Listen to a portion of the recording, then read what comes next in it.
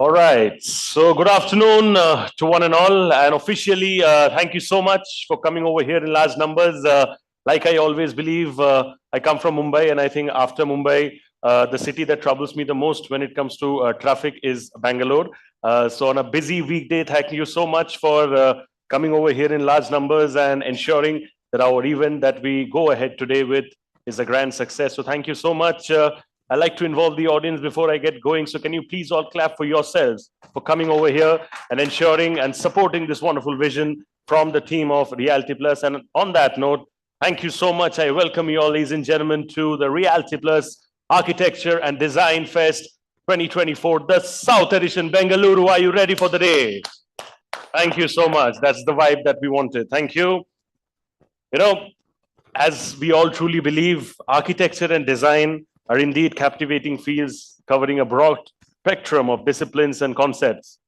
Today, we are joined by experts from the fraternity from various design segments who will delve into topics such as co-creation, design collaterals, rebooting cities, and the fusion of art, space, and design.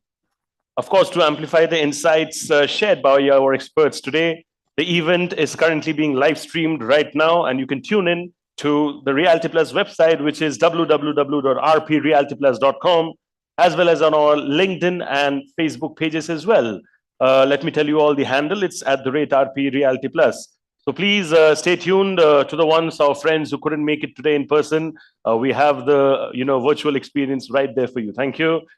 So, of course, we all know everything about Reality Plus. They keep doing great stuff. A lot of you, perhaps, who were there yesterday know that they're in their 20th year. A lot of you over here who are getting to know about it. Yes, actually, Reality Plus is in their 20th year. Can I please have all of you to clap loudly for Reality Plus? 20 years of excellence, 20 years of creating legacy, and I'm sure 200 more going forward. So, I said what I had to, what I believe about Reality Plus, but of course, videos and glimpses work better. So on that note, can I please request the team over there to play the Reality Plus AV for all of us to give us all a brief introduction of what Reality Plus is all about. Thank you. Can we please have the AV? Some people are born to show the world which path to choose in a crisis. Some brands are born to do the same. And during the times of challenge, the stalwarts of the Indian real estate industry have chosen to do just that. By showing others the way to finding opportunities even amidst a crisis. By showing the world how to go about delivering on promises even amidst adversity. Success doesn't just happen. It happens by design. By pushing the boundaries, by raising the path. It takes days to develop a vision and nights to make it a reality. Knowing that pictures are worth 1,000 words and that every word makes a difference. It's doing the research, trusting your instinct, and finishing what you started. For the past 19 years, Realty Plus has been turning obstacles into opportunities, keeping the industry informed on the latest developments.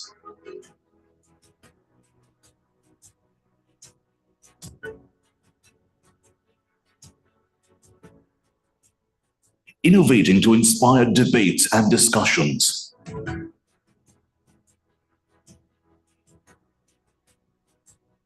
Bringing forth the perspectives of the industry leaders.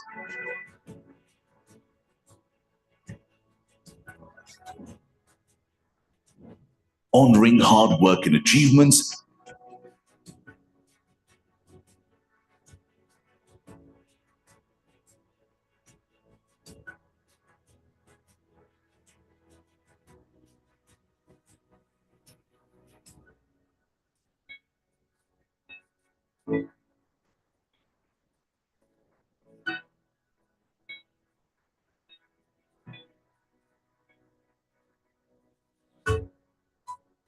Keeping the industry connected.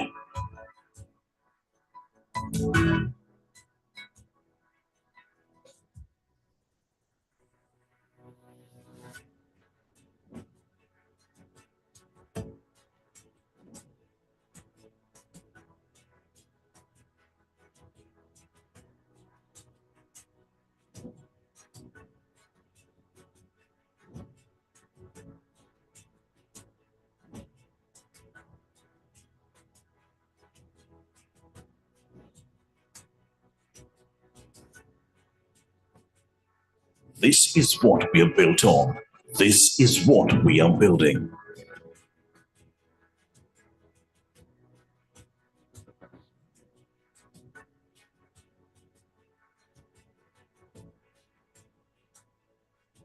We are Realty Plus, and we lead the way.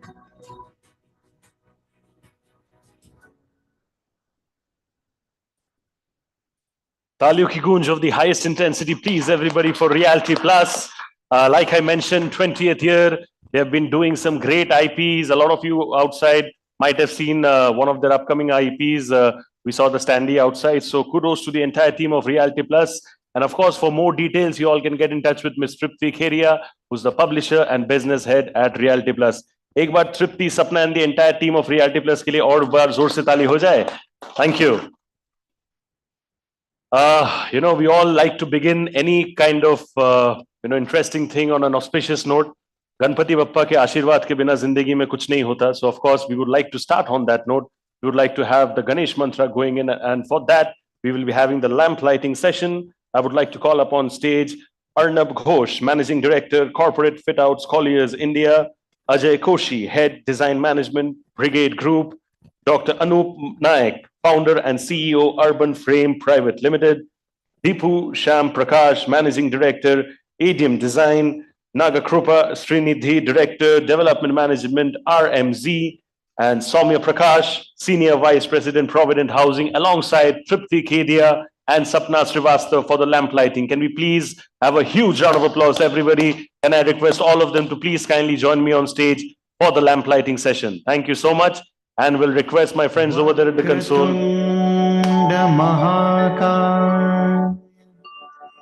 Surya Koti Samaprabha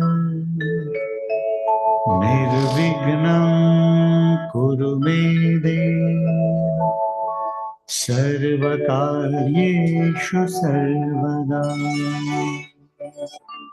Vakratunda Mahakaya Surya Koti Samaprabha Nirvignam Kurume Deva Sarvakaryeshu Sarvada Vakratunda Mahakaya Surya Koti Samaprabha Nirvignam Kurume Deva Sarvakaryeshu Sarvada Vakratunda Mahakaya. Thank you so much, Ganpati Bappa. Ganpati Bappa के लिए इतना silent. Ganpati Bappa. Yes, thank you. Shukriya. Before I move forward, as we all are proud Indians over here, just want to point out one thing which I've been doing these events. Ganesh Mantra happens almost everywhere. I see the most important people in this country whenever it comes to spirituality, God, Ganesh Mantra. It's a natural thing. Sab log apne joote niche utar ke, then they come. It's these little values in life that makes us Indians very, very special. You might be the most important personality around in your fraternity, but then you know where to pay respect. Ek baat just for us as Indians, the culture that we hold, uske liye zor se bajaiye taali. Really, really appreciate it. Thank you so much. Talking about appreciation, I want to continue the appreciation game because it's of course very important. We cannot really come forward with any event without the support of partners. So it's truly important that I thank all our partners from the bottom of our hearts for helping us put this together. Ladies and gentlemen, Conclave partner for the day, Vox, co-partner, Nemetschek Group, event associate partner, Prographer, business media partner, BW Business World, online media partner, exchangeformedia.com, and of course, organized by the team of Realty Plus. Whenever I say Realty Plus, you know what to do. Thank you. Superb, superb. So we will now be moving forward with the first panel discussion of the day. I'll quickly like to give them some time to get the chairs on stage for all of us, please. We will be needing 6, 7 chairs on stage. And what we'll do is, in the best interest of time, when the chairs are being put together on stage, I will be introducing our topic. I'll be sharing brief introductions about our moderator and our respected speakers. Of course, like I always say, don't really need any introduction. But of course, we would like to highlight all the great stuff, achievements and milestones that they have had in their career, because of course, appreciation must be given where it's due. Ladies and gentlemen, the topic for the panel discussion right now is unlocking innovation and creativity in built environment. I'll repeat the topic for you all once again. This is about unlocking innovation and creativity in built environment. Like I said, I'll be introducing our moderator first and then our speakers. And after that, all the introductions are done. I will request all our speakers and moderator to come together on stage. So, ladies and gentlemen, to moderate this session, we have the esteemed presence of Arnab Ghosh, who's the Managing Director, Corporate Fit Outs, Colliers, India. Arnab ji is a highly experienced real estate professional with close to 3 decades of experience in the industry. I'm not even that old, and that's the amount of experience. Unbelievable, amazing, fantastic. Arnab ji has extensive exposure in managing various aspects of project development, including design, cost, and construction management across various asset classes. Over the last decade, he has led various teams to deliver more than 20 million square feet of fitted out spaces for corporate clients all over the country. And now I'll be talking about our speakers in alphabetical order. Today we have with us the esteemed presence of Ajay Koshi, who's the head design management from Brigade Group. Ajay ji has been associated with a group of more than 12 years and oversees in the design management of all residential and commercial office spaces and retail and hospitality projects all across the geographies.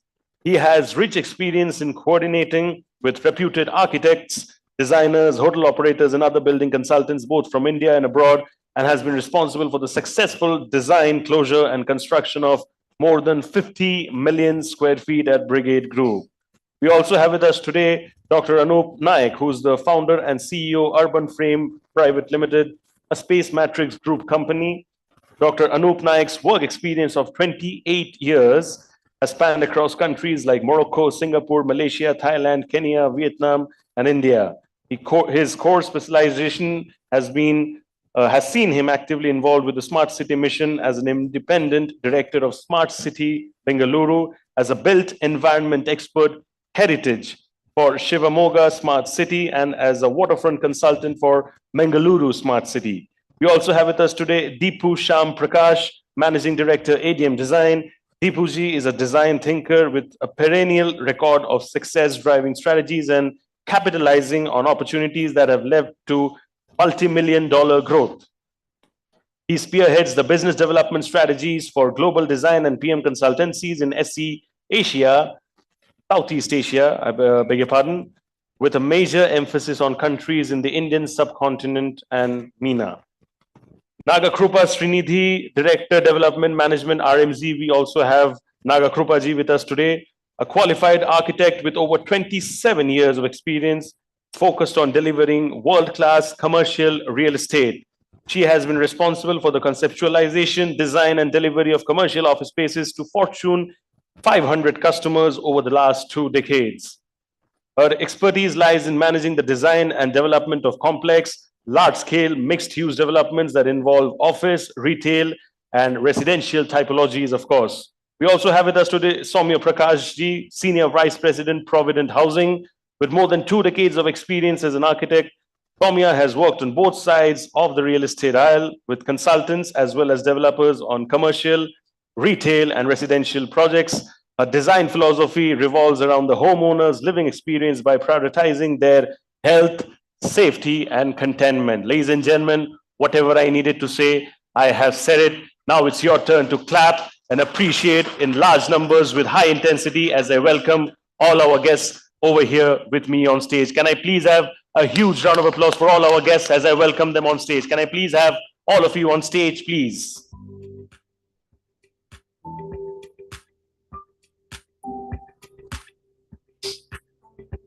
Yes. Yeah, I think we need to place the chairs a little better.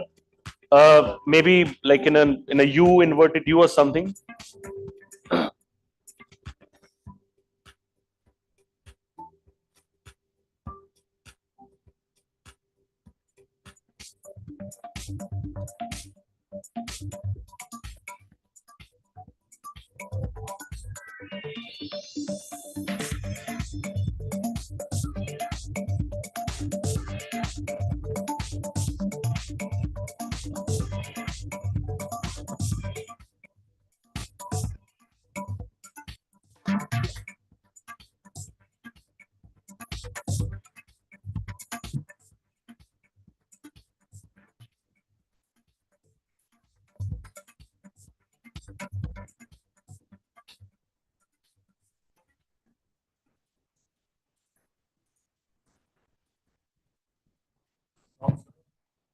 Hi. Thank you so much.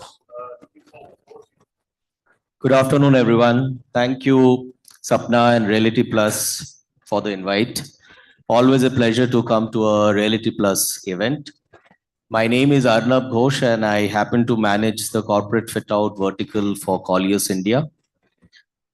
Before we start the discussion, let me tell you it is amazing to see the amount of experience, knowledge, and expertise in front of me. Each of the panelists today are respected names in the industry and has been involved in designing, creating, developing millions of square feet of built environment. I feel privileged to moderate this panel today. Please note, I am not the subject matter expert here. So please do bear with me. The plan is to pick all of your brains and maybe provoke you a little so that we can all go back home a little more aware, a little more enlightened. So we will have 2 rounds of questions followed by a Q&A session. The topic is unlocking innovation and creativity in built environment. Let us be honest, as a country, we are extremely terrible in design awareness and struggling to build our cities in the right manner. Our built environment is mostly ugly, unplanned, and unapologetic, with some exceptions to the rule. We revel in the organic and fluid environment. Our regulatory framework is basic and subject to repeated violations. In that context, talking about innovation and creativity in built environment is like building castles without a foundation. However, to set the ball rolling, let me start with my first question for Deepu. I will not follow any order here. So, what are the key challenges that architects and urban designers will face in the coming decade in India and around the world? The idea is once we are aware of the challenges, maybe we can figure out ideas and solutions to address them. Of course. So thank you so much for this opportunity. I'm honored to share the stage with all our learned panelists. There'll be a lot of learning and unlearning also out here. So the world is changing at a very unprecedented pace, and so is the practice of architecture. So there are a lot of challenges that we see around in the built space. Now, these could be across various realms, including environment, it could be cultural, it could be socioeconomic, and I think the very important thing is to be designing for resilience, is what I feel in the current context. And in the next decade, all these challenges are also going to go up. We have been seeing how our buildings and cities are performing in terms of extreme weather conditions. We have seen how the flood happened in Bangalore, and for the first time I saw NDRF getting involved. Similarly, we have been seeing that happening in other cities as well. So we should be looking at how are our cities and buildings being designed to work around climate impact, look at designing net zero buildings with zero carbon emissions. We should be addressing the criteria of urban planning, which should be inclusive. We should look at water scarcity. We should look at waste management. All of this, comes in together. We also have the aspect of technology that's come in now. So, while we were having this discussion on AI just a while ago, it's been used mostly for pretty pictures. But we should do beyond that. We should look at evidence-based design, see how we are building. Building what you've designed is working out? How was the design process being optimized? How is the building performance being optimized? And look at data analytics and so on. So we have a long way to go. The other issue that also I see is land is becoming very scarce. So there's a lot of urbanization happening, population growth happening. There could be more, vertical cities coming up. The concept of mixed-use development is also coming in today, where multiple building typologies and uses are integrated. Like residential, commercial, healthcare, all coming in together. And we've been seeing a lot of a lot of the developer fraternity is already moving into it. So Brigade's doing something, RMG is also, and a lot many others are doing. So we're all going into that side. And what I feel is that there are a lot of challenges, but there are also opportunities around. Thank you, Deepu. Thank you for reading out the problem statement.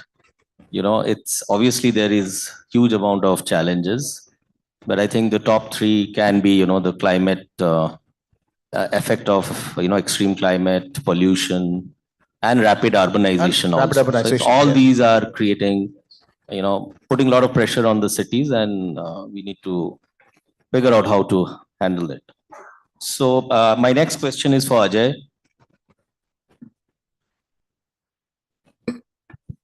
Thank you. Yeah, Ajay. So we know the challenges. Now let's talk about the solution. So do you think the country is open to experimenting with unconventional ideas when it comes to urban built environment? Or is there still a resistance to bold innovation and creativity? I'm talking in context of India. Firstly, thank you, Arnab, for this question. And it's the first time that I'm on a panel with such distinguished guests. I think we should meet more often. It's sad that all of us get to meet only for these panel discussions, but I think we have a lot to learn and share amongst. Even though we are competitors in the field, I think there's lots to learn amongst us. So it'll be good that we have more and more such meetings, and I definitely hope to do that. So I think everybody is kind of complaining and sad about the fact India is kind of the state of the infrastructure. You mentioned about buildings being ugly, but I think that more than challenges, this is an opportunity for us, for all of us, to make a difference. These things are great because it only shows us that there's lots more that can be done. And as designers, as developers, as design managers within the developer fraternity, we should look at these as being opportunities for us to do better. And all of us are, I would say, my group is definitely trying to do that. And I'm sure other groups are as well trying to do that. As far as innovation is concerned, I think innovation across all spheres is not only has to be done, I think it's critical. Everybody has to be innovative, not only when it comes to design, it's innovation when it comes to construction, it's innovation when it comes to sales and marketing, it's innovation when it comes to being sustainable, it's innovation, Deepa mentioned about being net zero. How do we make sure that our carbon footprint, our pollution levels are contributing less and less? The building industry contributes about 60% to carbon emissions. So how do we be innovative there to kind of reduce the carbon footprint? So innovation is something that is critical for all of us to do, and it's important for us to be innovative in everything that we do in real estate. But at the same time, when you talk about being bold and innovative, we need to be cognizant of who we're designing for, who we're building for. We're building for the end user, for the customer, whether it's a leasable tenant in an office space or whether it's a resident who's living in one of our apartments. We need to ensure that the basic requirements of that end user are met, whatever innovation that we do, whether it's in design, whether we give large open spaces, large windows for light and ventilation, whether we cater to vastu requirements, car parking, landscape, interiors. We need to ensure that we cater to the basic requirements of the end user, and that needs to be met. Yeah, okay, thank you. It's about, I think, when you're talking about innovation and you have, on behalf of the group that you represent, you have the freedom to decide how you want to, develop a certain project. So when you're doing that, is there any resistance you feel from your end users, whether in the residential or in the commercial sector, or you feel you know where the world is heading and this is the way forward, and you will be able to convince your end user to accept the innovation or the creativity that you are, putting in your projects? I think yes, to an extent, you'll be able to convince them of innovation. I wouldn't say that they're resistant to innovation, but as long as their end basic uses and basic requirements are met, they'll be very, very susceptible and acceptable to innovation. Definitely, there is no resistance. Every day, we try to be more and more innovative. It's important for us to be competitive, and the more we innovate, I think the more we'll be able to be more competitive. Thank you. Thank you, Ajay. In the olden days, there used to be few monarchs who used to give a free hand to the architects to, execute their dream projects, right? Today, we have the government, large institution, and the large developers playing that role. So my next question is for Krupa in that context. What challenges do established developers face when trying to incorporate new innovative design ideas in a highly regulated industry, and how do you overcome them? I'm talking in context of the regulation and the laws or the compliance that you need to follow, and how do your conversation with the public bodies, how do you navigate that aspect of development?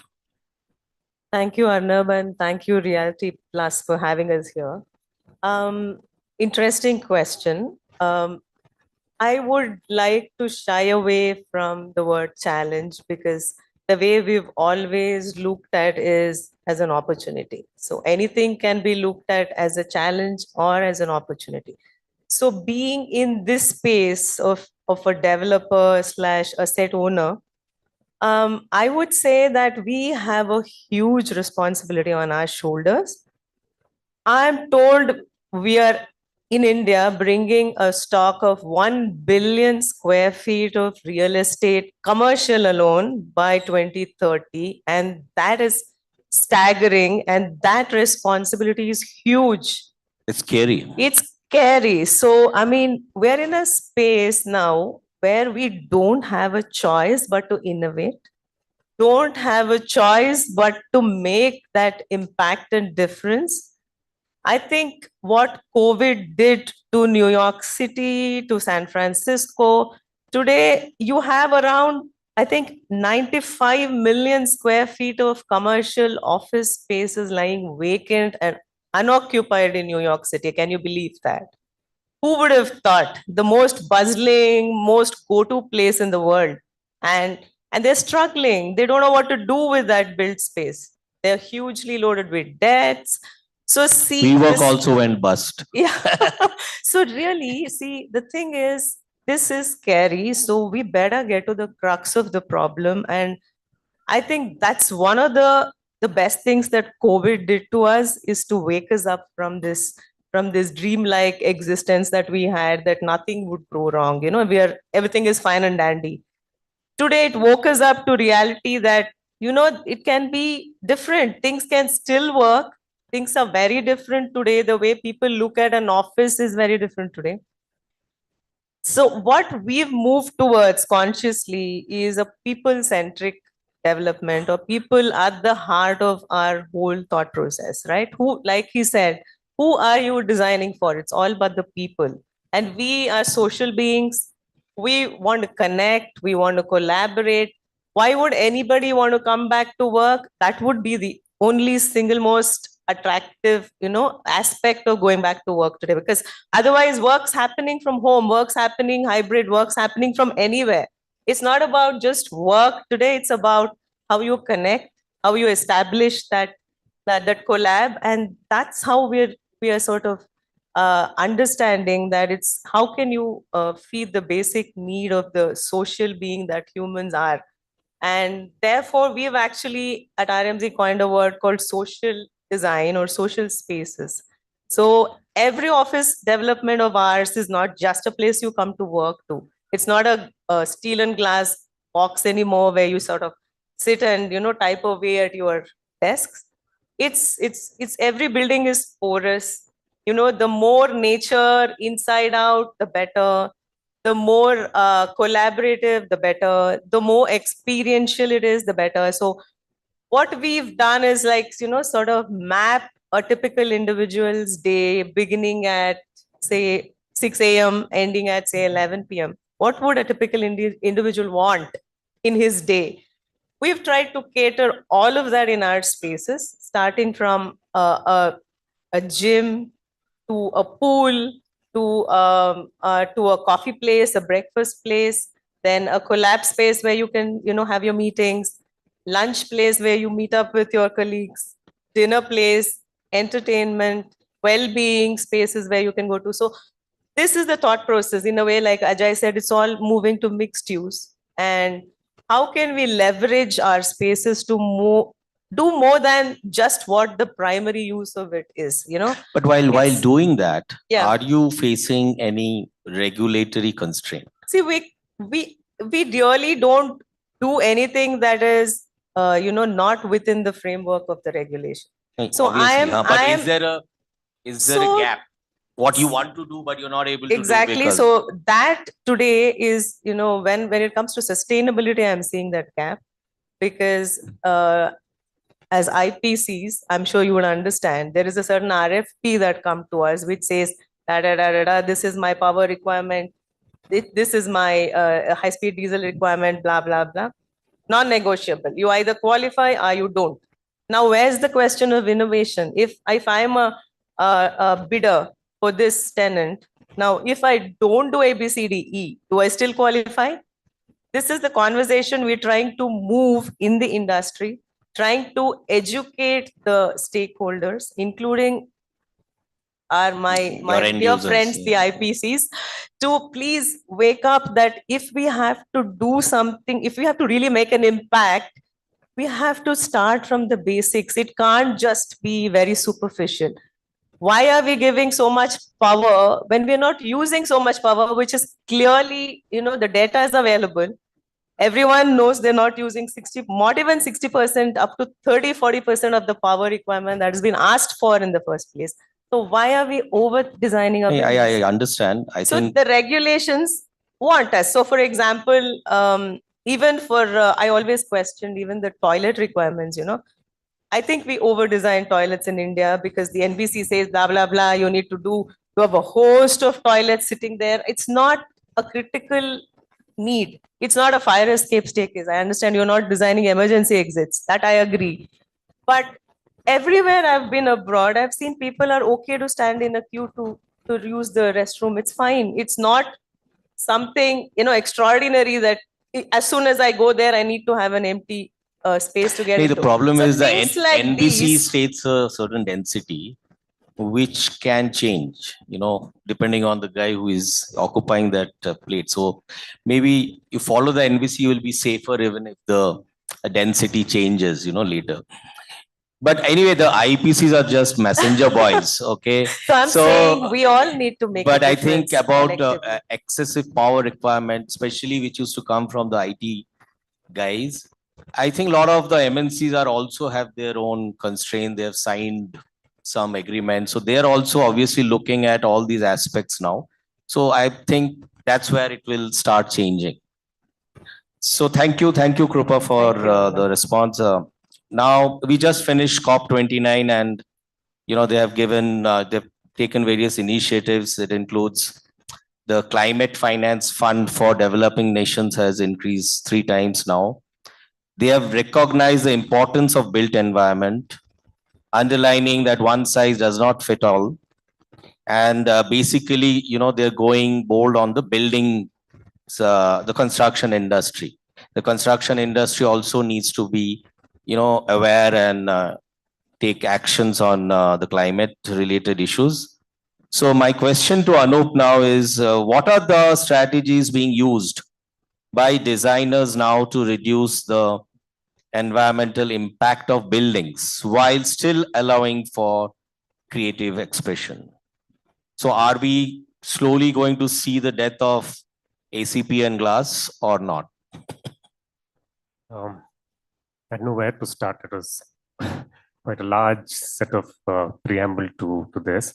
But let me try to.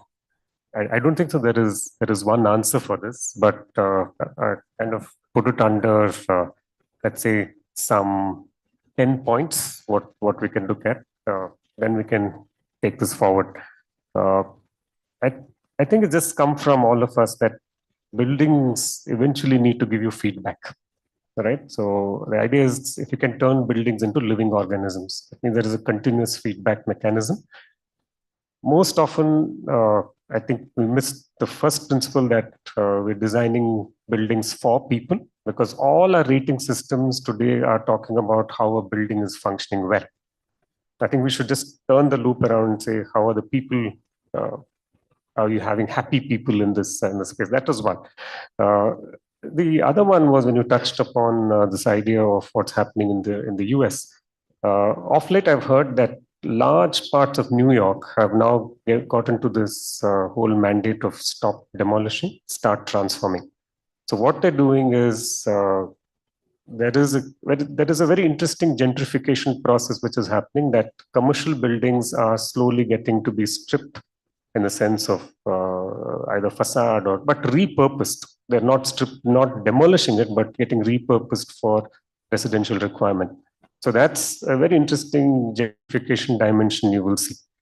The other is to be, I would put it under a bucket of where it's a little note for the designers, for all of us who are here, is to be as passive right as possible, because we believe that at the end of the day, there would be a technology which will save you. And that's fair enough. That's a technology view to it. But what's happening is that we must also realize that large projects, I'm sure, take 4 to 5 years to deliver, very, very simply that much amount of time.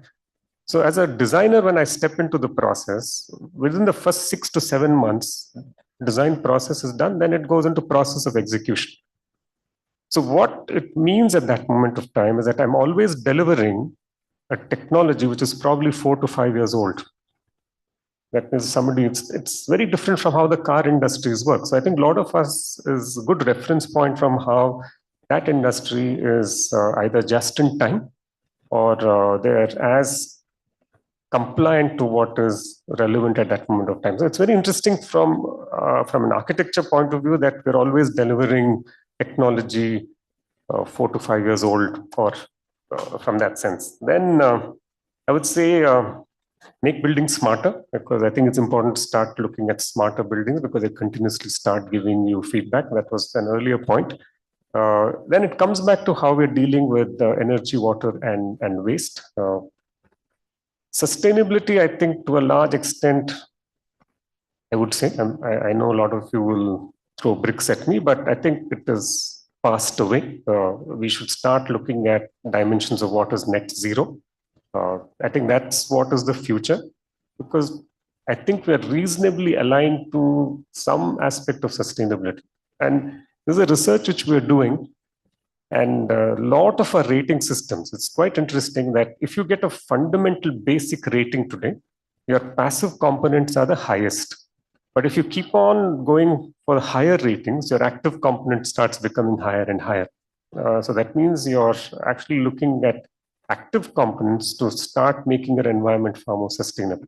So it's very interesting cusp of a conversation we should start deliberating on, at least at this larger community level, to how to tweak that. So it's pushing us to be as passive right as possible in a future sense. So I have a mantra that is that's saying, cool the city, one building at a time. So that's a possibility. So that's something which we can pick. I think as from a designer fraternity, there is a dimension which we need to start looking at, is to design to heal and not to sustain. So For me, I would navigate across these 7 to 8 points to kind of answer your answer your question. Thank you, Anup. I think we'll now go to Soumya. I'm bringing some different aspect of development here. I would like to know what role do community engagement is there in the creative process of urban development? How can designers incorporate the voices of the local communities into their projects? When you do large scale developments, how can that be integrated with the surrounding environment in the most creative way? Do you really think about it, or is just a land parcel which a design brief and you go ahead and design and execute it? Or is there anything that goes in the mind of the developer that how do I also integrate with the surrounding? Because definitely when you do a large scale development, it will affect the surrounding environment. Thanks, Anna, and thanks Realty Plus for having us here, wonderful friends of mine in this panel. To answer this question, I would just want to summarize as to what process we go through even before we maybe onset of a project, even before we have it in the mind, there's a process what we follow. The product doesn't come just like that wherever we have to develop. There is a sort of analysis what we do, a market analysis what we do. It's a macro market study and a micro market study. Macro is more about how the supply, demand, and geographical conditions. If I'm talking about micro market, I have to understand who are my segmentation of customers who are going to be there for my product. So that segmentation takes me to various demographies across age, across gender, economic status, social, cultural, geographical. So based on this, we have to understand their lifestyles, their spending, their incomes, their aspirations, their tastes, everything, and age groups. If you talk about generations who live in my community, they are right from silent generations to the most sophisticated Gen Alpha, who are talking only about AI all the time. So I put these people in 3 buckets in terms of technological integration, what I have to do for these generations. For me, the silent generations and baby boomers are my parents or my grandparents who have mobility issues. For them, the technology requirement is completely different. You have sensor based, you have lifetime alerts, and you have fall detections, all that integrations. The next category is B, who come into Gen X, and millennials. We are so concerned in the workplace if my kids are fine at home, if my parents are safe at home. So we have integration in our systems, laptop, to see how things are going at home. And we are also conscious about how much of our environment-friendly designs we are giving, how much of our sustainable designs we are giving, how responsible are we to the environment. This is about the educational category of the people we are catering to. Then coming to the most energetic class, the children. And they want to be playing around, they want their mental development, physical development. So you have a lot of simulation activities in the clubhouses.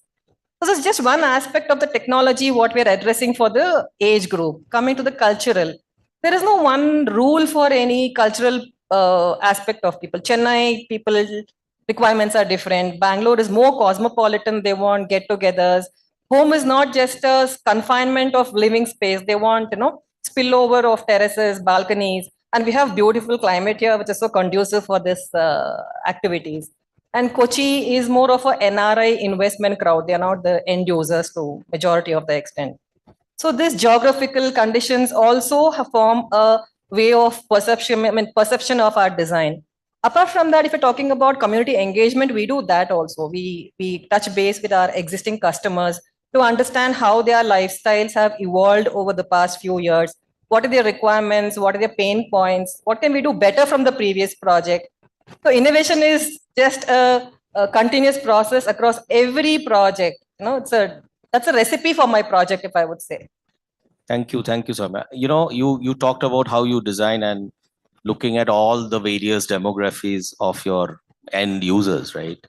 So while that is obviously required when you're designing, I also wanted to know, does this development speak to the environment outside the development, or does it become an island or a silo in itself? Because that's what I've seen happening across or around Bangalore. When somebody makes a township itself integrated, it's everybody. Once you enter that development, you are kind of cut off from the outside world. So do you really think about it, or do you just let it, the way it will happen naturally, organically, you allow that to happen? Definitely, there is an integration because it is not an exclusive development, and we Correct. are now no more talking about gated communities. It's all like open. And any master plan, urban planning, what you do, you have reservations for the categories of marginalized people, and they are housed within the community. There's very much inclusivity of those people, maybe drivers, maybe maids, and you're creating so much of employment in the development from the community. If you say you have a 35-acre property and people are living there, everybody who works in that community are from the immediate neighborhoods. So that is how you are getting the inclusivity of those people. Your civic amenities, again, a public, semi-public building, which is based on the requirement of the community living in that proximity. So that's how it's integrated. Thank you, Soumya. See, now let's go to the second round. I will be doing, I will be asking the same question to each of the panelists. A few days ago, I wrote a post where I said that I come from two Bangalores, one where life is good and another where BBMP exists. So I don't know if I should feel happy or remain in an existentialist, crisis. So the point is, we all love our Bangalore, but also hate it in equal measure sometimes. So I just want to understand from each of you, what do you feel is the biggest challenge facing today for Bangalore? And if given unlimited power, how would you fix it? Start with Ajay.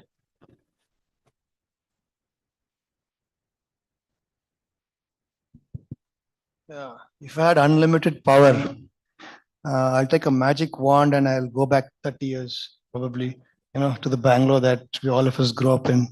But that's because you've become 50 plus, I think. Yeah. Okay, 20 years. Yeah, no, I think what Bangalore is probably lacking is a kind of a vision document, a comprehensive development plan, which is probably it's been expired maybe 15 years now.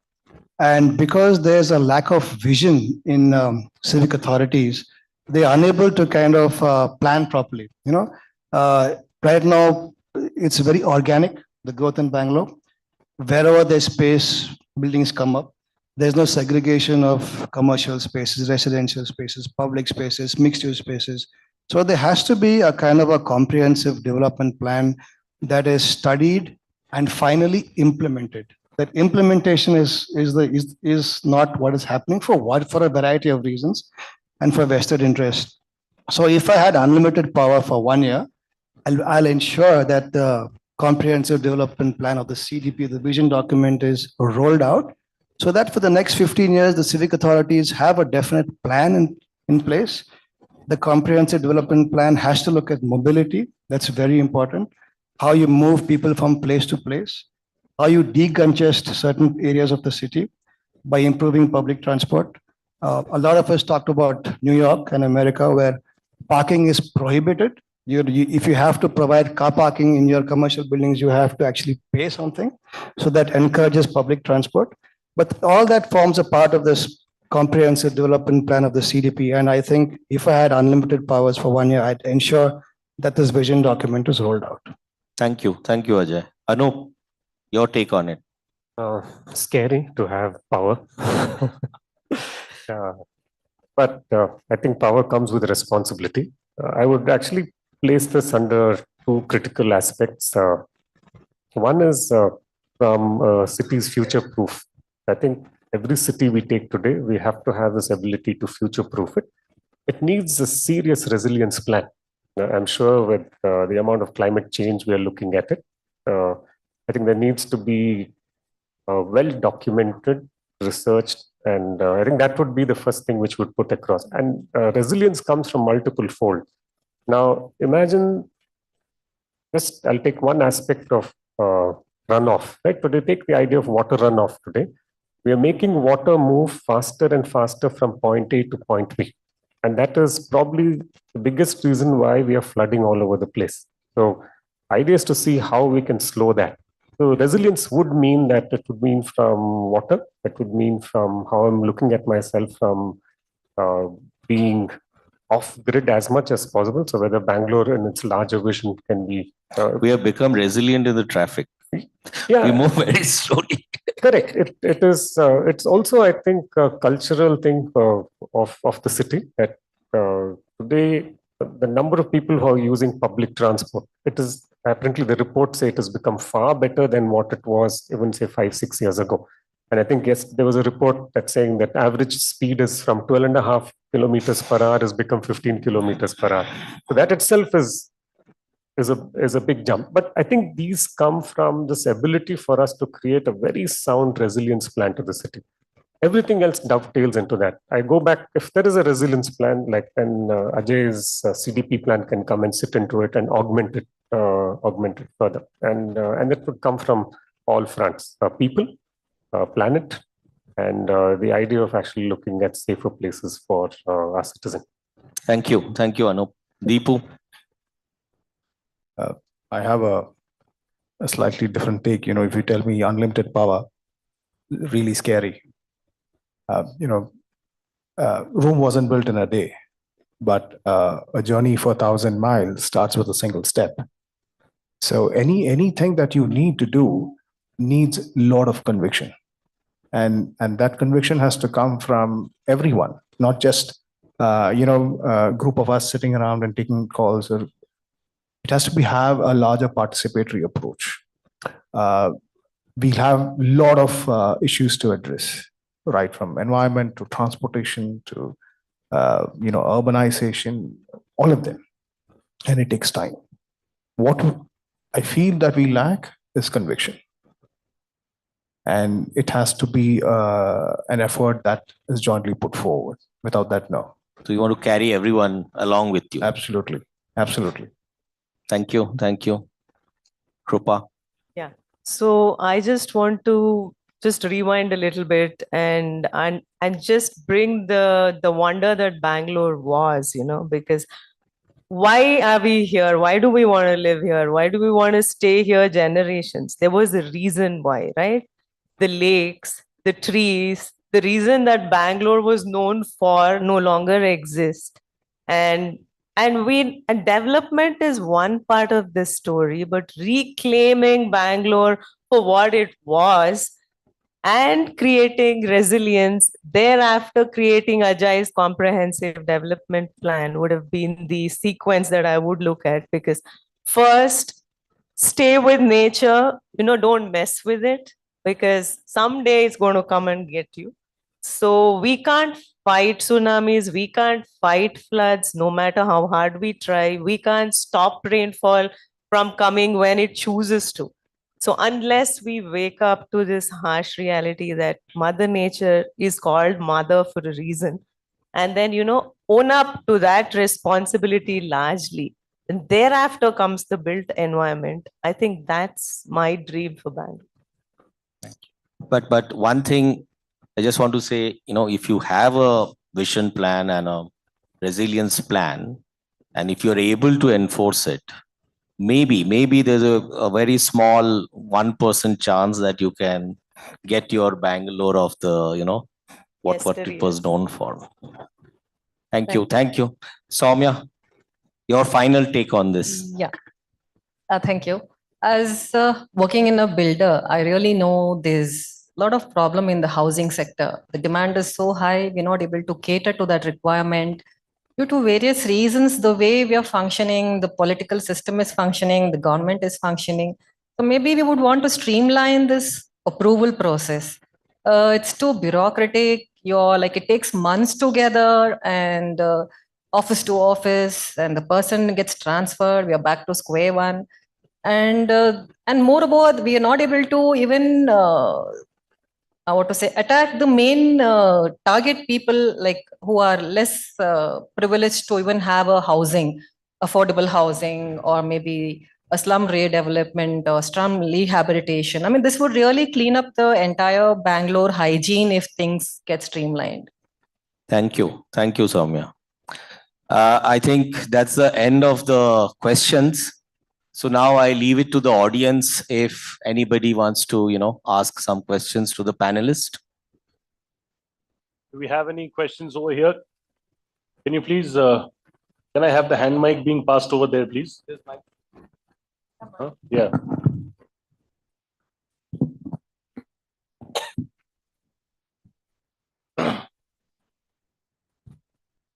Hi, I'm Badresh. I head the MEP at Satwa.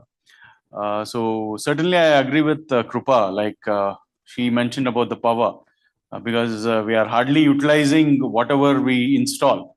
So NBC calls for LT tariff, and you put up a huge substations, you put up a huge number of transformers and things like that, where we hardly use around 30% of the power required because of the diversity which is there. So we at Satwa have started with the HT tariff, because with HT, what you get is you can design for 30% and upscale. So that is the thing what we have started the initiative under the guidance of Mr. Mahesh Ketan. So that is one thing which I think we could spread the news across so that everybody is benefited with that. That is Any the first thing. questions? Yeah, questions like Mr. Anup and to Mr. Ajay. So previously we used to do a lot of mixed use developments, and I think now we have moved on to flex buildings which are there. So except for the residential part of it. So do you think flex is the order of the day, and it is the mixed use can be put in the back burner?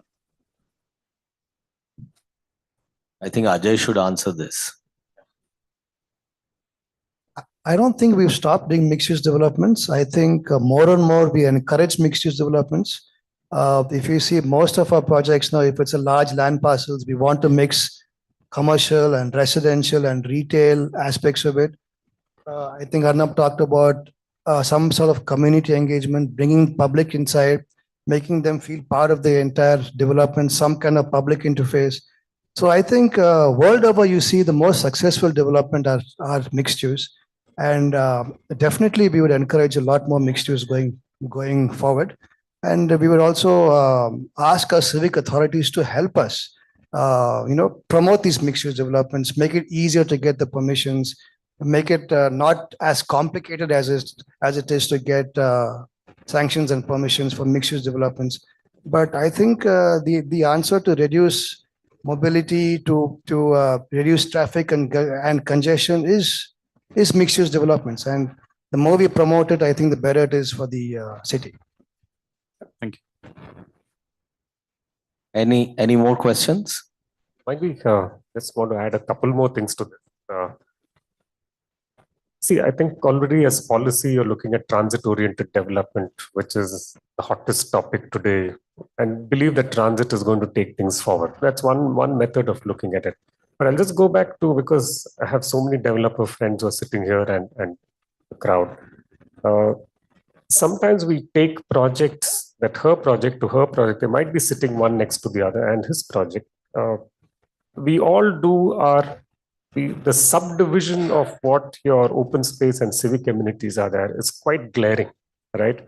And what happens is that the city itself is becoming pods of serious excellence. His project is of excellence, hers will be.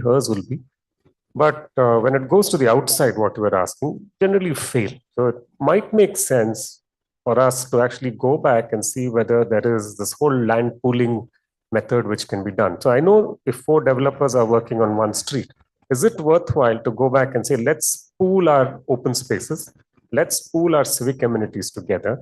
I think then it starts becoming far more productive rather than actually fragmenting these to small bits and pieces. I think that could be a very, I know it might sound very utopian, but there is this mechanism in the governance which you can say land pooling, and that could be a very acceptable proposition today. Then I think post giving the city what probably between Hyder Ali and Tipu Sultan and then the British, of offering us the Kaban Park and the Lal Bagh, we don't have another large open space in the city. Probably one is coming up in Whitefield, which is a coconut grove, another 165 acres or so. Beyond that, I think what have we done? We've only fragmented our open spaces to small nothings, right? They've all become handkerchiefs which we are using. I feel that it should be critical thinking today from that end, right? So it's just an observation and point to. Very, very interesting thought. Yeah, any more questions? We have bandwidth for one more question, and then we will be moving forward. Okay. Hi, this is Mike Priya. is gone there. Yeah. Hi, this is Priya Prasanna. I work as an architect and a design manager, and I'm coming from Atkins Realist at the moment. After working in various fraternities, that is residential, commercial, educational, and again, I'm back to mixes thing. Arnab, answering your question, I feel we hold a lot of power even in our hands as designers, and we are the creators to the extent where I'll take this opportunity with all the realtors being on the stage over here. We develop so many new establishments which kind of direct the behavior and the direction of people movement throughout the country. So my question is, here we are building so much and then, creating issues and then trying to achieve net zero. How about diversion? How much have we exceeded in diverting? We talk about Bangalore. Since we are in Bangalore right now, I'll talk about Bangalore because I come from Bombay. We are talking about, again, bringing in open green spaces and creating sustainability issues and getting in net zero factors. Why focus only on Bangalore?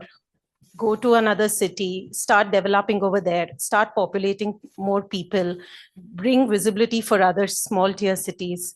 And that's how you kind of divert the flow from a city like Bangalore to another city. So what's your take on this item? How do you think, do you have a next 10-year plan, 15-year plan for this? Thank you. Hi. So thank you for your question. So there is one aspect that you must see. Why is everyone flocking to Mumbai? Why not say Nagpur? Why not Aurangabad? There is a reason, right? So that is what the business anchor is. That's the financial capital. This is the IT capital. Everyone is here for sustenance. All of us need a job. So job becomes your center of existence around which you build other usages. So that becomes the single driving factors, similar to our older civilization, which would be centered around water bodies. There's a river, there's a civilization that happens. So it's the need of that large human community that drives these things. So it's a little more intrinsic to human behavior than governance or us taking a call on this, because where there are more opportunities, people flock to. Why do people flock to US? Why not Ireland or why not New Zealand? So that's where it's coming from. So all we can do is see how best we can cater to the needs of that developing community, make it more, like we spoke about, human-centric, and try to stay and keep that nature or environment as unharmed as possible. So that's the attempt that all of us are going towards. Speaking of the mixed use that we also spoke, that's exactly the attempt, because we are thinking of 15-minute cities, 20-minute cities. That's what these townships are bringing. If your work, your home, your child's school, your entertainment, everything was in one place, there's no need for you to commute and create that unwanted traffic on the road. So that's the thought process of creating communities in the first place. So we have to kind of, look at it from a broader perspective, I think. Just to add to that, I'm sure you're comparing Mumbai and Bangalore. Fair enough. No problem with that. I'm sure you compared the traffic. That's also a problem. I have a problem with it because everybody comes to the city and complains about the traffic. That's fine. We can just park that conversation, I said. But I think it goes back to a very pertinent question. What you're asking is that do we have a mechanism to actually map density, right? So from many points, from an administrative point, that if I've crossed this density, then you have to automatically take another method of reading it. If we don't map density, I think we will start failing in the system all over again. It comes from power, water, and everything from our resource consumption. So it means that density is one critical thing. That means even from an administrative point of view, that's all a city can take, right? Why do cities fail in their administration? Because the densities have shot up so high. So you might need 3 administrative centers for Bangalore or 4, because then probably, so the fractal is important. So if we are addressing fractal, I think the whole will start working better. So that's where the argument lies. I think it goes one step further, and this is from what you were talking about, this economic dividend, right? Our demographic dividend. Now, and that's important to capitalize. Like if you take a city like Mangalore today, it probably has the highest density of students within that travel distance of might be 25 kilometers. If you take Manipal on one side and then you take Mangalore University on the other side, how many of them actually stay back to do business, right? So that is a problem, because even if you're dealing with that demographic dividend, which is transient in nature, then you're not able to fix the problem. So somewhere you need anchor, and that's going back to what you're saying. You need something to root that city, and that's why Tamil Nadu does well, right? You have how many economic centers, right? From Salem, Hosur, Madurai, and it goes on. I'm saying they've probably been smarter in their approach. So I think we need to couple both of these together to make it viable. Thank you, Anup. I think that's thank you to all the panelists for their time and insights. It was a pleasure to moderate this session for Reality Plus. Big thank you also goes to the audience for their involvement and patience. I just want to end this session with a quote by Jan Gehl, an eminent Dutch urban planner. He said that a good city is like a good party. People stay longer than really necessary. So because they're enjoying themselves. So I hope Bangalore becomes that party someday. Thank you. Thank you, everyone. Thank you so much to all of you. Please give them a big round of applause, ladies and gentlemen. Innovation has been unlocked. Creativity has been certainly unlocked. I'll request Akshata Hegre, Product Manager from Vox India, to kindly please join us over here on stage and hand over the token of appreciation to all of them. Please give it up for all of them once again, please, as we hand them over the token of appreciation. Request you all to stand, and we'll do a nice group photo after that.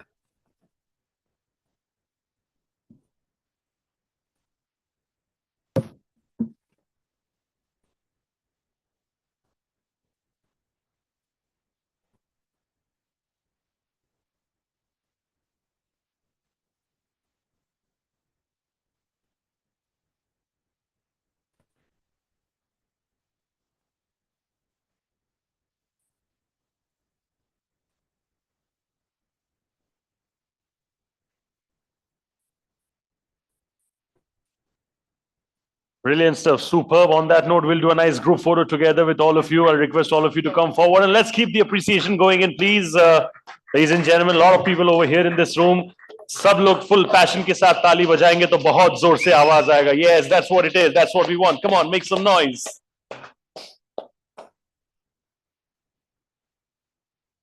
Thank you so much for sharing all the knowledge and insights that you all have. Thank you so much, Akshata ji, for coming up on stage and doing this.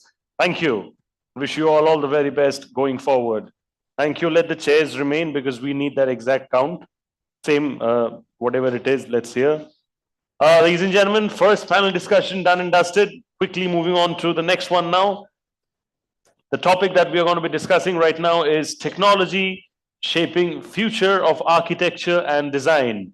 I'll repeat the topic for you all once again. This is technology shaping future of architecture and design.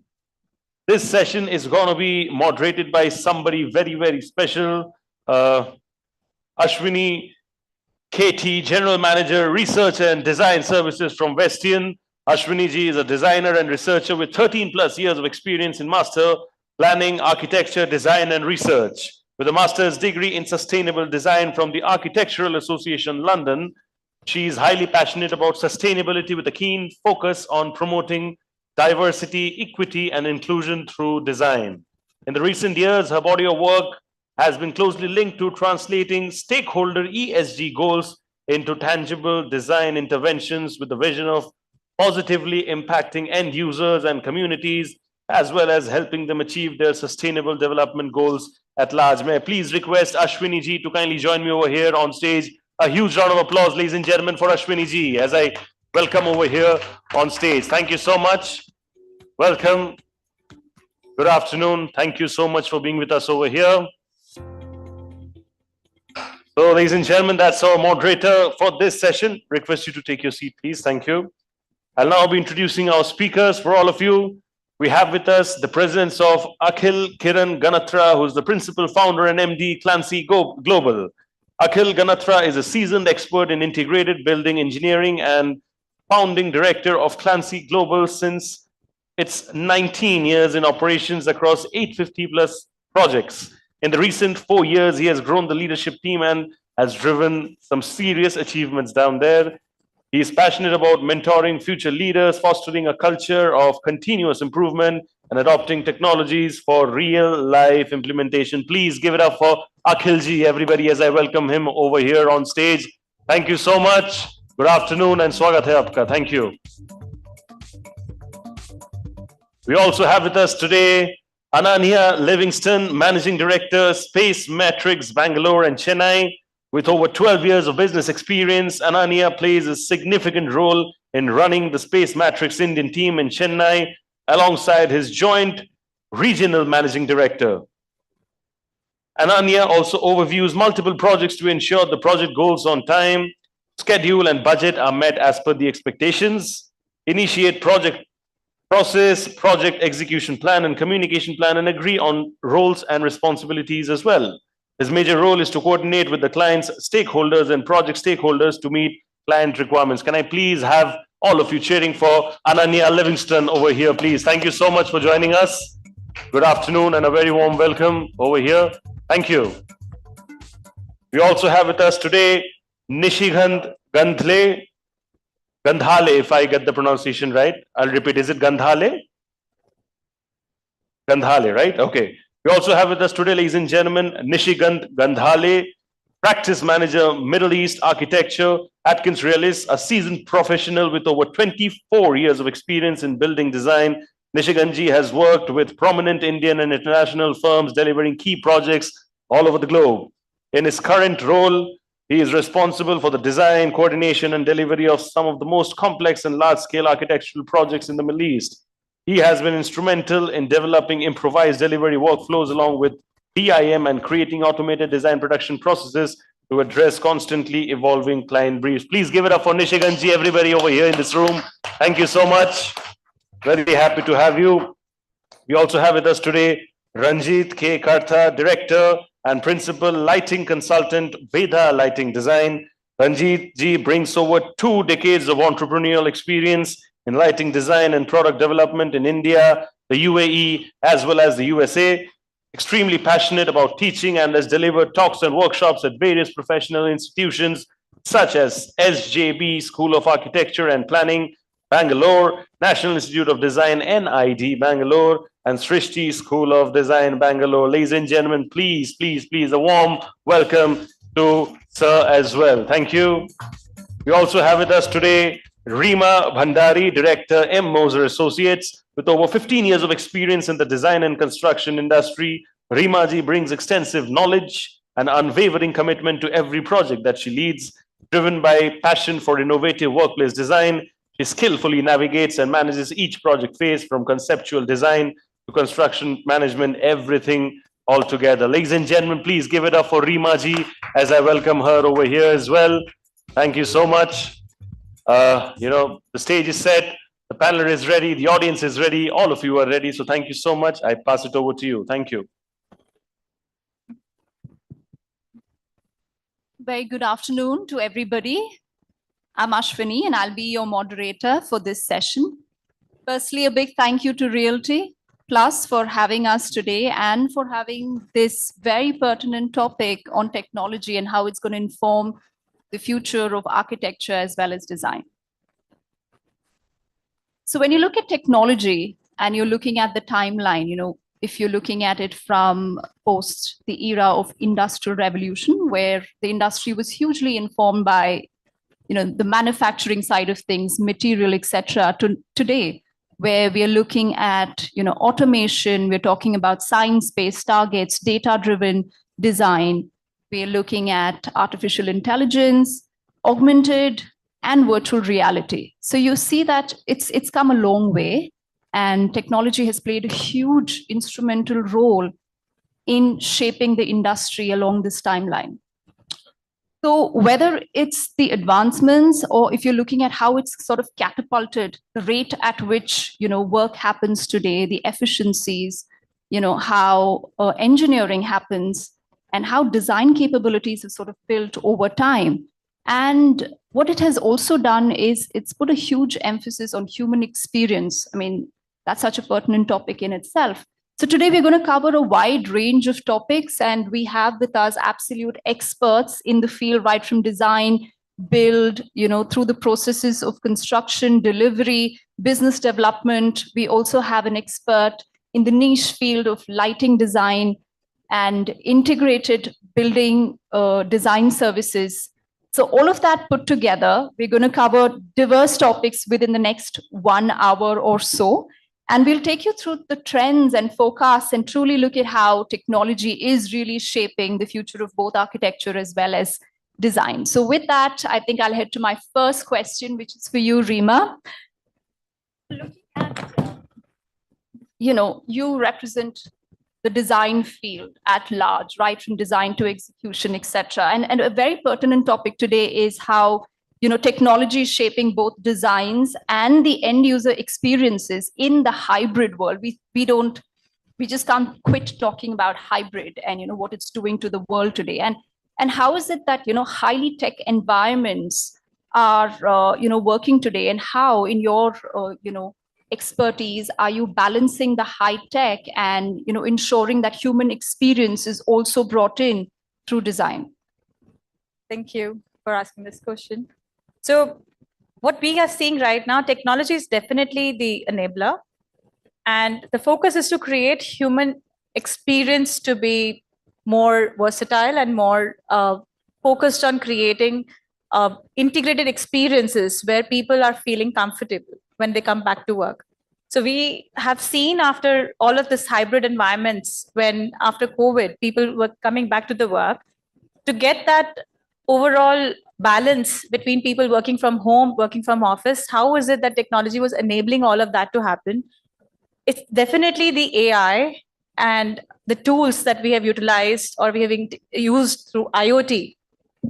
This has been a big enabler for making people feel comfortable, even if they are working from anywhere. So it's more about supporting the needs of the individuals, supporting the need where they are and how the work can be done anywhere. That has become a sort of key aspect. We are seeing real estate spaces never ending. They're just expanding and expanding. However, most of our clients that we are seeing right now, they are trying to create an environment where they could house maybe 50% of the overall headcount that they were initially housing in that space. And they are trying to maximize the experience by creating those immersive environments. They're trying to use technology for onboarding the candidates. They're trying to use technology to also, create that blend with the whole biodiversity part, with the whole neuro diversity part. All of these are enablers. Successfully, if they are planted, it becomes so comfortable for people to be able to blend by keeping the human experience as a priority than technology, because it's not the other way around, right? So I feel that there's no end to technology. It will keep evolving. But as long as we create solutions which are helping people to work better and helping people to be more comfortable, whether it's through the environment, through the HVAC, or through the right technology and lighting, the circadian rhythm, everything that we talk about is just to enable people to work better.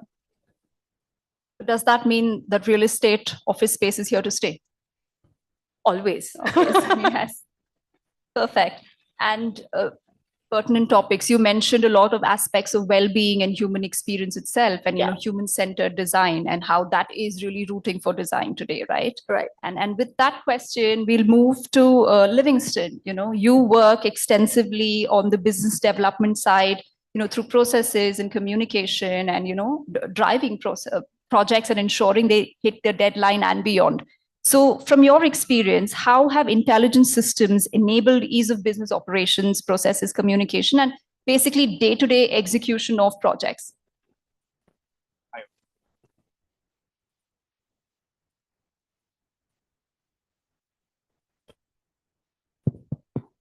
Hi, everyone. Yeah, like Rima mentioned, technology is going to be there, right? I mean, the kind of growth what we are seeing today, it's enormous. It's very, very difficult to do without technology. So if we go out of the room from here, everybody of us will have hundreds of emails. And I mean, like if you take a vacation, you end up doing like thousands of emails. And even on a day-to-day life, right? I mean, we end up doing in a lot of meetings, a lot of travels, and it's very difficult to align ourselves. So, I mean, today you can look at a lot of AI generated with Google, Gemini, even even MediaDesk as. So what they do is like enable everything, like it configures and ensures what is your priority email to look at. Out of your hundreds of email, there'll be only 5 are very relevant to you, and the other 95 they'll give a gist of it. That's what Google Gemini does. And we also do Big Fish and Space Matrix. We use Adobe Big Fish and Space Matrix, and it helps us to focus on what is required. So when we go on it every day at work, every one of us knows what are our priorities. Automatically based on the invite or any escalation, the calendars are set, and it takes our the most tedious work apart. Technology helps all this, right? You cannot expect technology to creative design for sure, but there are a lot of right mediums which we can adopt. I mean, so that's how we've been using Big Fish a lot. So Big Fish is a big respiratory system. So what we do is, I think everybody, I mean, like not just a lot of others use Procure, every companies use their own softwares. But what these softwares does is like ensures, if it's in a project based, all your mails, all your documents, drawings, budgets, everything get stored in one old document. And secondly, it helps us to, if a client, he doesn't need to open an AutoCAD to review it. He can just go into this cloud-based tool, and he can comment on the drawing. He can comment on the schedule. So it becomes much easier. So it enables collaboration. It ensures transparency within the system, and it eases the communication also, right? So technology is definitely a boon, right? And also, like even in construction, like since you asked day to day, even in construction, if you look at, there's like lots and lots of work. Like today, a project manager at site will have hundreds of items in each day to do work. So with technology, it eases what is priority, what needs to be done, and it eases the workload also. Look, right from going and scanning a building. So earlier days, we have to go take all the measures in terms of measuring the drawings and all that. Today, you have 3D digital mapping. I mean, like immediately you go in a day's time, you get a complete AutoCAD or a BIM generated drawing, which you can use it in your, in your drawings to work around. So right from that, and then BIM is used extensively, right? In terms of clash detection and all that. We use SaltMine, very similar. You know about it. So yeah, we use SaltMine. Again, it does a similar purpose. It ensures like all the drawings are coordinated. It helps us. There's no clash detection and all that. So in terms of work progress, even our project managers, in most of the sites, most of the things I've seen also, they've been well averse with it. So they are able to see how the construction drawings has to be taken care of, how the services has to be coordinated, and it becomes much, much easier using technology to the most. And today, a lot of white paper works. I mean, like even if you look at clients in terms of mapping the workflow, they use technology a lot, right? So again, it is endless. It is endless, and it can be used. It just need to be used in the right version. That's it. a lot on efficiency is what you're basically emphasizing on. Yep, Livingston. yep. Thank you for that. And because you mentioned BIM, I think I'm going to move on to the next question, which is for you, Akhil. We're trying to be, look like we haven't rehearsed. So, Akhil, the next one is for you. What do you think, currently are the big trends in integrated building service design? And do you have one that you're rooting for? And how is it influencing the way work gets done today in the built environment? So the context of technology for us was a little bit different. We didn't do it because it was sexy and because it's giving these kind of results. We started using digital twins 2.5 years ago to make the design development process stress-free. So if you ask any engineer in our office, concept design is amazing. They're so excited. ये project नया आया है, discuss करेंगे. Detail design में गए तो बोले आदि drawing बनानी. Tender, तो everyone's tearing their hair. Tender. Then you move to shop drawings. That's more likely a distraction because कब shop drawing आ रही है तुमको पता ही नहीं है. जब आएगी तभी तुमको approve करनी है.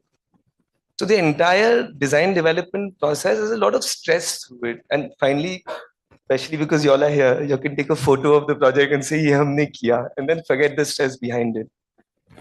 What we started using digital twin for is how we can reduce this stress and reduce human error. So as an example, we do plumbing systems now, and all plumbing systems are connected by a mere single line. In the BIM language, LOD 100. If anything is connected with a mere single line, it's LOD 100. Now the process of taking that single line to a bill of quantity, bill of material and shop drawing, or let's say even to detailed drawings, takes steps. This happens automatically. Our plumbing systems, no engineer sizes any pipe anymore. It's connected to a WC, a basin, everything in a single line. There's a load node within it, and you say calculate system, it's calculated the system. Because designing piping system doesn't require rocket science. It's been happening all over the world. Whether you go to Germany or you go to India, or whether you go to Japan, water pipes are water pipes, sewer pipes are sewer pipes. So what we're talking about AI comes first computer generated. So first, we solved the journey from schematic to detailed design. Now a schematic to detailed design in MEP for us is a single click of a button. The next thing is when you're talking about issuing shop drawings and especially coordinated shop drawings. Now that's a scope loophole all of us have gone through, right? Kaun banane wala hai? Coordinated final responsibility the contractor only will take, right? So this brings a lot of cost inefficiencies in terms of, let's give you an example. We've done 24 Cloud9 hospitals in the last 3 years. And each one of them over the last 3 years is delivered at 3,300 rupees a square foot, including GST. Now, most comparable hospitals are getting delivered at 4,800. Why can we do it? We don't have a magic stick. It's just that our bill of material, bill of quantities before we've tendered are so accurate. There's no question of a new item coming in. And now the contracts say that all billing will be done as per the digital model. So that's the second example, right? So you've automated design. You've removed the stress of shop drawings and quantities and budget overruns from the whole thing.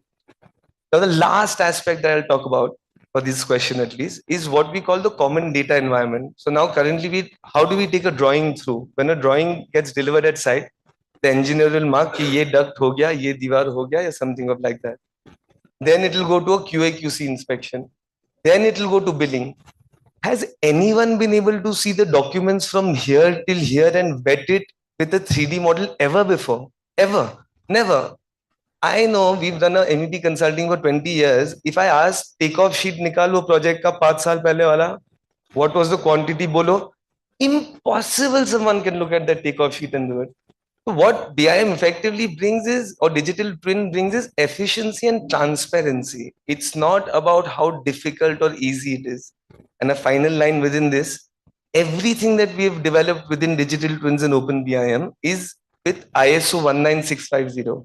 So it's open protocol, which means data will be interoperable no matter which software you're using, whether you want to use an AR tool, you want to use a VR tool, you want to use something else, you want to use, can it use a facility management tool as well? Of course it can, because it's a digital twin. It's got every single damn detail in there. So that's it for me for this question for now. Integrated engineering, that's what the world is going to be. Absolutely. I think soul. Thank you so much for that, Akhil. No, I mean, you took us through, I felt it was very animated process and we looked into a lot of details. And yes, you touched a lot of pain points that, designers and the industry at large goes through. So thank you for that, Akhil.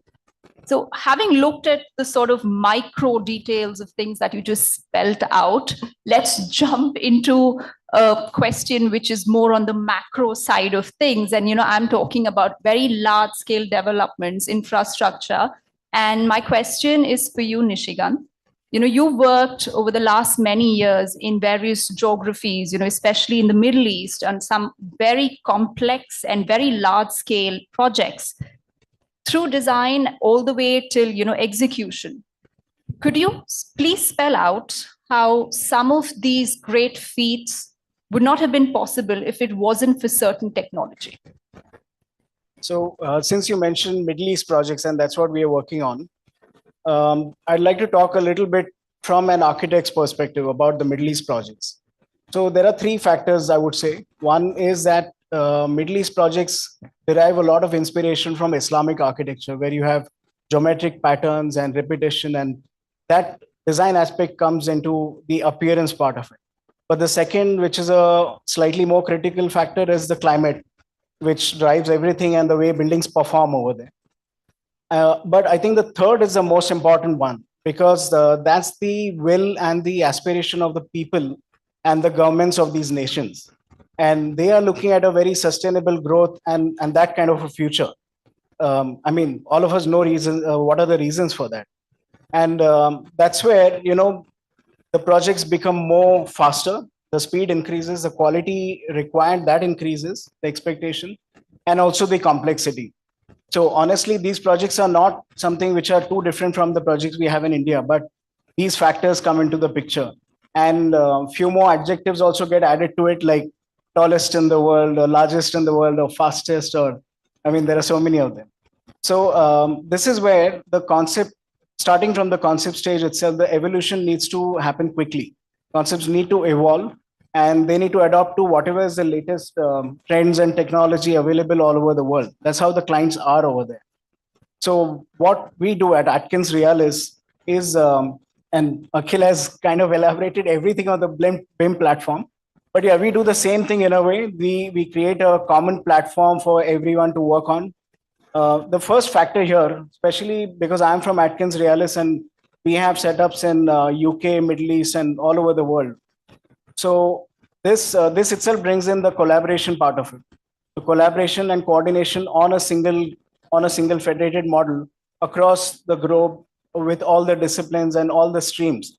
That has to happen. So that's where technology comes in a very big way.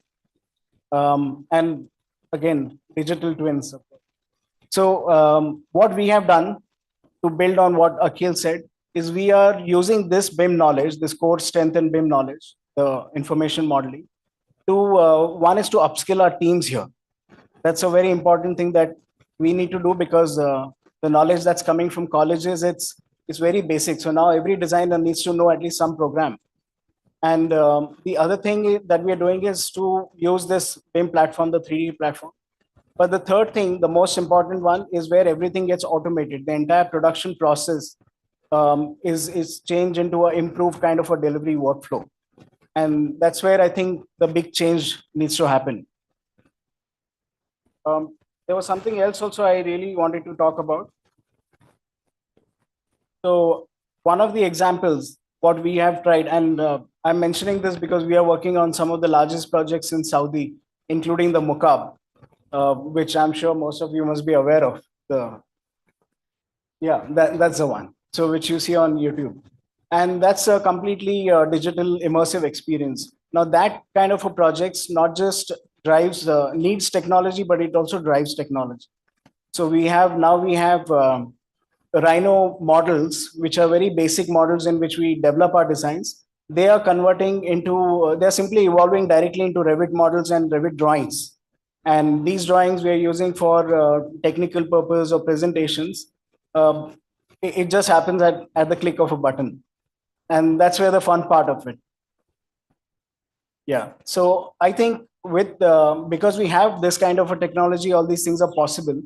If this was not there, even things like doing QA/QC on projects or multi-D coordination, taking cost takeoffs or construction management, facility management, the one which you mentioned earlier, all these things wouldn't have been possible if we didn't have the technology.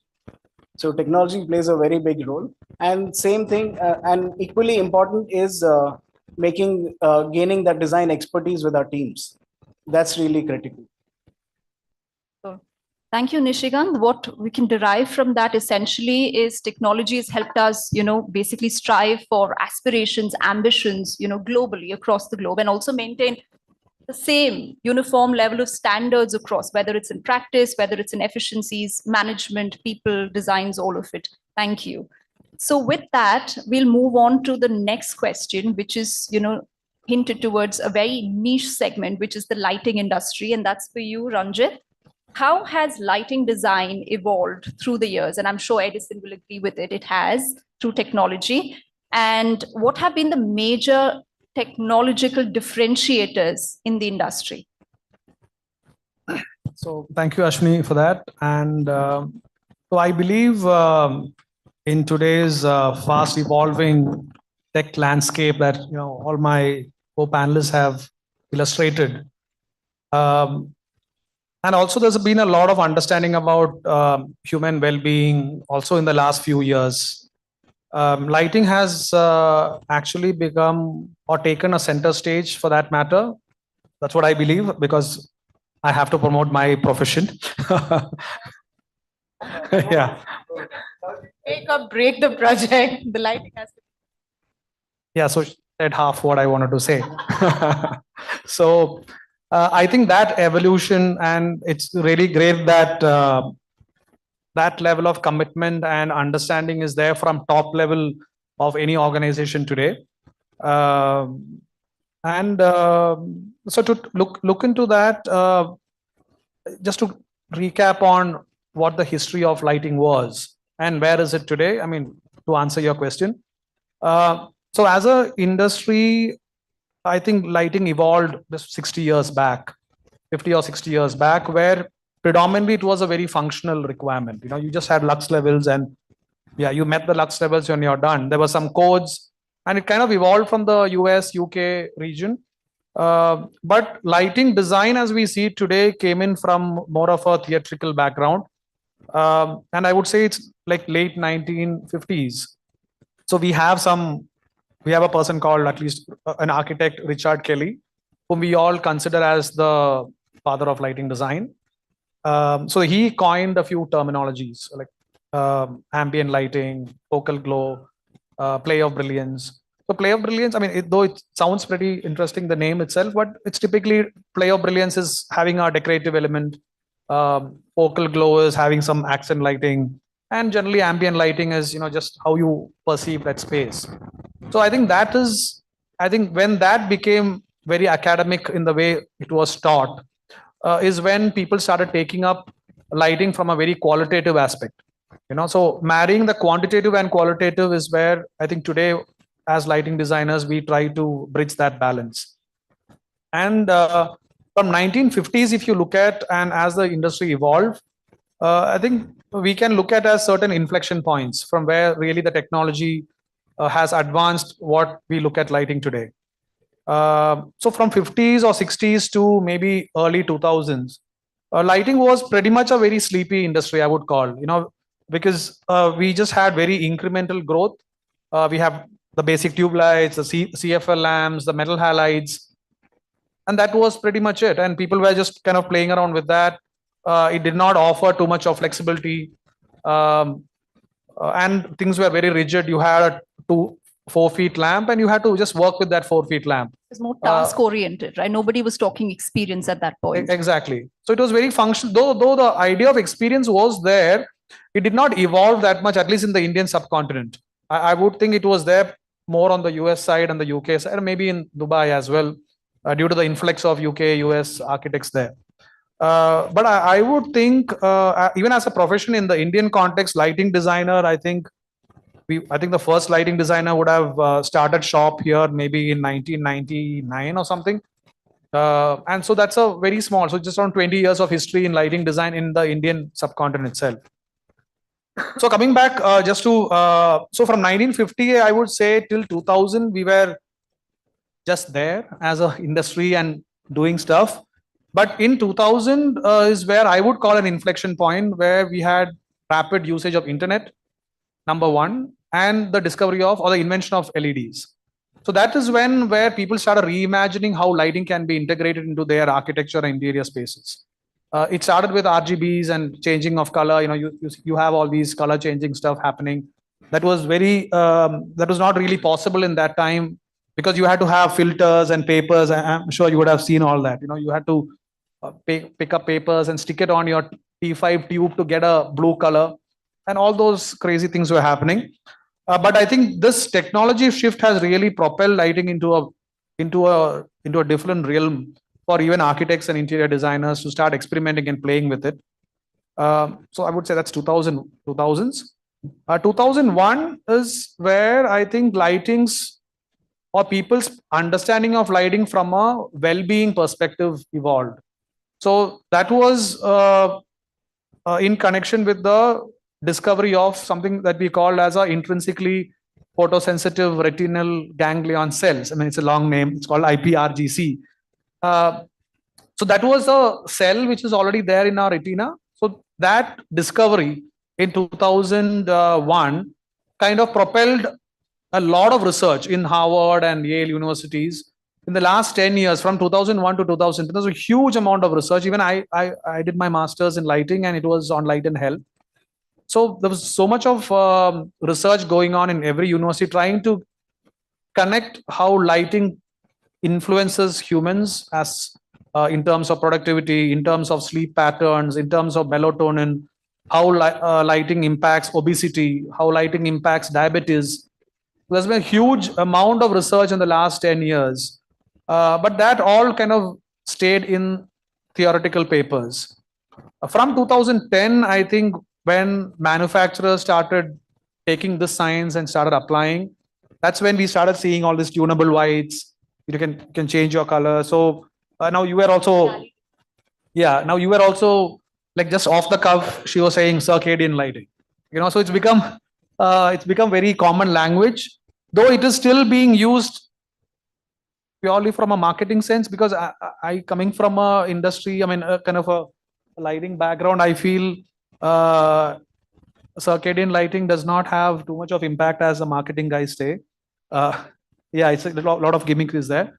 But I think that appreciation of lighting today is very much into integrating with architecture, having very small light sources, and creating that user experience. Today, user experience is possible because lighting is no more an object by itself, but it's evolved into a material itself, because you don't want to see light anymore. You try to hide it somewhere. Light sources have become so small and tiny. Also, I think scene settings and things have become much easier. And I think lighting alone, if I talk about lighting design, I have to talk about lighting controls as well. Because lighting controls is what really give you the experience of what lighting is. I think that has also evolved over the last 10 years. And today we have wireless lighting systems. All those Philips Hue and all that you would have seen. You can control your lighting through Android, Apple. So I think the user interface of lighting has evolved. The user experience of lighting has evolved. Yeah, so that's a lot I have mentioned. So I think in the future also, I think what we look at lighting as, what we see is that lighting does not, you're not going to look at lighting from a lighting fixture point of view, because lighting fixtures are going to do much more than just lighting, because now we are looking at integrating sensors to light fixtures. You're able to sense how the space is being utilized, and that feeds into a BMS system for energy efficiency and thermal load for HVAC. So the idea of lighting from a lighting fixture perspective is moving into imagining light as a overall encompassing experience which is tightly integrated to architecture and interior design. Well blended, in fact. Just one thing on circadian lighting you're talking about, because a lot of clients, I mean, like when it's very less used today, but a lot of clients where we use it, they appreciate it a lot. I mean, they really feel some more of wellness factor. We've not calculated as such, but because the light levels tunes according to the day lighting, right? I mean, they have to value it. I mean, it's not about the marketing people talking. Marketing keeps talking about it, right? When the client comes back and says, this is really nice, we should use it more. Yeah, the cost is huge, but there's a lot of appreciation from the client side. Now, so this is also something the terminologies are used in the wrong way. What you're talking about is color changing, like tunable white from warm to cool and stuff like that. Yeah, but circadian can be controlled in terms of the daylighting. So if you have because people work in same 400 Kelvin, whatever, from morning to the night, and people work for 12 hours and all that. This changes as per the daylighting, right? It has how the early morning sun is, how the mid-noon sun is, how the evening sun is. It makes them to ease more with the nature. And I honestly got, we are just done in 3 sites. And the cost is huge, but the client really appreciates it, and he's trying to extend it in few more areas. That's what the feedback what we got. It's not just people. Like this was one of the projects I was doing in Rajasthan for one of the parks in Jaipur, and that's when I first got to know about the circadian rhythm and that how that affects the birds and insects over there. Yes, of course. And the client was keen on investing all the money in the lighting fixtures to make that effect happen naturally. So I think there is a lot of merit in that. Absolutely. I think this is a huge topic in it is itself a huge, that we will have to probably take on in a separate session. But what we're really gathering. What I was just trying to say is point taken what you have mentioned. Just a small interjunction here, because the real circadian lighting that we think of, or as per real science or research, is in how to map your how your sleep and wake cycles are. So if you are in a healthcare environment, so circadian lighting is effective based on the environment it is applied. That's one thing. If I am going to have a typical Bangalore building where I have a lot of hazard, there's a lot of daylight coming in, circadian lighting does not play too much of a role if I'm working 9 a.m. to 6 p.m. For example, I'm going to have a 24/7 shift, then circadian lighting can come in. So I think it needs to be used judiciously, and there's a lot of bad marketing also going around. So we'll have to choose. I think in general, what we're gathering from this, both Livingston and Ranjit, is the fact that, the industry has evolved, from what was just a fixture-based application to something that's seamlessly integrated in overall well-being and user experience. So with that, I mean, because we also mentioned, Livingston, I think you work a lot with end users, we work closely with businesses. And, what is it that you're seeing, at the end user side in terms of, what are the asks today from their side in terms of, integrating digital transformation in spaces? Is there a huge demand, and what are these specific needs, and how are you integrating them? I think today, again, technology helps a lot, right? I mean, like earlier when we pitch for a project, we just go with 3 or 4 we use, and clients used to be okay with that. Those will be the 3 or 4 hero shots for reception of a cafe or a boardroom, whatever.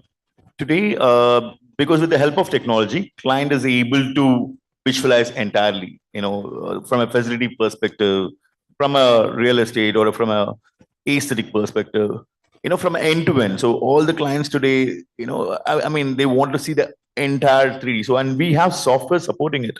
It's not like it takes a lot of time and all that. So we use SaltMind, and then with that, whatever you create any drawings, it automatically generates in 3D. So, we don't need to specially work for that. Only the 4 or 5 hero shots, we output it in Max and render it and all that. But it is time consuming. And now we are able to give a very transparent system, because they're gone are the days where the client suddenly comes in, hey, why did you do the ceiling? I never expected this, because he wouldn't be able to visualize in a 2D drawing. Today, it's much easier.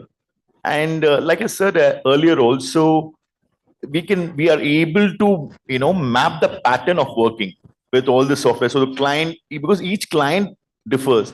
Earlier, the set of requirements was given. We just designed to the requirements, nothing beyond it. Today, it's very clear, right? Every company are different. They have a culture, they have, and it's very unique to them, the way they work and all that. So you can easily, with the help of all these sensors and all that, we're able to map how the user patterns are, how affecting the meeting rooms get used, how the collaboration happens, and what should be the design output should be. So we do a lot of workplace strategy session with client, and try to adopt all these based on each and every requirement. And every client's requirement are very different today, and they're able to be very dynamic, and it definitely helps in productivity. End of the day, it helps in efficiency, which is a huge thing. And I mean, so there's no limit. That's what I keep saying. Like, if you want to use it for wellness, again, in terms of sustainability, also there's like so much you can use technology as, in terms of air quality, in terms of everything. Like, there's no limit to it. So it definitely helps. And basically, these are the three demands what we see with the client: more on the design perspective, and more on the sustainability perspective, how it is getting used, and to increase the productivity and efficiency. These are the three things which we see that with clients. Perfect. And I think our industry is integrating it, in our designs and, practice at large. Thank you, Livingston. The next few questions will be a little more hinged towards, forecasting trends in the future, because, a topic like this, technology that's shaping the future, we should be talking about the future after all. So the next one is for you, Rima. What advancements in technology do you think would influence design processes in the future? It's already doing it a bit. My people are using Midjourney right now these days. We used to think and maybe take a few days to create a mood board initially, give different options, give different look and feel ideas to the client. Now it's done in half an hour or 1 hour, right? And if the client doesn't like it, we take a day. We give a different brief to the Midjourney and trying to get a different result out of it. So as long as we know how to use the technology to our benefit, the results will be aligned with the vision that the client wants to give us. So a lot of people are using ChatGPT for various reasons. Now it can also, you click a picture, you're able to understand the ingredients of the food that you're eating as well, right? So even with the pictures, or the visuals that our teams are creating right now, we are taking the client from the journey of the inception when we are trying to understand their requirements. We're using Miro board, for example, when the client is not sitting in here, they're in US or in UK, and we are trying to get their leaders from across the world on one meeting and asking them to give us their preferences. So using technology to understand their aspirations, it starts from there. Then using technology to relay their vision, and then using technology to do the whole walkthrough, digital twin that Akhil mentioned. That's become so important for so many factors. The transparency, one big thing, when the clients are expecting to spend their money wisely. How is it that we are able to quantify it rightly? How is it that we can enhance the efficiency? How is it that we can enhance the overall aspect of various phases of the project done into one model and integrate and show them the entire clashes that usually before, I've seen some of our sites 6 years back, we used to change the duct and reroute the duct because there was a clash that was never identified in the 2D drawings. I mean, we are humans, we can make mistakes. But if you continue doing the same thing over and over without utilizing what the technology can bring it to you, then there's something wrong. So BIM is definitely a great enabler. Then AR, VR, using those tools to get buy-ins from the end users. Now we are seeing that change management has become a big thing. Leaders are not wanted to take calls individually themselves. They want their people to be part of the process. So we do town halls. We show them the space. We show them their future of the office. Take a sort of a buy-in. It's just an alignment. Visuals are already signed off by someone, right? So if it's all done, so AR, VR is helping us with those tools. And when the site is actually getting constructed, we're using open space by default on all the projects. We're sending those, instead of those boring weekly project schedules and also just the prescriptive language of what's happening on the site, what's our next actions, what was done last week. We're just sharing exactly the video of the space, open space, which talks about all the sequencing, what has been done in the last week in terms of steps, what's been planned for this week, what is actually done. And if it's not achieved, what are the shortfalls and how it's being captured. The client is able to even do the snagging with us. And could be sitting anywhere, remotely. Could be sitting right? anywhere.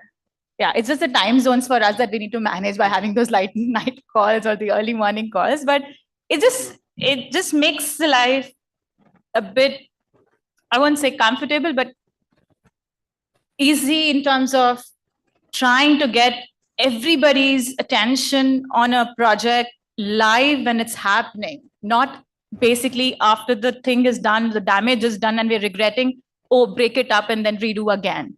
That's reduced to a great extent because of the tools that are available, which are helping us to design better, which are helping us to quantify better, which are helping us to now construct better, and also now communicate better. We all would have those times when we were frustrated and pouring all our emotions into one email and then thinking, is it right to send it? Is it not right to send? Now you say, copy, paste, chat GPT, make it humble and professional, send. I'm like, this is boon, right? And I think this is the best era that we are all enjoying, and we should just like continue exploring the ways that we can maybe quantify in such a way that we are able to get everybody's else buy-in in adopting this technology. Right now, resistance is by the baby boomers. We can see that.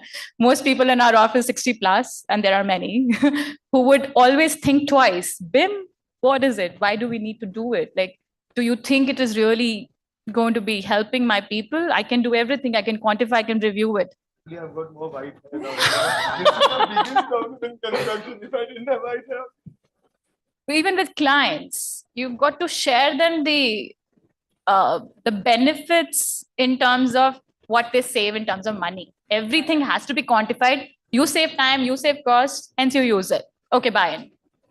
So every tool has a disadvantage, also an advantage. The way you use it, it's a boon to you. So basically, a lot of integration, everything is integrated into one, and a lot of communication, which is very seamless. And that's where we're borrowing a lot more time to do things that are far more innovative. Absolutely. Thank you, Rima, for that one. And quickly, I mean, Ranjit, another one for you. You already spelled out a lot of, lot of innovation and, benefits that the lighting industry is bringing in the realm of both sustainability and wellness and experience for the end user. What do you think is going to be the big advancements in the field in these areas of lighting design? So sustainability, wellness, and experience. So I think the overall real estate industry and its constituents, like all designers, I think these three are things that I think everybody is pondering over. And I think sustainability, when it comes to sustainability from a lighting point of view, what we look at is first is durability of products. Number one, circularity is a big term now. It's there in all panel discussions from Dubai to the US, but you don't see any manufacturer who's really getting into that sphere. But I also believe that unless a consumer demands something, the technology also may not evolve. That is also a challenge. So are we really asking or are we demanding? That's little, again, it is driven by cost factor. So now the problem is the recycled products have become more expensive than the regular stuff, right? So though it's a big word, circularity, sustainability, what else can I think of? Upcycling, reuse. I think it's all going on in our own industry in multiple discussion forums. but I have not personally, yeah, I have not seen something really tangible, which we can, like a ready product, which we can start using. But something what, even when you look at LED technology, initially they had the regular light fixtures where had your replacement bulbs, which I thought was a good thing to do. You're just changing the bulb and having the fixture. But then suddenly there was a huge shift where every manufacturer is making a fixture which is totally integrated. So now you throw off the entire fixture and you have to buy a new one. But again, with all these discussions going on in sustainability, again, a lot of manufacturers are going back into bringing in replaceability into their fixtures. I think that's one big part of the sustainability element of it. In comes to well-being, I had already mentioned human comfort, ergonomics, dynamic changing of environment based on time of day. That's key.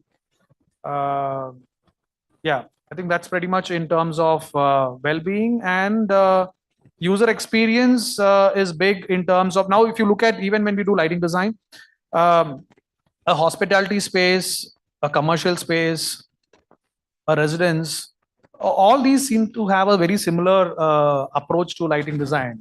So if somebody asks me, okay, have you done an office? If I've already done a residence, it's good enough, because the same feel is what office lobby demands. A similar experience is what a hospitality banquet hall or a restaurant demands. So I think that consistency in people's expectation of user experience is there, what I'm seeing across different types of build. That's one. From a technology point of view, I think to enhance the experience, we have a lot of technology today. As I said, wired control systems, RGB color changing, like for example, bringing color into an F&B space. How do you bring color as a branding element into your experience? I think these are certain pockets of areas where lighting and today's technology is playing a big role. Thank you, Ranjit. I think in the interest of time, we'll move to the last question, and this is for both Akhil and Nishant. I want to add on one point where we were talking about sustainability and why we are unable to make full-fledged sort of respect to what we are talking. Are we doing the same thing in terms of giving it back to the nature?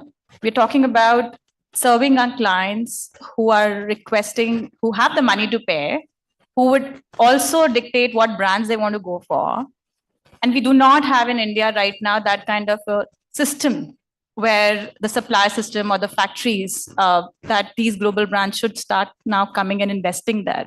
That's my request to all these event organizers would be to bring those manufacturers, whether it's lighting, whether it's furniture, whether it's chairs, whether it's all of these components we end up importing. It's 14 weeks lead time, 16 weeks lead time, and then increases the cost of the product. But at the end, the organization wants to go for net zero. Yes. It's again a gimmick. We are not being true to ourselves, neither we are being true to our clients.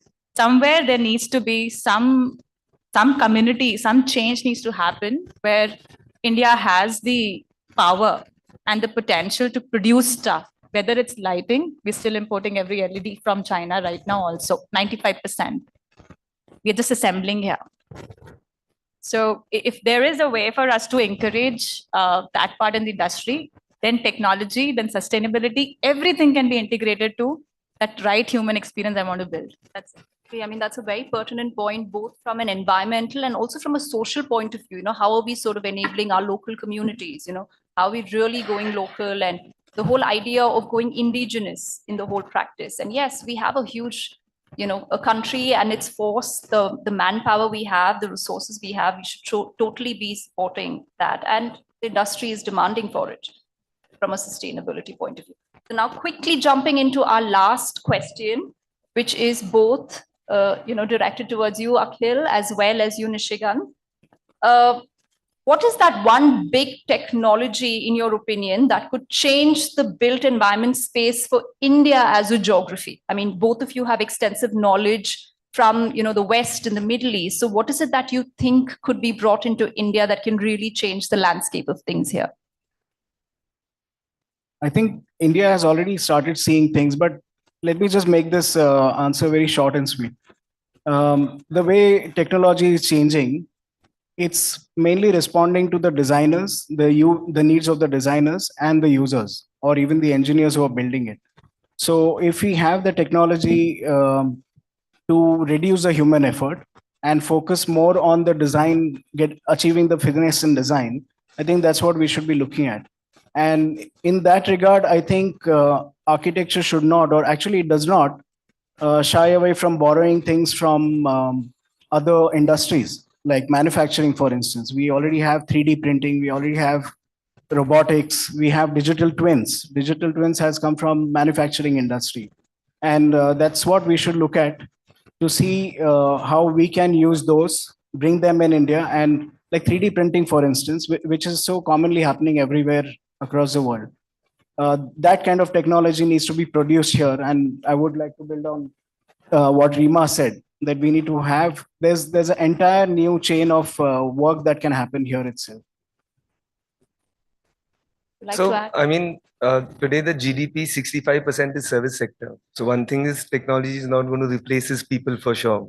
So if you ask me what is that is going to break the market or is going to really break the construction industry, is when we take top tier skills like digital twins to tier 3 and tier 4 cities. It's great for profit as well. I'm a Gujarati, cheaper resource. But bottom line is that urbanization causes 70% of the greenhouse gas emissions all of us are talking about. The panel before here was also talking about how suburbanizing, urbanizing can be a better solution to urbanizing. I'd say de-urbanizing is the best solution. If we can take digital twin skills, so currently we've got 48 people working from tier 3 cities, delivering digital twin, which is top tier skill. You find one person here will be at least a lakh or lakh 20,000. So the real technology breaker is not how much technology there is. The real technology breaker is how many people are going to adopt that technology and how can you accelerate the speed of its adoption. Now with this digital twin, we always talk on the design table. We're using the same tech like he was saying for prefab modularity. So now labor finishes their work at least 30% faster than they would otherwise. They can either take up more work, earn more money, or go and chill. So the real answer to technology is, of course, it's there. How can we accelerate the adoption of it and how can we take it to the roots of the country? Because as India, we have the opportunity of growing more than any other country has grown in this world. Do you want to grow like China or do you want to grow like how India should be growing? That's all. Thank you. And there was something else also here, because we speak about digital twin only in terms of buildings. We have still not started talking about digital twin in terms of cities, which Singapore is already doing. So they are looking at, Dubai is also. So things like self-shading, wind analysis, all that energy modeling, for instance, all that needs to happen on city level as well. Adoption, the more people will be doing it because it's not doing it automatically. One thing I can tell you, no matter how much we're talking about, as much as things are getting done on a click of a button, bums on the chair is the theory that this world is going to work with. If you're talking about India, we should start doing digital twins of our tier 3, tier 4 cities first. Easier. No government permission, no sala BMC wala sitting or anything of that sort, right? So when you're going and promoting technology, what world should use, India has the opportunity of using it at the grassroots level. We have to take that technology to the grassroots level. I'm sorry, David. I think you sold the idea very, very well. But in the previous discussion, I think someone mentioned about looking at densities of cities. And I think that these two ideas need to be married to each other, digital twin on cities and studying the densities. I think that's where a big answer lies. Thank you. Wonderful answers. And I think, what you mentioned, when we talk about densities, we're also talking about our population, and we also touched upon, our human resource. And I think that is India's biggest asset. So if we tie technology back to that human resource, I think we are all set for a grand success. So yes, thank you very much for your very, very insightful, answers and the various topics that we touched upon. I don't know, do we have some time for some audience questions? We do? About 5 minutes or so. So Can I please have the mic passed over to sir, please? And we can take one more after this. Anybody has any question apart from sir? In case there are questions later, you can always connect offline once the session is done. Thank you. When new technology comes in, there's always a temptation to say, what's the potential of this? Let's run with it. But perhaps AI is taking us into some uncharted territory there, because a lot of organizations are surviving because they possess the technical ability to produce a design, produce a project. And as more and more of that gets automated, perhaps technology will reduce in its ability to differentiate itself. So one has to then look at what technology cannot do and what is the value that is added through that, the core of being human. So I'm talking about care, compassion, empathy, artistry, mastery, craftsmanship.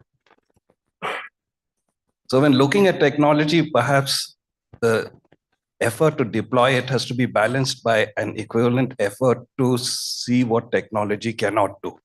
So what's the methodology for doing that? If I may, you see, we started as MEP design consultants, and I'm so disappointed after coming to Bangalore. I'm saying that still people are using MEP consultants. Even internally, if they're MEP consultants, the M guy will do his M thing, the E guy will do his E thing, the P guy will do his P thing. Technology cannot bring knowledge to a resource. So the resources we are training now in tier 2 and tier 3 are integrated engineers, and we've been integrated engineers from beginning. So knowledge transfer cannot be replaced with technology by any means. Learning management system can be there so that the dissipation of knowledge is much easier.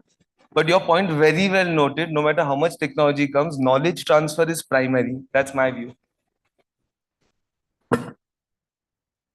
I think the human touch is something which you can't replace with just technology. For instance, like we used to write letters with our hands few years back, but then we got typewriters and you have this one guy typing it.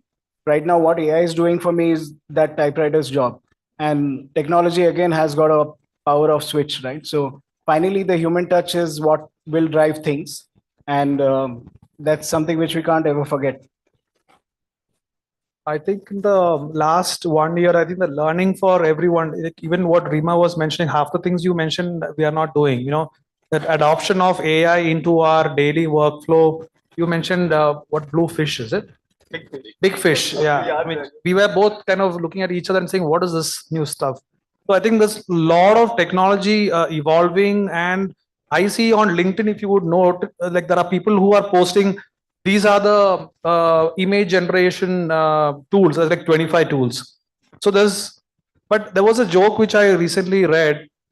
So we are going to come to a phase where a consumer is going to be given a choice. Do you want an AI generated outcome, or you want a human, which is going to be rare at that point of time? So I think that rarity, it's like that old wine kind of a concept where I think people want to go search for a human who's done something with a human touch.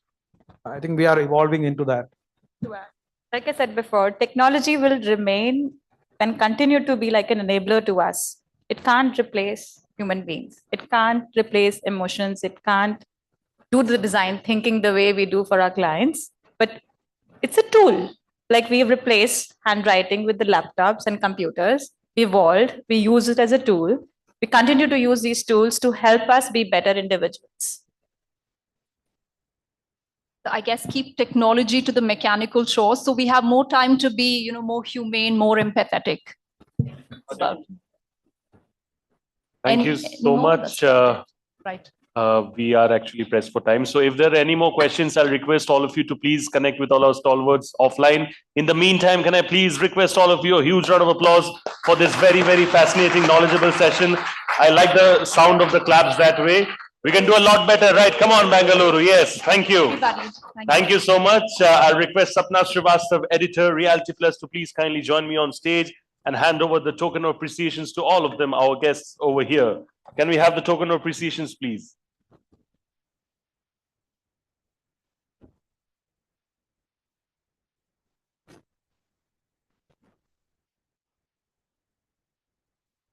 And like I said, when there's so much of knowledge being distributed and said, questions will always arise. But at the same time, we only have 24 hours in a day and there's a lot to be fitted. So on that note, all I can request with all my humility is that if there are any more questions, you can please connect with them offline. Thank you.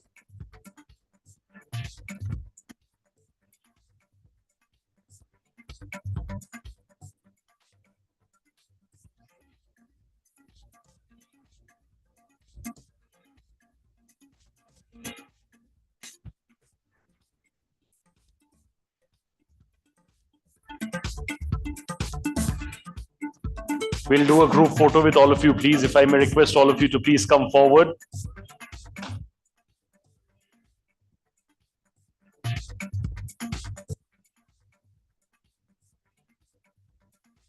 Thank you so much. Can we please have some clap and appreciation going in when the photos are done? Thank you.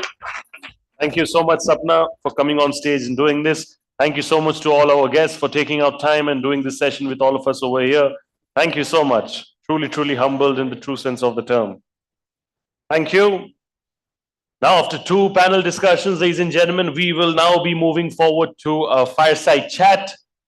We don't need any changes in terms of the chairs. Please let them be the way they are. I'll quickly introduce the topic of the fireside chat right now. This is about social media and design industry. I'll repeat the topic of the fireside chat right now. It's social media and design industry. I'll be first introducing our moderator and then I'll be introducing our speakers in alphabetical order. To moderate this session, we have Fancy George, CEO, Thomas Associates Architects with us today. Thank you so much. We love the hoots and whistles. You can keep them coming and you can get even louder in that note. With over 3 decades of experience with large-scale multinational corporate office campuses to sustainable projects that follow the philosophy of circular design in retrofit, refurbishment projects. You know what we'll do is let me finish the introduction. Aap log tali bajate raho. It will be a lot more fun. You know, it helps me as well. So jab tak introduction chalega, aap log sab tali bajao. Can we do it that way? It's an experiment. Are we ready? Come on. Fancy George has always had a deep appreciation for workplaces from a people's perspective. Our basic philosophy of an immersive approach starts with collaboration first, communication next, and finally co-creating for a bespoke solution. You're quite popular over here. Love it, love it. Thank you so much. I'll now be introducing our speakers in alphabetical order. Ladies and gentlemen, today we have with us the esteemed presence of Ashita Chadha, co-founder The Karigars. Thank you so much. All the popular people in the house. Ashita Chadha ji, a multifaceted individual, wears many hats as an interior designer and stylist, a company founder, an entrepreneur, an author, and a podcaster as well. Wow. Interesting. Ashita's vision for The Karigars stemmed from her staunch belief in this indispensable role played by the artisans or Karigars in breathing life into her designs. Please give it up for her, ladies and gentlemen. Thank you so much. I got excited with the word podcaster because even I do podcasts. So great stuff. We have with us somebody very, very special. I was hosting an event for Realty Plus yesterday as well. He truly makes you believe the best in terms of time management. 10 minute उनको अगर आप दोगे तो वो 7 minute में काम निकाल के चले जाएंगे. Ladies and gentlemen, I'm talking about the one and only Govind Rai, co-founder and CEO, Insomniacs Digital Private Limited. With over 10 years of experience in real estate consulting to the leading real estate brands across India, Govind ji has specifically focused on helping realtors focus on efficiency and drive better ROI. Give it up for him, please, ladies and gentlemen. Make some noise. A lot of people over here. We can do a lot better. Yes, thank you. We also have with us Nishit Gururani, co-founder One Digital. Nishit is a seasoned entrepreneur and a visionary founder of One Digital, a leading digital and communications agency specializing in crafting innovative strategies that drive engagement, growth, and brand loyalty for architecture, design, and product brands. Having launched many European brands in India, his recent success has been in launching Viviana, India's first luxury furniture brand in Milan. Wow, please give it up for that point, specifically, everybody. Thank you. We also have with us today Patricia Rodriguez, architect, designer, and conceptualist. Thank you so much for your time and presence. Welcome to this wonderful, wonderful occasion. He has over 18 years of experience in the design field, having started a career in F&B, residential and heritage building, renovation projects in Lisbon. He also overlooked the health clusters spaces for the Portuguese Ministry of Health. And of course, as we all know, she's been a specialist in commercial interior design projects for brands such as Google, Prestige, and other hospitality, F&B, retail, healthcare, and almost everything in this world. That is what it is. Give it up for her, please, ladies and gentlemen. Thank you. And we also have with us today Sarita Hegre, founder and chief alchemist, not just hot. And of course, we can add plenty more adjectives, which only she will guide us through. Ladies and gentlemen, has over 2 decades of experience in international fashion sourcing, and last role being global senior vice president at Li & Fung. I hope I got the pronunciation right. Li & Fung. During the lockdown, she started her enterprise of sauces and spices called Not Just Hot. Wow. Her design mantra reflects her travel around the world while rooted in her Indian sensibilities. Thank you so much. Wonderful panel indeed. Can't get better. Everybody bajaiye zor se tali, please, before they take it forward. Thank you so much. And I'm done with my part right now. Please take it over. Thank you. Thank you so much. Okay. So here we are talking about social media and the design industry. And who best to talk about this than this August panel right here, right? So, you know, we as architects and designers pretty much, you know, we have a lot of stories to tell. And I remember about 10 years back when I was like pitching this idea of our firm or the firm that I was working at. And I was like saying, you know, how do we get our stories out? How do we tell the story behind it? We keep going and like pitching to clients and it's just one person, the story gets lost. And you think about it like, you know, about like a few years later, we're like, yeah, I remember that story, right?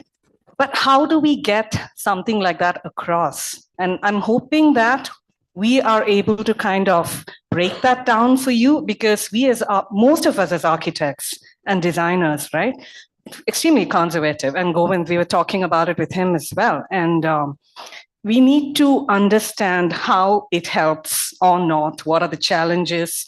Sarita, we spoke about that as well, you know, and we need to break that down so that you understand exactly how this helps or not, right? And yeah, so for a start, I think I'm going to like jump right into it. Storytelling. So I'm going to kind of try and divide this into 3 parts, right? Because we have among us, we have social media influencers, we have architects, we have designers, and then we have like brand media specialists, we have like brand builders, media specialists.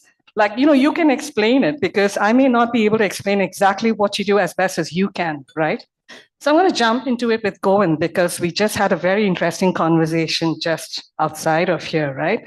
The evolving landscape of design and social media. The rise of social media has transformed the way architecture and design is perceived by the general public. Can you kind of throw some light on that? Because it is, I think it's architects with a bit of Luddites there, right? Technology kind of goes over our head a bit. For some of us, I had to learn on the job, big time. Govind. Am I audible? Yeah, okay. So you said technology, so I'm going to get to the last panel part a little bit. I believe the conversation led to a lot of cheer from all the group, but there's the other side of the story where we got to look at technology in much larger narrative as well. And that's one piece that I'll leave the conversation with, that there's something that's coming in with regards to quantum computers and AI, which is something which is very serious. The conversation, we will have to move to some other levels as well. But now coming back to storytelling, I'll tell you a very important narrative. And this was one of my conversations with the Realty Plus team, Sapna Tripti. And I told that I want to be with you guys because there's some tremendous work that's been happening with the help of the fraternity that you guys are, right? But somewhere I do not know, there's a problem in terms of the stories that you guys are reciting. You'd love to keep it under the 4 walls. Right? I don't know why. I want to know today why, but I'll tell you a small narrative. I was a kid. Of course, I was fascinated by when, like, I was looking at Mumbai, what Hirandani Niranjan sir was building. And it was always a dream to maybe work with them one day. So I knew for sure if I get an opportunity, what will I really tell? So I took them out in 2019, showed them that this is what you have created in the Powai office, right? And one thing I said that this is the design that is really the real recall for Mumbai as such. And even you go to any other cities outside India, the whole story has led to that design, and those stories are immortal stories, right? They never die. But those stories are being written, they were discussed, they were talked then. And at that point of time, I told the team there that why is it not reflecting into your communication?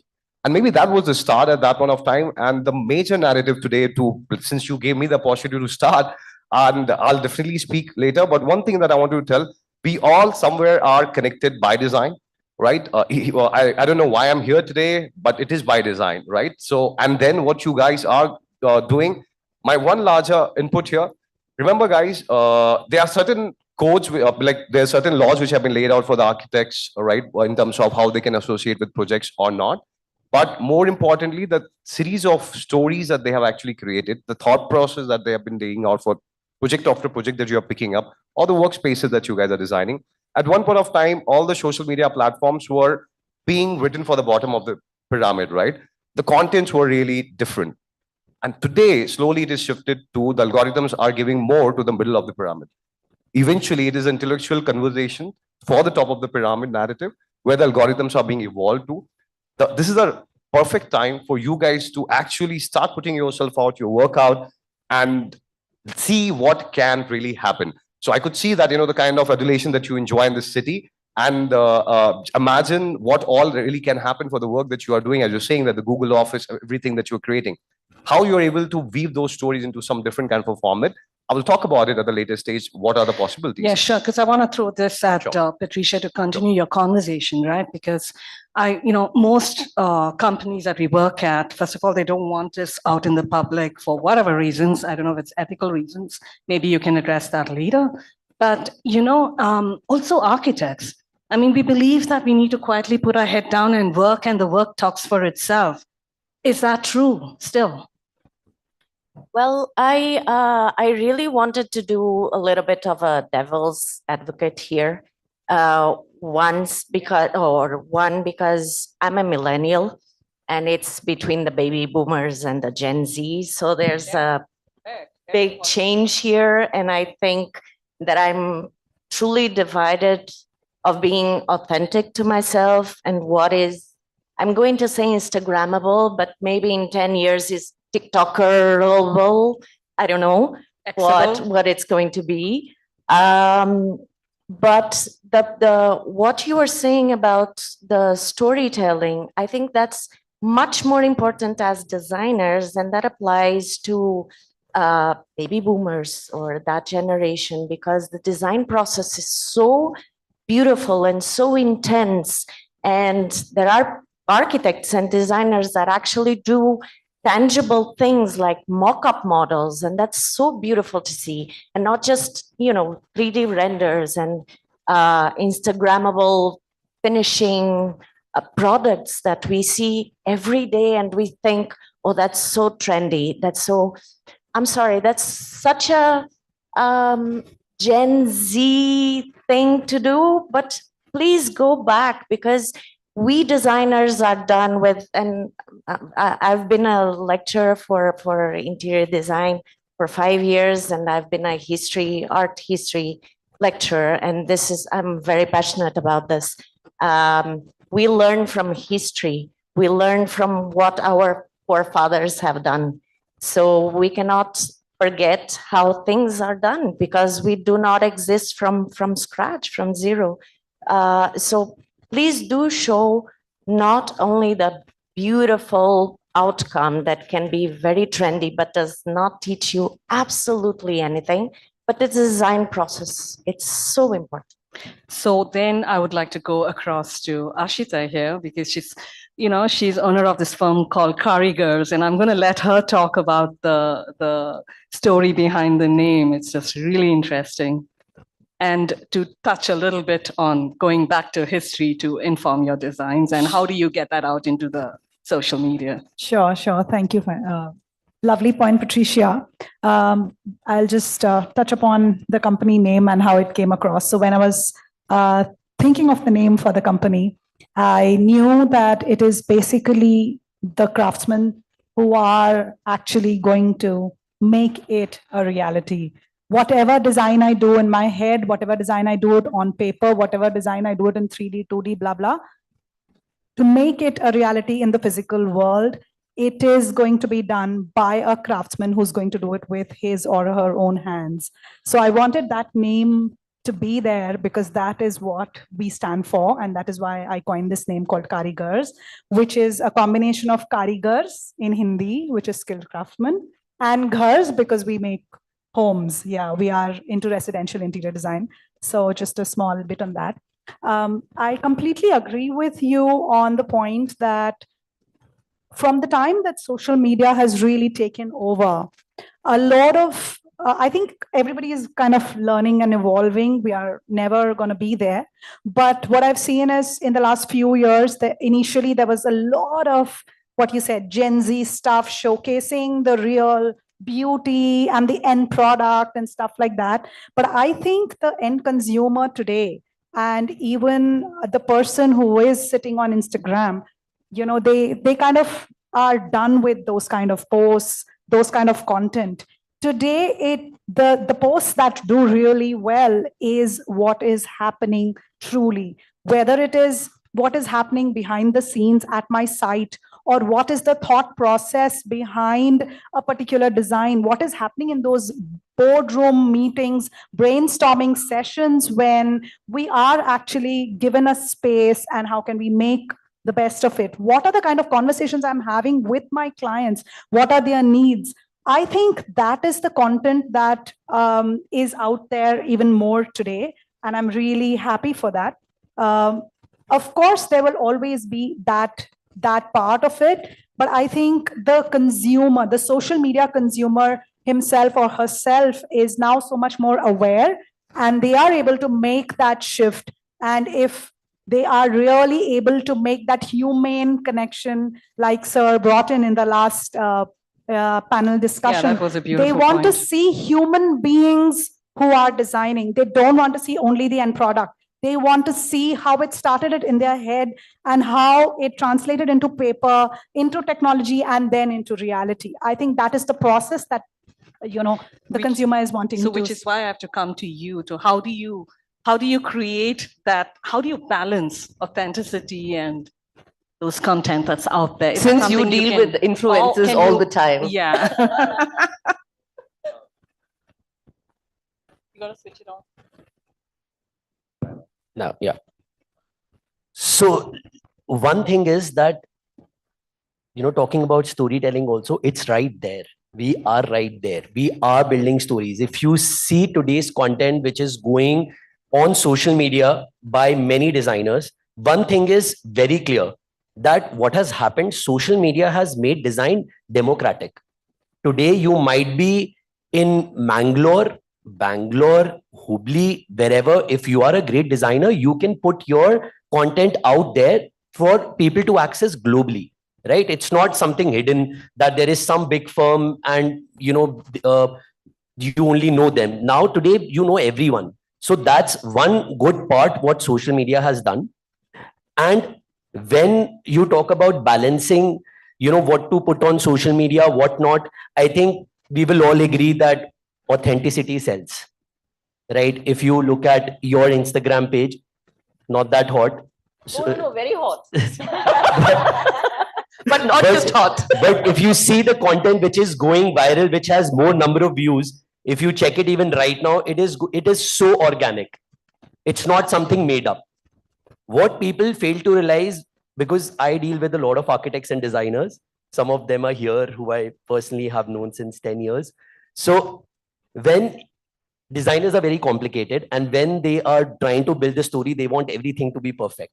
But I think social media is about consistency. It is about quality, of course, but it is also about consistently, posting the content, right? So I think that is where you need to create a balance, that if you have a project, yes, you would have to put it out there. And yes, as we had a conversation about some projects being put out there or not, there are many ways to do that, right? It's not that if you're working with a certain XYZ corporate client, you cannot usually what happens is why you're not able to put those things is because of a lot of communication back and forth happening with the client. What happens if you don't put it out there and you're just quietly working? So if you knows your story, right? see, it is not, so then you're not there today. According to me, you're not there. If you're not on social media, you're not there. We don't know you. Maybe you are doing amazing revenues, very good for you. But do people know you, your work, what you stand for, what your brand is, what your design philosophy is? And in this little space and time that we have, I think it's very important that we share each other's work. So today is the day for collaboration. Today is a day there wherein we need to know each other's work, and because not everybody is good at everything, and we can all collaborate and probably give much better designs. So coming to you there, Sarita, because I think you can answer that question on challenges and, opportunities if there are, or do you want to take? I think I'll start by from saying I see it all as an opportunity. I think the point being, it's right now, of course, there's a lot of noise because everybody's speaking.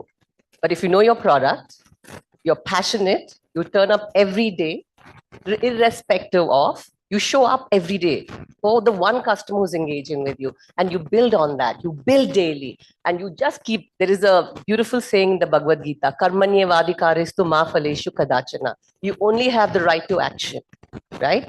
Also, understanding as I ran P&Ls at my various corporate avatars, top line is vanity, bottom line is sanity. So you might have as many likes as there are. You might have so many followers.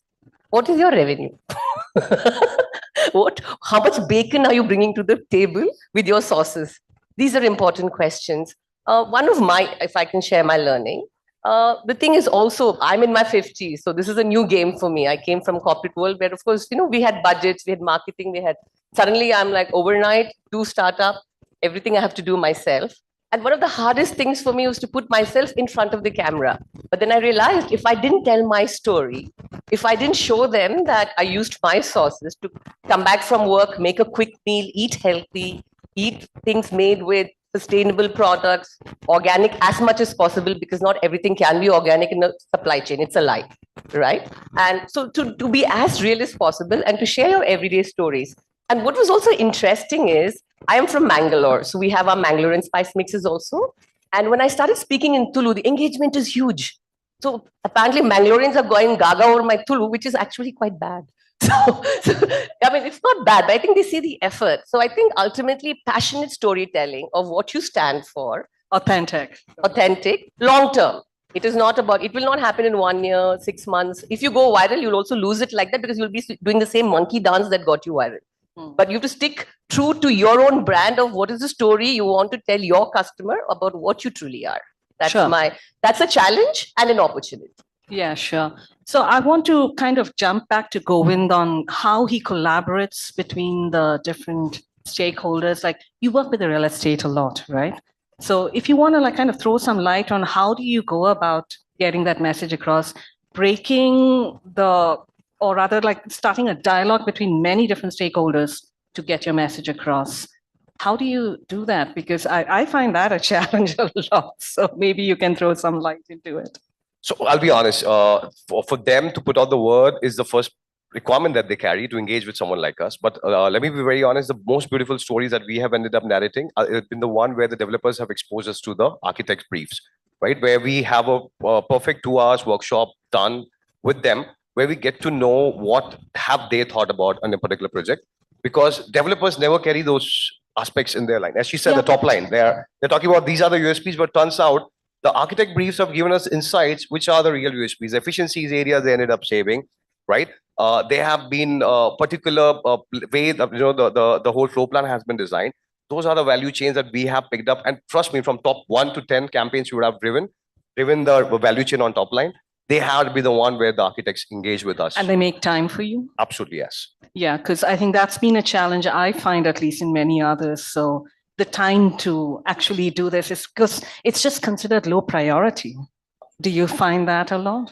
So, see, it's about you guys also taking a little bit of, onus that, okay, this word has to go out because these are the thought process that you have given. And our job is to make sure if you're able to weave that into the story based on whatever you have said, And if we are able to imbibe, so it's all the three stakeholders, the developers, the agencies like ours, and the architect, they're all coming together and putting the best front foot forward to make sure that the passion with which you design the product, everything that you thought about, actually goes to the customer. No, because I want to actually, take a few minutes to talk about it from my personal experience. I find it very easy to talk to clients these days. Oh, well, yeah, we got that point you said. Yeah, right. I saw that on LinkedIn. Yeah, that's a good point. So I actually don't have to try too hard. I mean, I do want to talk about my example as well, because I find that we as a profession, it's low priority. So maybe this is something that, we need to, a lot of us have to catch up on, coming to Ashita here. So, again, in talking about how do you break down this collaboration to get because you work with stylists, you work with many different, and you also mentioned something that you are from a tech background, which I found very interesting, that you found your passion in something like totally new. Yeah, I'm not educationally qualified as an interior designer. It's a passion. But yes, I do run an interior design company. Having said that, design is something which is inborn in most of us, in all of us, in some way or the other. And coming to your question of collaboration, social media per se, of course, we do a lot of collaborations when we are doing projects with craftsmen, with different kinds of people, and all our vendors and all of that. But I think what social media itself has brought in is the opportunity to also open up and understand so many different fields. For example, when I'm working with a videographer or an editor or an art director or a stylist, there are so many different aspects that each one of them is looking at. It's my design, but how do you showcase it? How do you bring out that story from it? How do you put it out there in a way that the end user can relate? Someone who's just no clue about the design language that we are speaking, still it makes sense to them because we are connected aesthetically, we are connected with that design sense. So it just opens up so much more in my head, even as a designer. Because all of these are creative fields: videography, styling, or art direction, even styling props, what kind of props, color themes, and working with these kind of experts, I think, has brought in so much richness to me and my team in itself. I think it's a win-win for all of us. I need to take a lesson from you. Okay, so coming to you, Nishit. So, how do you measure social media efforts and what metrics do you use? Is that something you want to take up? I know that Sarita also wants to answer that, but yeah, I want his data. To hear it, yes. All right. So, of course, metrics are always dependent on what client requirements are, but usual metrics would be engagements, like how many likes do you have, how many follower growth is happening, what kind of engagement is happening. We used to find that very odd, like how many likes do you have? Please go like my post. Like we're like, why are you asking anyone to like it? Because if you want to like it, you like it. But so eventually, why people are posting on social media, there could be many reasons. But if if you really want to calculate that, I think you should focus on the quality of the engagements. So, for example, if you're servicing, you are a designer or an architect and who would have X set of clientele, are those people following you? And it's not just Instagram that we are talking about, I think, because most of the conversations are very centric to Instagram only. But why not LinkedIn? I think LinkedIn is a great platform. But that's not social media. That's professional media. I correct you there. It is still social media. LinkedIn is social media, right? Yeah, so, I know. That's how it's been termed. So I know I stand corrected now. So promoting thought leadership over there, and then checking the insights, what your post growth is. So these are the kind of metrics that you should be focusing on. And yes, eventually it will depend on the long-term growth, as you rightly said, that it is going to take time, to grow yourself. So once you have that 12-year plan and you see yourself growing, I think then there is a learning curve there. Yeah, add something to that. I think so, I'll come to you. Sorry. I'll add one more thing. One of the things that everybody should look at is turning their own social media platform as a distribution platform. Right? The more the number of people that you're really carrying, the point that you said that, clients are saying that, you don't show the work. Tomorrow, the clients will come and say, hey, why don't you share and do a collab with us? everybody has to aim for getting to a particular place where they are the one telling, hey, why don't you do a collab? You don't have to do anything else. So if you have the distribution in your side, there's no stopping. Your brand is getting built, it's going out. To what he said about the quality engagement, definitely yes. One of the important parameters, what you should look at as well, even in the paid content, sometimes a lot of people may not believe in it, that putting the word out with the money. Marketing depends how you really want to look at it. But I'll tell you, it's normal algorithm. You spend an X rupee on a normal video that you're promoting, let's say with 50,000 bucks or a lakh. But if the video has a human, what she said, if she is a craftsman whose background is shown, the work he's doing is shown, and what and where it ended, it is shown. That's a perfect story. Put it out and put a small money there, and you will see from typical other content that she will use for marketing herself, with this, the kind of ROIs are going to be another level as well. So the social media has to be looked upon just from a point of view. The algorithms are rigged in a manner that nothing is organic anymore, right? Only 1% of your engagement. Algorithms to Luddites like us. Like, what is algorithms? Okay, so algorithms are we are. I'm asking this question for you if you have that question. Sure. So we are a group of 100 people. Everybody has 100 connects, right? Typically, you believe that I'm going to post something and 100 people are going to see it. I'm sorry. Only one, max 2 people. That's 1% to 2% people are going to see it. Till the time one person touches, and that too. The likes have to come, the comments have to come in the first 1 hour, the first 2 hours. And the saves and the forwards. The post, if they're saving it, that means they want to come back to it. They find the content attractive, or it speaks to them. They are engaging with you. They've begun to engage with you. Now to keep them is your job. And who is engaging with you? If you have powerful people, the best thing, if she's got too many followers, make good friends with her, right? And then just ask her, hey, please, I'm posting this. Can you please comment or send it to somebody? Trust me, you will see a different spiral in your reach comparatively. That's algorithm. Where the Meta and Google is simple, right? Your timeline is your window. That's 10 in a day at the best, right? Out of 10, 2 will be the ads. 8 people only you're going to see. Now those 8 people, who are the 8 people? Which are the 8 posts? They have to decide as well. So you have to look at it from their perspective too. Understood. So I actually just want to come back to a little bit of a humanistic angle, right? So over to Patricia, because she was just introduced as a designer. She's done MS, she's done this. But you know that she's also a chef, and she reminded me about it just this morning. So how does anybody know what we are about behind our media or facade? Yeah, just I wanted to connect this previous point because Sure, I go have ahead. some kind of a very personal story because I don't come from a business background at all. I guess I have like 0.1% of business soul in myself. Sorry to say this is not very positive for a future business for me, but that doesn't matter. What I wanted to say is that, funnily enough, I was not trying to do anything. I was just experimenting, Instagram. And I just had Instagram for a couple of years. I didn't pay much attention.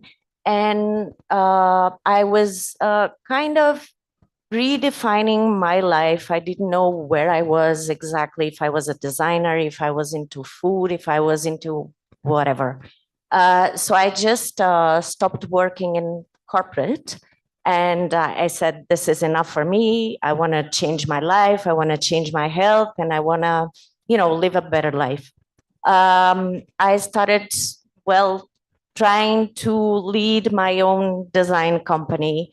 I was successful with the projects that I was leading, but I was not reaching anything on social media. I was not even believing in it. So one day, because I cook a lot, that's part of my life. I like very, hands-on things and designs as well. So one day I just posted my, probably back then, 11 dogs playing with my daughter in a house that my husband and I designed and we believe in. And we have a firm called Ahu Life, which is a lifestyle. And I just posted some story or reel, I can't remember, about my daughter playing with the dogs and jumping into a pond that is also sustainable. I have to mention they're just not dogs, they're Rottweilers. Yes, a lot of those very fearful reads. But this just to tell you, and I was cooking somehow, this just to tell you that back then I reached some 11,000. I'm not talking about million, obviously, very humble about that, but like 11,000 views. And I thought, wow, this is the biggest thing that I've achieved. And people congratulating me about my lifestyle. And I'm like, wow, I have a lifestyle. This is so great. I mean, not just for me, because apparently I have a lifestyle and it's healthy for me and I'm happy with it, but can I do something about this? And without you just thinking about this is business, because like I told you, I don't have a business, in my blood, but as a storyteller, how can I actually influence other people and inspire other people with this daily stories? Absolutely right. I mean, that's a really valid point, Patricia, because that's storytelling. And so you brought it up about that humanistic angle. These are the kind of things that everybody wants to be like reading about. But I find sometimes that we're putting ourselves out there and you feel like you're getting a lot of negativity, negative energy back.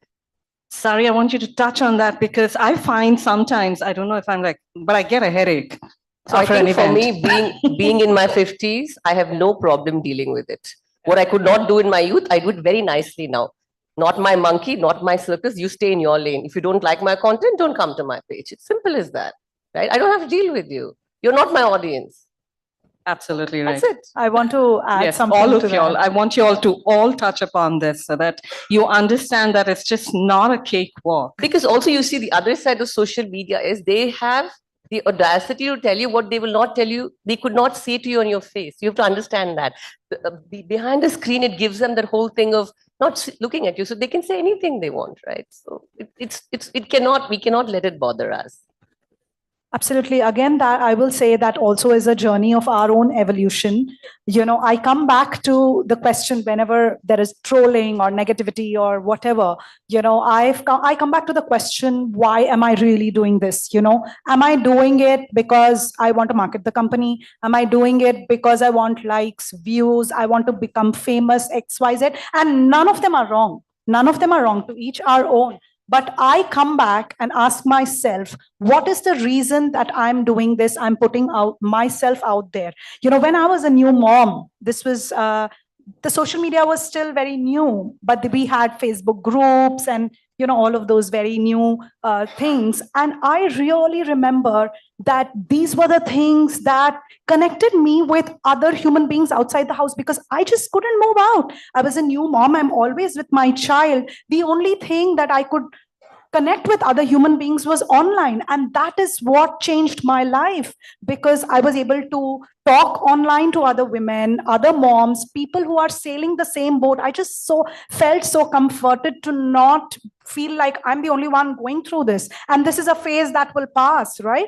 So for me, the reason I do it today is to give this back. There would be someone right there who needs it, who just needs this, to see this truth, who just needs this small inspiration and say, this is fine. Oh my God, she has gone through that and I'm going to go over it. So I just come back to that. And I think that really, really helps me to overcome any kind of negativity around social media. Thanks for that. Going over to you and next. So you come to the stage for the first time, you're always going to get scared. A lot of criticism is going to happen. But then you get used to it, right? The social media is a platform where negativity will come, but then you have to be thick-skinned. But at the same time, when we are building content onto the top of the pyramid, which is intellectual content, trust me, now that's purely on the base of data. These elements are very limited. You don't really have to deal too much of it compared to what the massy content or the bottom of the pyramid content gets. So yeah, you don't have to really worry about that too much, but at the same time, it comes, as I said. No, we had to address it because I think it is a concern for people who are not using it that much. Yeah, but that's the thing, thick skin, you got to have. There you go, thick skin. So what happens is that people are really interested that, okay, we want to do social media now and we will create content and everything, right? But they forget that you are at a social public place. And yes, there will be comments. And For example, I'll only actually talk about designers for that matter. I'm sure you guys have also noticed there have been design firms where the people are dancing in the office and they project that, right? And okay, and they're having fun. Now that content also is being viewed by people. Maybe it's good for them, right? And there are a set of audience which will say, okay, what is this? This is not design centric. I'm not gonna be your audience. Yeah, when do you have time to work if you're dancing all the time? Absolutely, right? So yeah, so but then again, what they are trying to portray is, okay, we have fun in office. This is our work culture. Please join us. This is how we work. We want to balance out everything. So that is why they are doing it, right? And when you talk about the negative comments, yes, and I think you should be very mindful. I see a lot of people, especially on LinkedIn, who get worked up and reply negatively. I think it's not a battleground. I just go and delete it.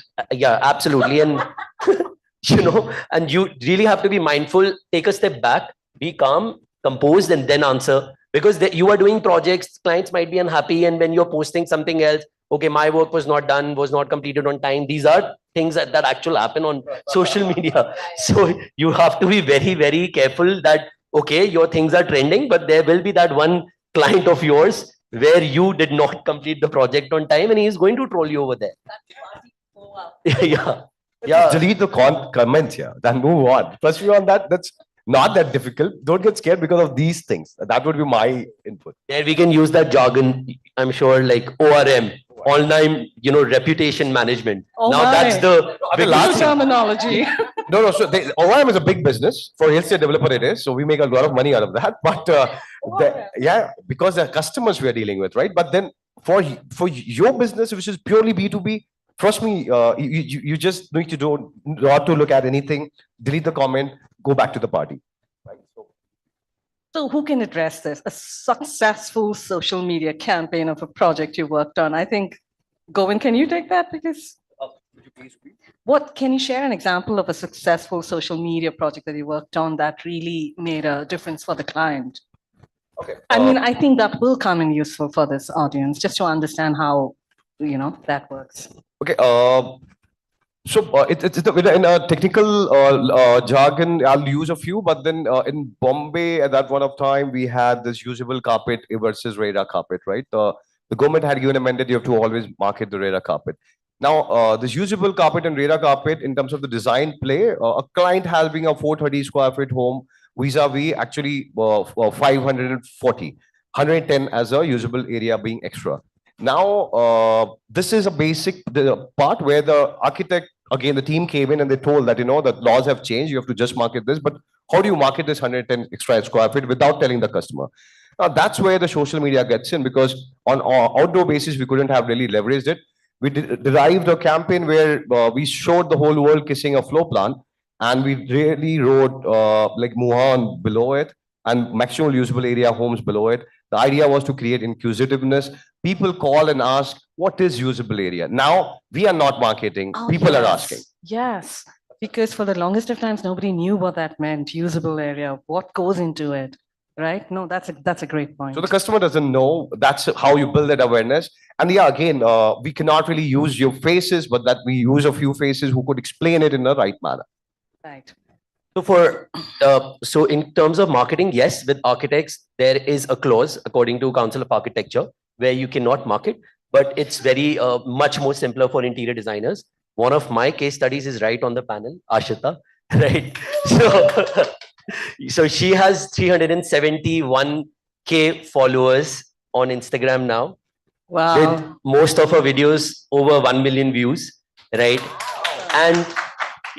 And I remember we celebrating. So, of course, we have a Bangalore office here, but usually the work was being done in Gurgaon, and we cutting cakes over there at 100, 200, 300K, right? And if you see her content, it's so organic. They are showcasing spaces that they do, how well they style it, how well they design it, and that's been working for them. And they have been growing like anything.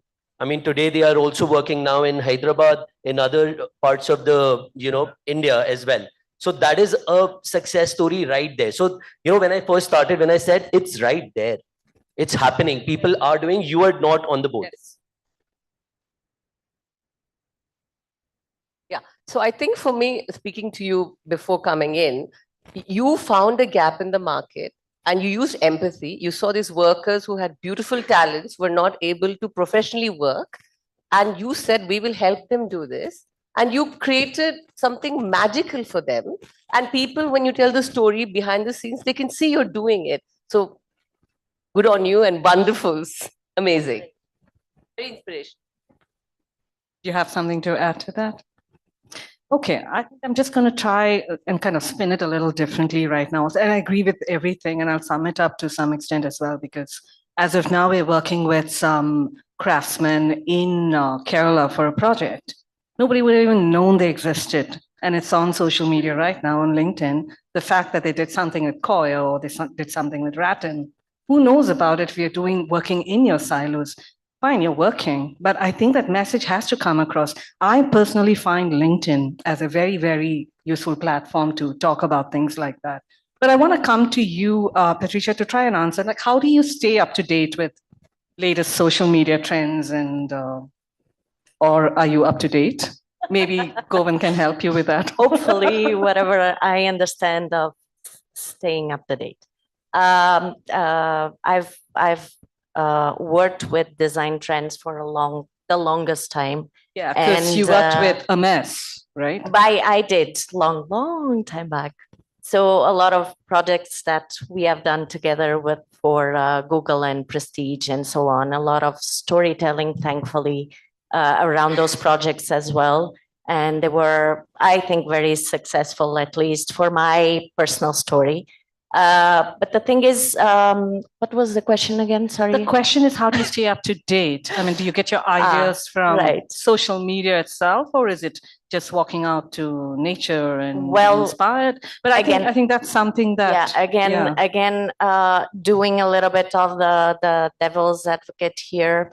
What bothers me a little bit is when I'm designing something and I'm working with my team, which are youngsters, and they say, oh, I created a board on Pinterest. Okay, have you gone somewhere? Have you seen? I'm not saying somewhere in Rome. I'm just saying somewhere in Mysore, or which is I mean.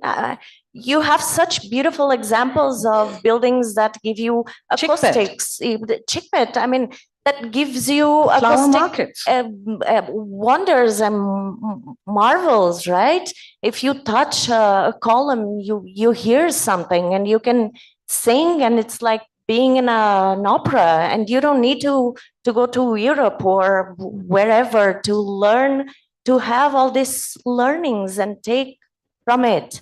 So I really want them to breathe, go outside, check outdoors, play with dogs. I don't know, have some food, not just order, just cook some good food. And then talk about it on social media. Yes, and then talk about it. Tell your own story. And we are socially, we should be socially responsible with the stories that we create and with the products that we work with.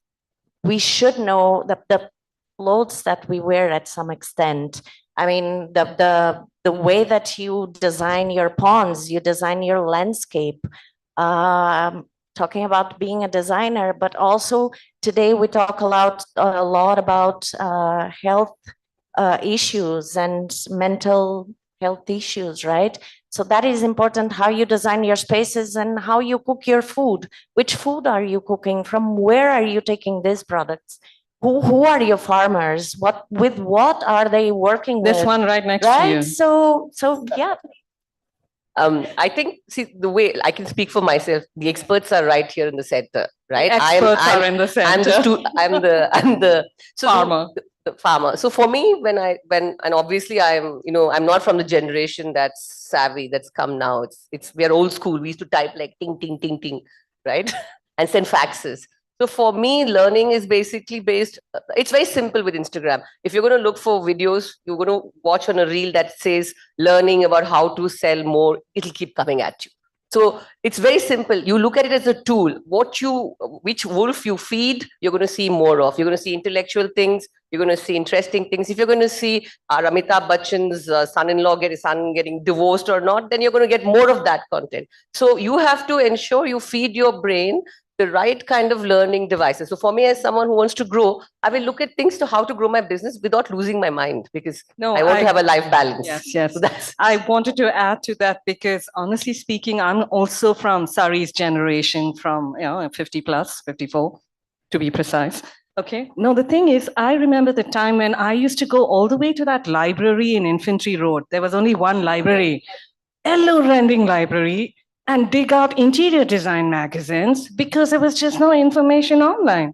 I really had a problem. And then I would go and buy those, go to MG Road, and there were magazines on the on the pavements, and I'll pick up all the interior design magazines because that used to feed my soul.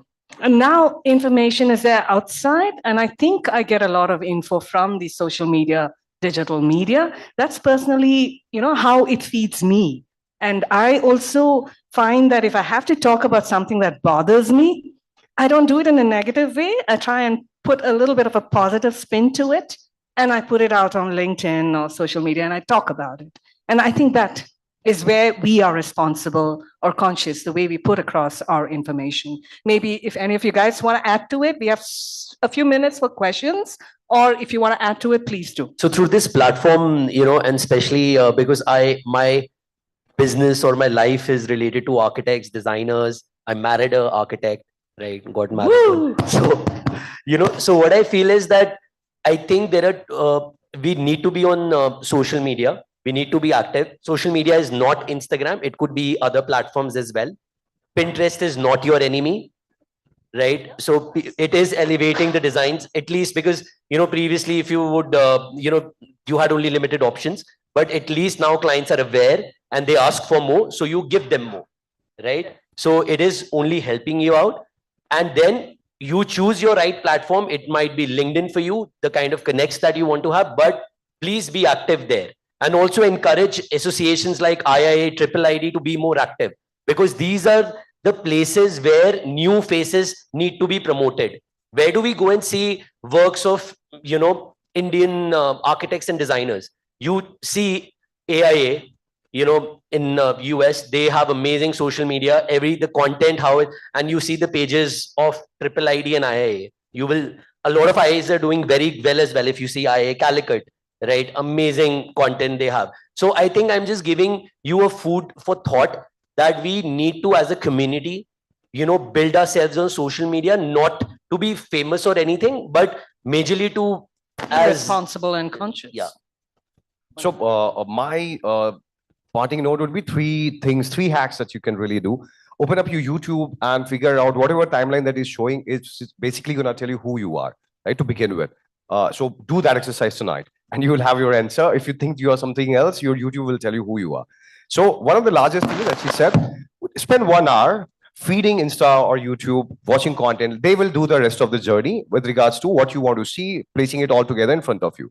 Now, the stage 2 comes where you are understanding that the content that is directly coming to you, can you be making similar kind of content or not, right? If you cannot, have one person in your team, as she said that she has a team member or someone from your family, because the stage 3 is, without doubt, in any profession, I'm not just talking about you, any profession today, 10% of your time spend learning about this part, if in case you're looking at putting your work out there.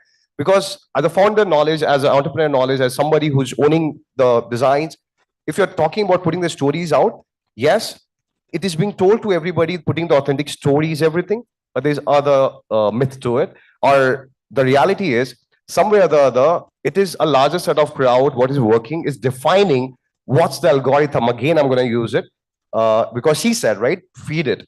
What algorithm people are looking at, and if in case you get something of that sort and you catch on to it in the first 50 efforts you make, trust me, I don't think you will ever want to go back to, because the ease that it provides eventually, if she's got that much follower, I'm telling you, next 5 years, 10 years for her is like sorted. The kind of business that will naturally come to her, recognition. You were saying, you go to meeting, you don't have to introduce yourself anymore. And I believe that's the end goal for all of us, where our work talks before we arrive at any place. So yeah, these are the three things that I would say that we should just get onto it. Spend 10% of your day learning about these things, because that's the future narrative where it's heading. Thank you. Thank you guys so much. In the interest of time, I want to know if there's any questions.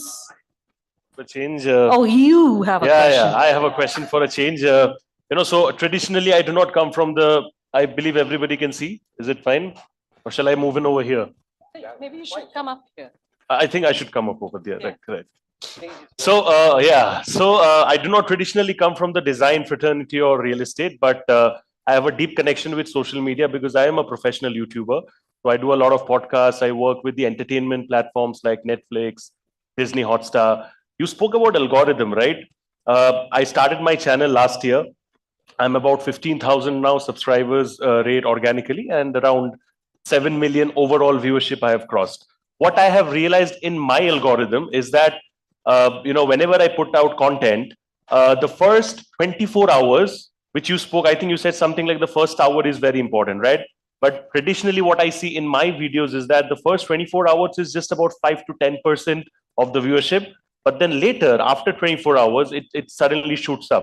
And if I talk about my competitor platforms, like say, a Pink Villa or a Bollywood Hangama or these kind of platforms, for them, if they're putting the same content around the same time, their viewership, traditionally what I have observed, is about 35%, 50% higher than what I'm doing at the initial 24 hours.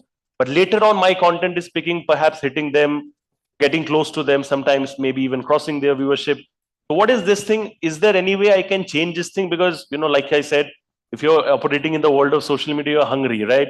So why even wait for that 24 hours? I wanted to, escalate right from the very beginning. Is there a way I can perhaps change the mechanism of my algorithm into doing that? Exactly what I was going to say. Yeah. So I'll tell you, different content has different kind of a shelf life. Yeah. If you are building your network on YouTube, and if after 24 hours your content is picking up, that means on the search side something right is happening on your side, which is a great news for you, right? By the way, because most of the other places, the first 24 hours is the peak, and then it starts going down. That means you're doing something right with the content that you're making, the meta words, keywords you're using, because of which the search is heavy. Correct. Now, the first 1 hour or first 24 hours are largely at the start is an art of curation, where the first part is, are you consistent? Are you consistently posting and posting at the same time, right? And then there's audience consuming at the same time. So these are the initial part of the algorithms as well. If you're managing that, then YouTube considers you as a content creator who's very serious about what they are doing. Automatically, the algorithm favors consistency. The second layer, of course, is the initial first 40, 50 videos that you're doing. Try to curate your audience for the 24 hours. That would mean do the distribution yourself, right? When you're posting it, distribute among a certain set of people, your friends, or if you're whatever larger network you have. More the number of viewership that you're able to curate at the start, automatically the algorithms, while you're done with next 10, 15, 20 videos, you will see a different spike altogether. Why a Bollywood Hangama and others have a larger one in the first 24 hours is already the established base. Right. Nothing else apart from that. And of course, they deal with a different, again, they play with the lower bottom of the pyramid content, which has 150 crore audience open. Correct. The content they are talking about is 10 lakh, 20 lakh, 30 lakh, and that's it, right? So it has to be done differently, has to be looked at a longer shelf life. Consistency still remains a parameter, right? So that's I hope I answered. I think, yes, absolutely you did. And I believe that on that note, when my platform grows a little older, then in that case, I automatically, I believe. Because I was wondering, because it's new, is it the case? That's why anyway, I've taken my time for the question. I was Anybody wondering else? if there's any questions in the audience. Oh, there's one there. Yeah, okay. Can I have a mic over here, please? Or maybe I can take one of the mics from here, please, if you don't mind. Thank you. Here you go. Yeah. So all you guys spoke about social media gratification, right? Like whether my content is picking up or not picking up. And Patricia also spoke, right? I'm like, she made something and it didn't pick up, but just a story about she posting about her dogs and her daily routine picked up, right? So if anybody who is new to social media, the gratification is becoming worrisome. So how do you all suggest that worrisome to become a easy relaxation process? And she's my boss. Okay, And I know her insights. I know her insights as well. And she talks a lot about it, right? And she motivates also. So, but I want to have a different angle, and I want to see what I hear from you guys and what she's told me in the past. And I want to, like, mix and match. Yeah. Hear me? Okay.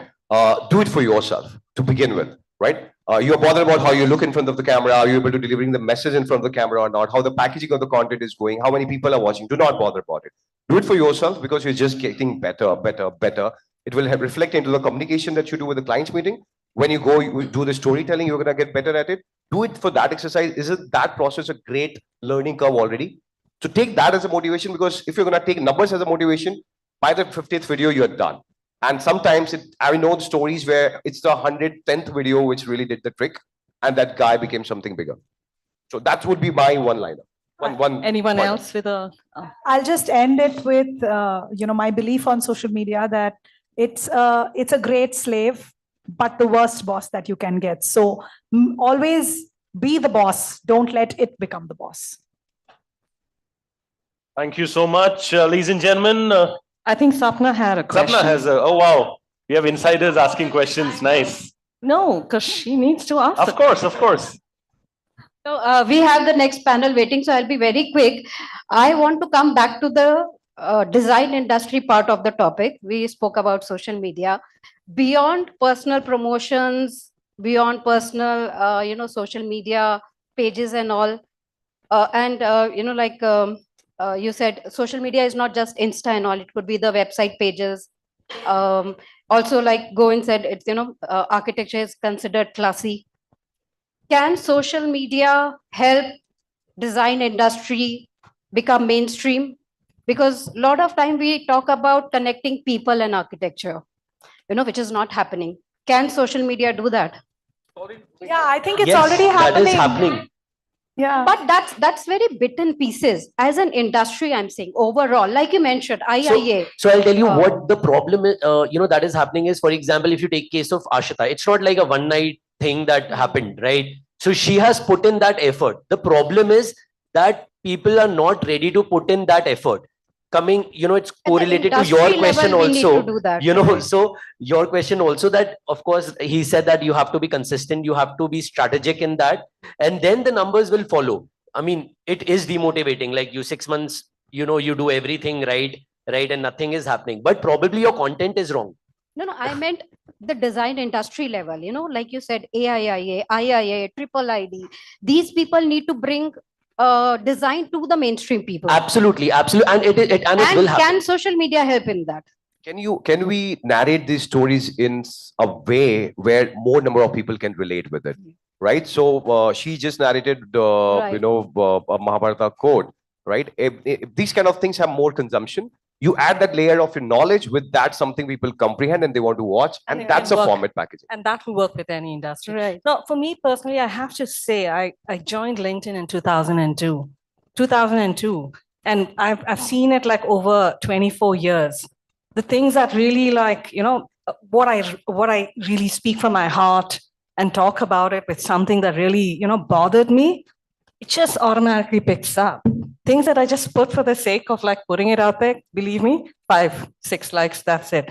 It's like, if you're really speaking from your heart, I think people will get it. I mean, that's my, view. But I'll tell you practically what you're saying, it's very easy. How many members are there in COA, IIA, IIID? If they start posting their own content on their pages and, people see great architecture, interiors, problem solving, you can talk about in real estate, how design can, make the FSI larger, you can build more number of flats in the same area. There could be many things that can be solved. There is audience for everyone. I'm not saying just post good, pretty pictures or, you're having a, pink ice cream and then your interiors are pink, or people are posting that. Yes, but these communities, IIA, IIID, COA, they have so much of following, and yes, these are the people who will eventually bring design to mainstream one day, so that's the thing. Yeah, thank you for that. I think with the next panel, probably Kavita can address it, being the president of AAAD. Yeah. Immediate. Right. Thanks. And I think we kind of really run out of time. The hope is that, it's been educative enough. And if you haven't started, you probably need to start now. Coming from someone who's been on LinkedIn for 24 years, I can tell you it's helped me a lot. Thank you so much. Thank you so much, ladies and gentlemen. Please give it up for this very, very fascinating panel. Thank you so much. I'll request Trupti Keria, publisher and business head, Reality Plus, to please kindly join us over here on stage and hand over the token of appreciation to all of them. Itna acha interesting tha. Please make some noise, everybody over here. Bangalore, come on. Thank you. And coincidentally, in a way, I happen to twin with the majority of this panel. So, of course, there's a personal bias attached as well. Oh, yes. Yeah, I mean, it's somewhere to do with my fraternity. So I thought, grasp the knowledge as much as possible.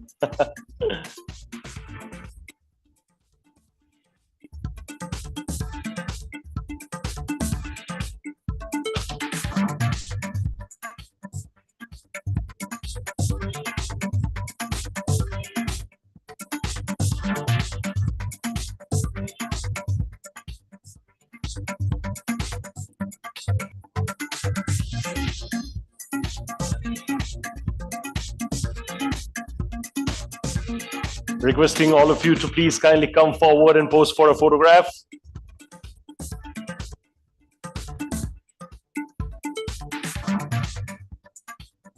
I come from the entertainment space, so I like to use a lot of dialogues. एक dialogue है, इतना सन्नाटा क्यों है भाई? सन्नाटा नहीं होना चाहिए, तालियों की गूंज होनी चाहिए for this very, very, very engaging panel. Thank you so much. Thank you so much for all the knowledge and insights. Thoroughly entertaining, thoroughly full of engagement and fun. Thank you so much.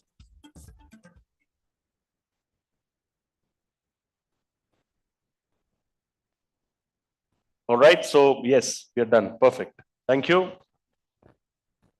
So, 2 panel discussions done and dusted. A very engaging fireside chat done and dusted as well. Quickly moving on to the 3rd panel discussion of the day, ladies and gentlemen. This is going to be a very, very informative discussion on unlocking infrastructure development for livability. I repeat the topic for you all once again. This is about unlocking infrastructure development for livability.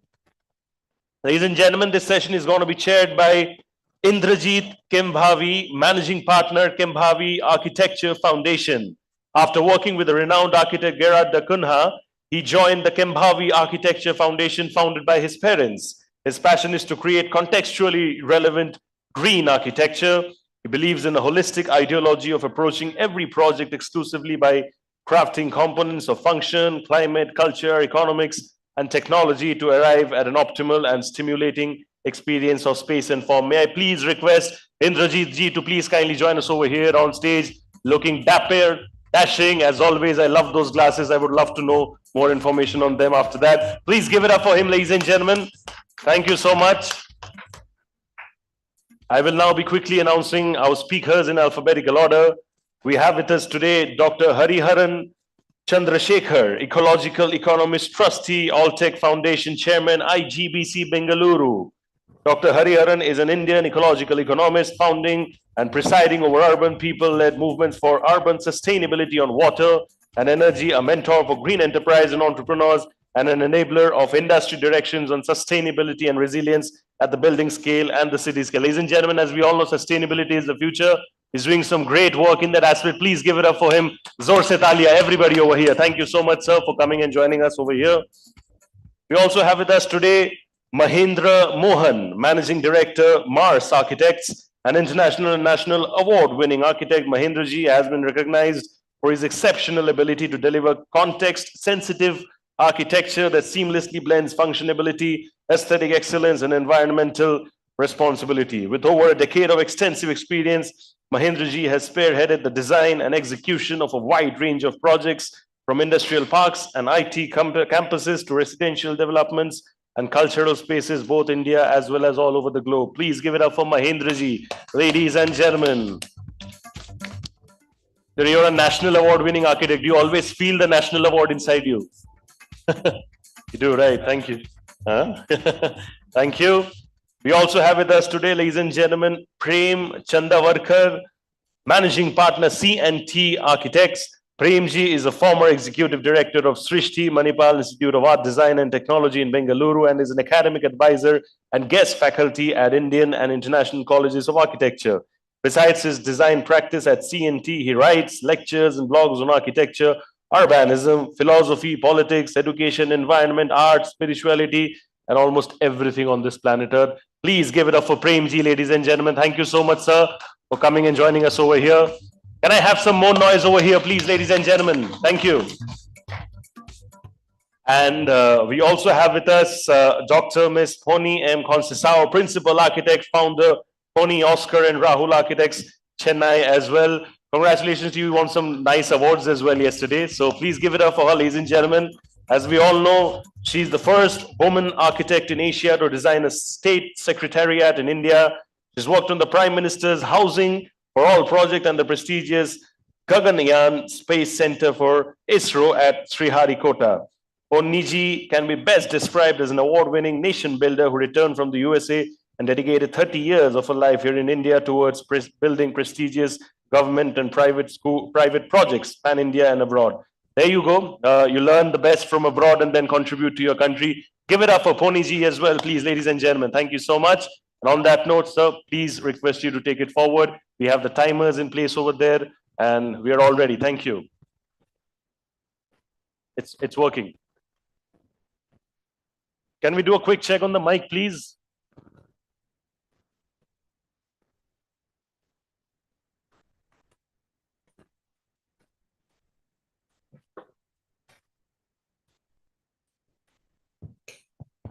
Yes, this one is working. Thank you.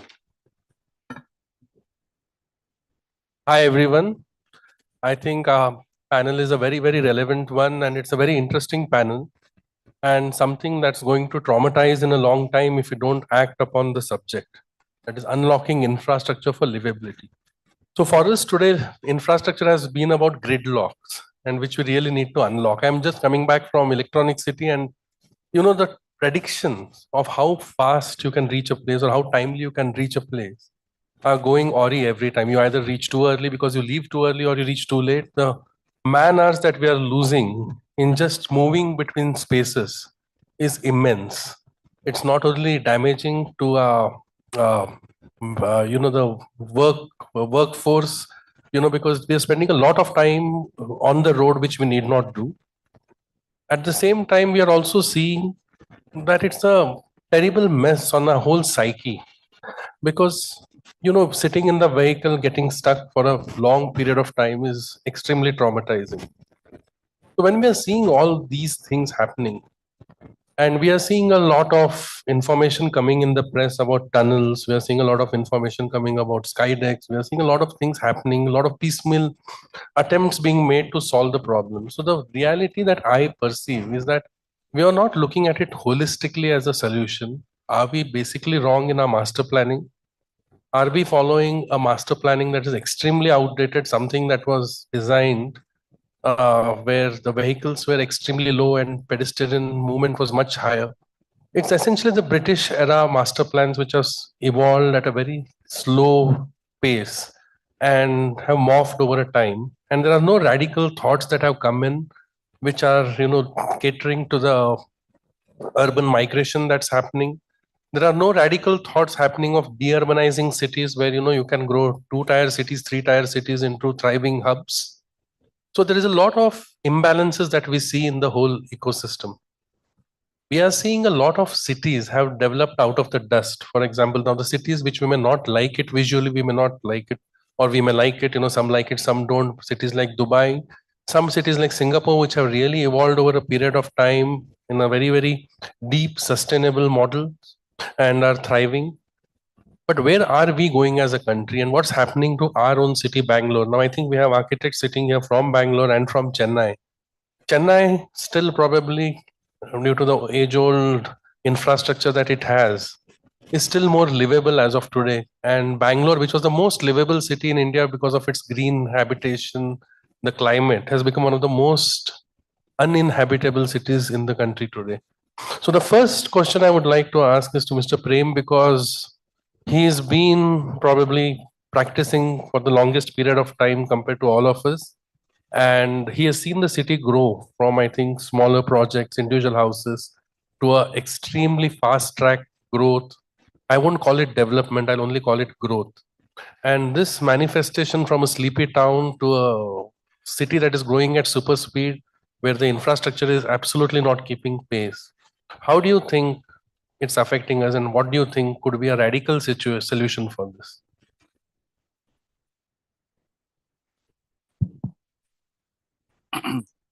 I think there's an underlying problem we need to look at, which if you don't get that right, any effort at managing infrastructure, planning cities is going to get derailed. And that's the way land markets function in India. Land markets are highly inefficient, that they're riddled with ambiguity, bureaucracy, opacity, corruption. And any of us who've done any class in elementary economics, we would have learned that prices settle where the supply and demand curves intersect. And in inefficient markets, the supply curve gets closer to the vertical. So minor increases in demand cause disproportionate increases in price. So we have the situation today where land values bear little relationship to average incomes. We tend to treat that as an inconvenience that has to be tolerated, but it has much more profound consequences. That it, because the urban land use plan is a fundamental means of planning cities, and to be recognized as an inhabitant in a city, I have to locate myself from the land use plan to some form of agreement, whether formal or informal, of sale, rental, employment, whatever it is, on a parcel that corresponds with the land use plan. And there's a price threshold for doing that. And what has happened because of the nature of land markets is half the city is outpriced. So they cannot locate themselves within the master plan. They have to go into slums, unregulated layouts, unregulated construction, and other forms of informality. And this affects more than the poor, it affects the middle class also. So you have 50%, close to 50% of the population in large Indian cities who are by the system itself rendered invisible, rendered excluded. And this has three profound consequences. One is that large population, which is invisible, is vulnerable, condemned to a degraded life, and potentially angry. We have to be thankful that they haven't got as angry as they could get. But there is a subset of them that has got angry and has begun to believe that vigilante violence is the way to assert their presence.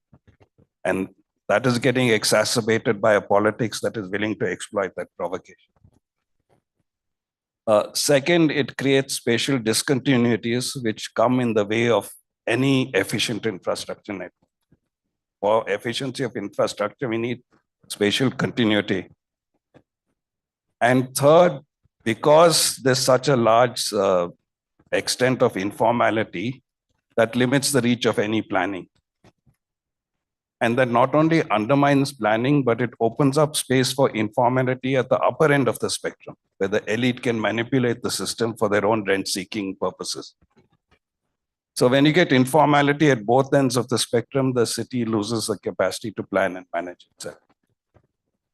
So there's a lot to be done on infrastructure, but I think if we don't solve this underlying problem of land markets, all that effort is going to come to naught. But what do you think? The migration, the urban migration that's coming in is a reality. And corruption is a reality. Greed has become a reality. And the capitalism on the planet has become a reality. What we are noticing that, especially me, I've come from a two-tier city, and I've been seeing that, like a lot of politicians invest into a tier 1 city, whichever state they belong to. And, the drive of development is only happening into the mega cities. Yes, like probably Maharashtra, Tamil Nadu are still the better off cities where you have decent size of secondary markets like Maharashtra has Pune, Aurangabad, Kolhapur, Sholapur, which are developed pretty well and have the infrastructure of a tier 1 city. Whereas if you look at Karnataka, there is a huge lopsidedness that has come to it, where you don't see any growth happening in the 2-tier cities, and it's leading to immense migration. What we have been noticing is that except traditional business families, all the intellectual capital from all these tier 2 towns is getting sucked into Bangalore or Pune or Hyderabad, the nearest micro markets, whichever are close to these micro markets. And that is creating a load on the system. And on the other side, we are seeing the government is trying to have Bangalore, greater Bangalore, greater Bangalore. They're just consuming fertile land, agricultural land, and adding it to the city without a holistic thought on what could be done. Can't we look at redevelopment? Can't we look at increasing the verticality of cities? Since it's real, we cannot hide from it, and green the cities. Look at redevelopment not only of individual buildings, but areas at a whole, where you create a lot of walkability, you create a lot of internal landscape, garden spaces, and see a lot of change that is happening. So you have been a real estate developer. Also, you have been associated with a sustainable movement. You know the economics challenges that are coming up with these things. What do you think is the way forward? How do we tackle, how do we solve this situation? Thanks. Before I say anything, I must acknowledge this, that two ladies out in this room, the last 20 years or maybe 18 years, have done some remarkable work. Me and Sapna out there. Been seeing them forever, and steadily, every day they send out stuff. I don't know how you do it, but I must acknowledge the remarkable work you girls are doing. Well, Indrajit, I'll put it like this to you. A lot of the issues that Prem raised are genuine concerns. We need to look at this social and equity angle of any city. In 1982, the Greater Mysore Chamber of Industry had a president called Lakshmanan. And in a meeting somewhat like this, we didn't have hotels like this at that time. He said exactly the same that you said today, that we need to decentralize. We need to have industry in Hubli and Shimoga and Mysore and such. But if I look at Mexico, for instance, or look at any other country, look at Indonesia and Jakarta, look at Bali itself, and so small in terms of the population, if I were to look at Java. So this isn't something that is, shall we say, unique to India. Look at Bangalore. If you look at the moment you said infrastructure, and I read it when Sapna sent this, first thing I told myself is, we are so hugely privileged in Bangalore. We have today about $3 billion that the corporation gets as revenue. We are the second highest GST payers in the country today, only after Mumbai. We have today about $350 billion, which is about 10% of our GDP, which is running at 3.7 to 4 trillion. And we are, if you take the last, say, 5 to 6 years, including, say, COVID and such, still finding that the CAGR of Bangalore's GDP is higher than any other of the 6 metros that we have. Now, and yet we have this challenge of, and people like Prem know this, you go walk into the BDA here, you will find, say, 5 town planners for a city this size. There is a chief minister, deputy chief minister, who has announced only 5-6 months ago that he's going to have 3 more satellite cities. Now, 3 satellite cities, and many of you know where they are, most of them on the north. What that means is the north of Bangalore has had, from 1967, Hoskote has been declared a drought-prone taluka, Kolar also. And you want to go and put this out there. You create an STRR, which is nothing to do with the Karnataka government. Gadkari did that. Now, that 287 kilometers immediately unleashes violently another set of things that will disastrously happen for this city. A city which has water today at an average of about 1,500 feet, right? And that's half a kilometer. Where are you going to get water if you want to do a satellite city in Devanhalli? As it stands today, we have got, and I'll finish with a couple of notes on this. As it stands today, we have got about 250 crore liters or 2.5 billion liters that we need, of which about 150 crore liters is groundwater. You know what that means? We are drawing only about 40% of water from the water supply board. Now, the amount of money that you need for the water supply board to see that they become a lot more efficient, to bring down that UFW or unaccounted for water to, let's say, half of what it is today at 40%, takes us only about 1,200 crores. This is a city which receives $3 billion or 24,000 crores every year as taxes that you and I pay. It is not for want of money. And I can tell you that NCR has a different challenge. It doesn't have the revenue. Bangalore has it, and still we are not doing it. So coming to you now, what do you think is a holistic solution to, handle the urban migration? How do you readapt cities? See, we are unable to stop it. Like you said, it's the reality. Like I was in Buenos Aires, a city with having probably a higher population than Bangalore.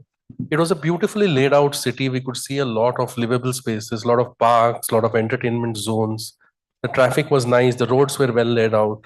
You had parks, you had sporting activities spread across the city. It was extremely livable. It was extremely walkable. And it was a very enjoyable city to just move around. And financially, as I said, they are much weaker than us. And why are we not doing it? So what's that solution? Like supposing you get into the helm of affairs, what's the magic wand that you would want to use? Wow, that's a very, very good but very loaded question.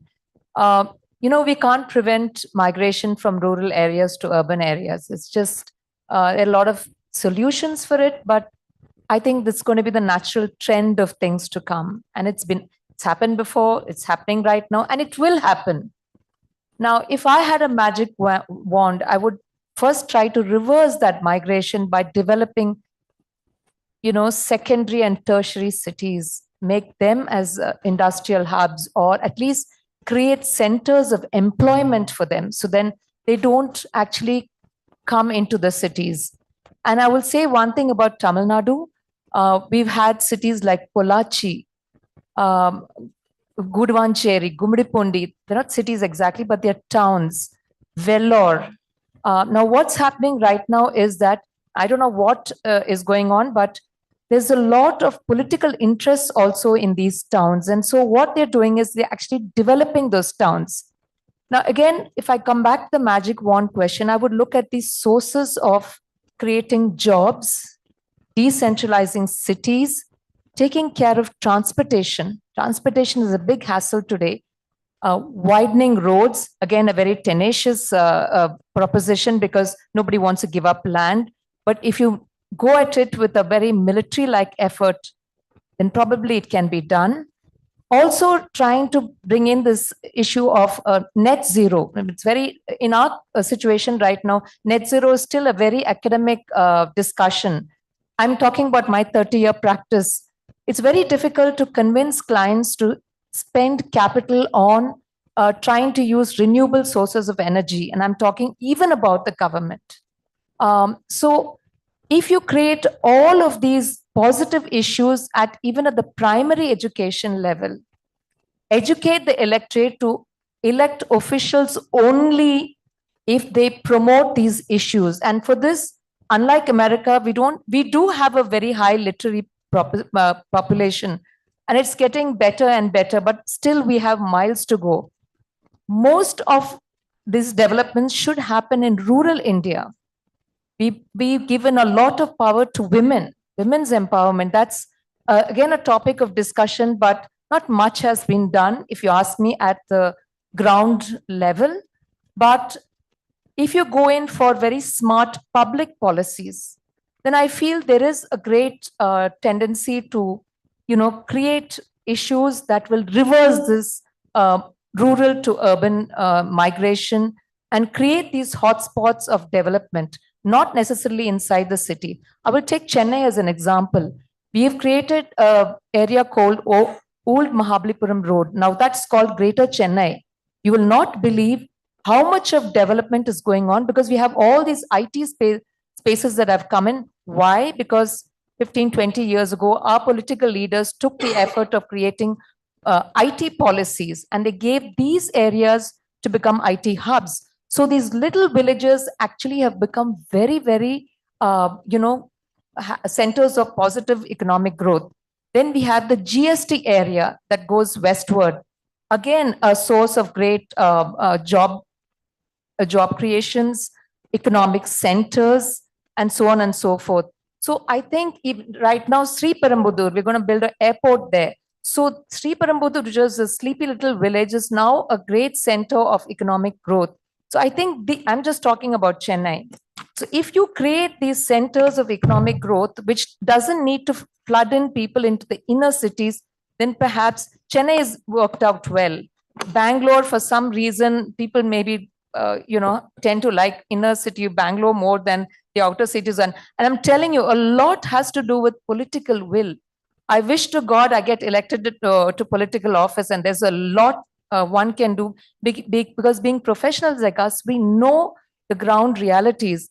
Political will, political will, political will is all I will say. And that is funded only by the will of the electorate, not to take handouts, but elect leaders who are centers of, who will create centers of positive economic growth. My fundamental question to you now is, are our education policies relevant any longer? Like we have urban planners in the system. Do you think they are geared up, or is the education geared up enough to address these issues, or is it something that's been just happening over a period of time and they've been reading out of books which were written in the 60s and 70s and they're not adopting with the change and time that is coming in today?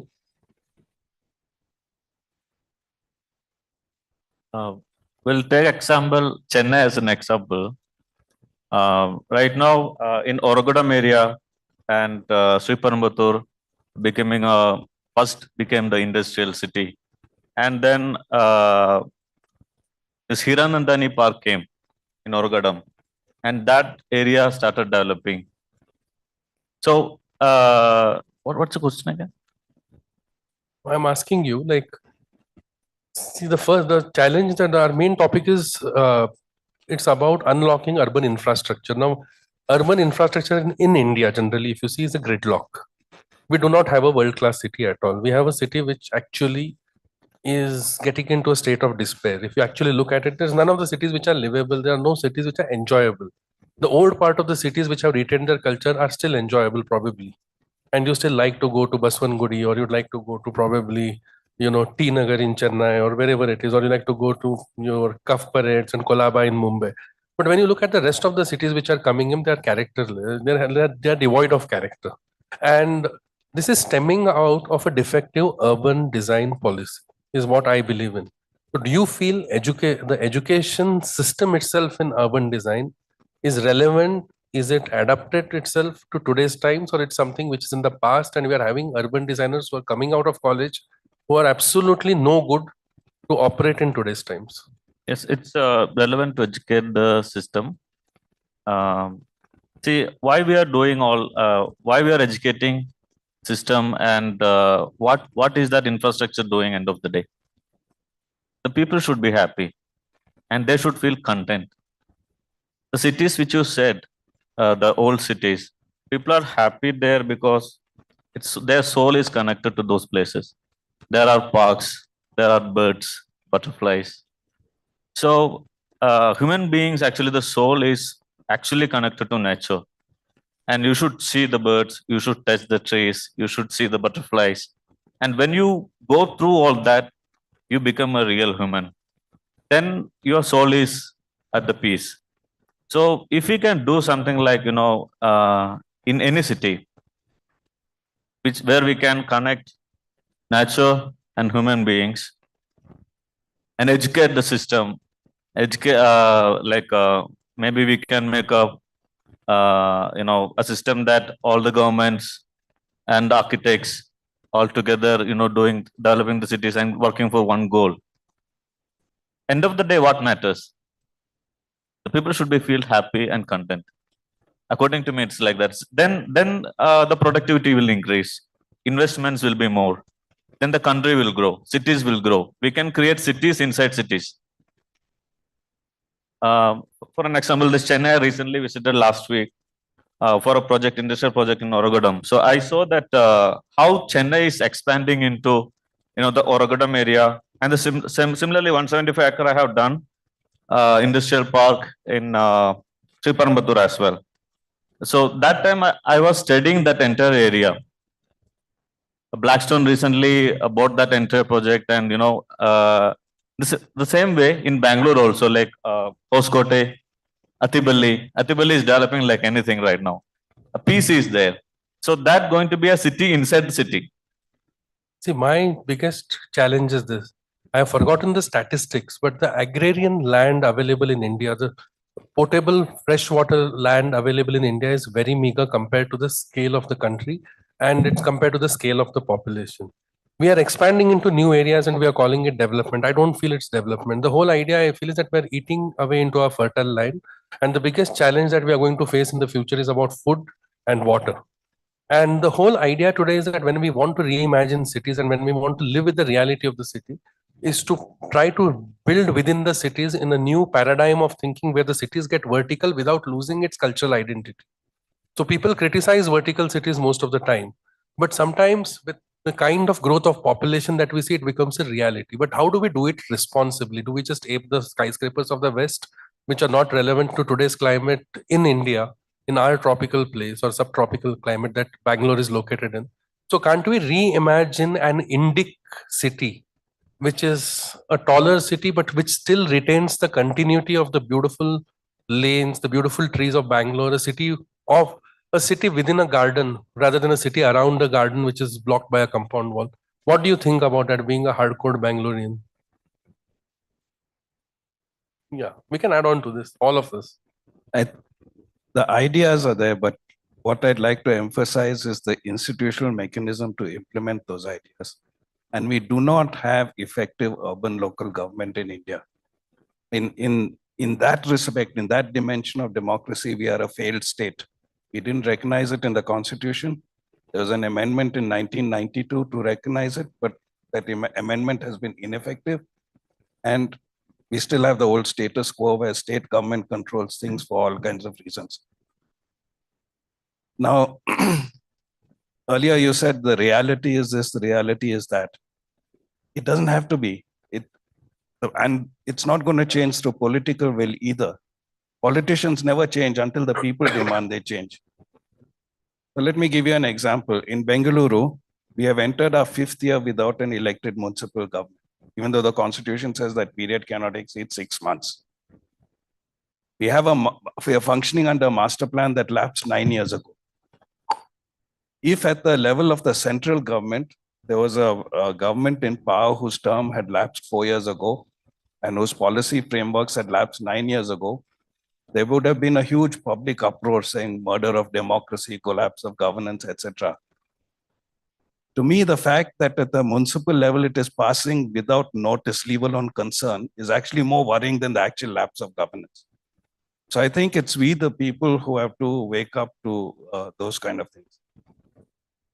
The other point I'd like to add is that it's not just at the urban level, the urban planning level, that we resolve this problem. There has to be a regional planning. You're looking at the scale of spatial scale, say, at a state level.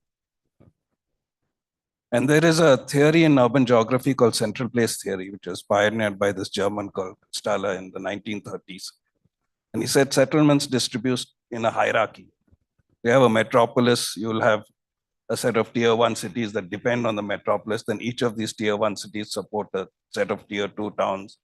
And it goes on till even villages are in a hierarchy that way. So you need a regional planning effort that recognizes hierarchy and locates investment and intercity infrastructure to support this hierarchy.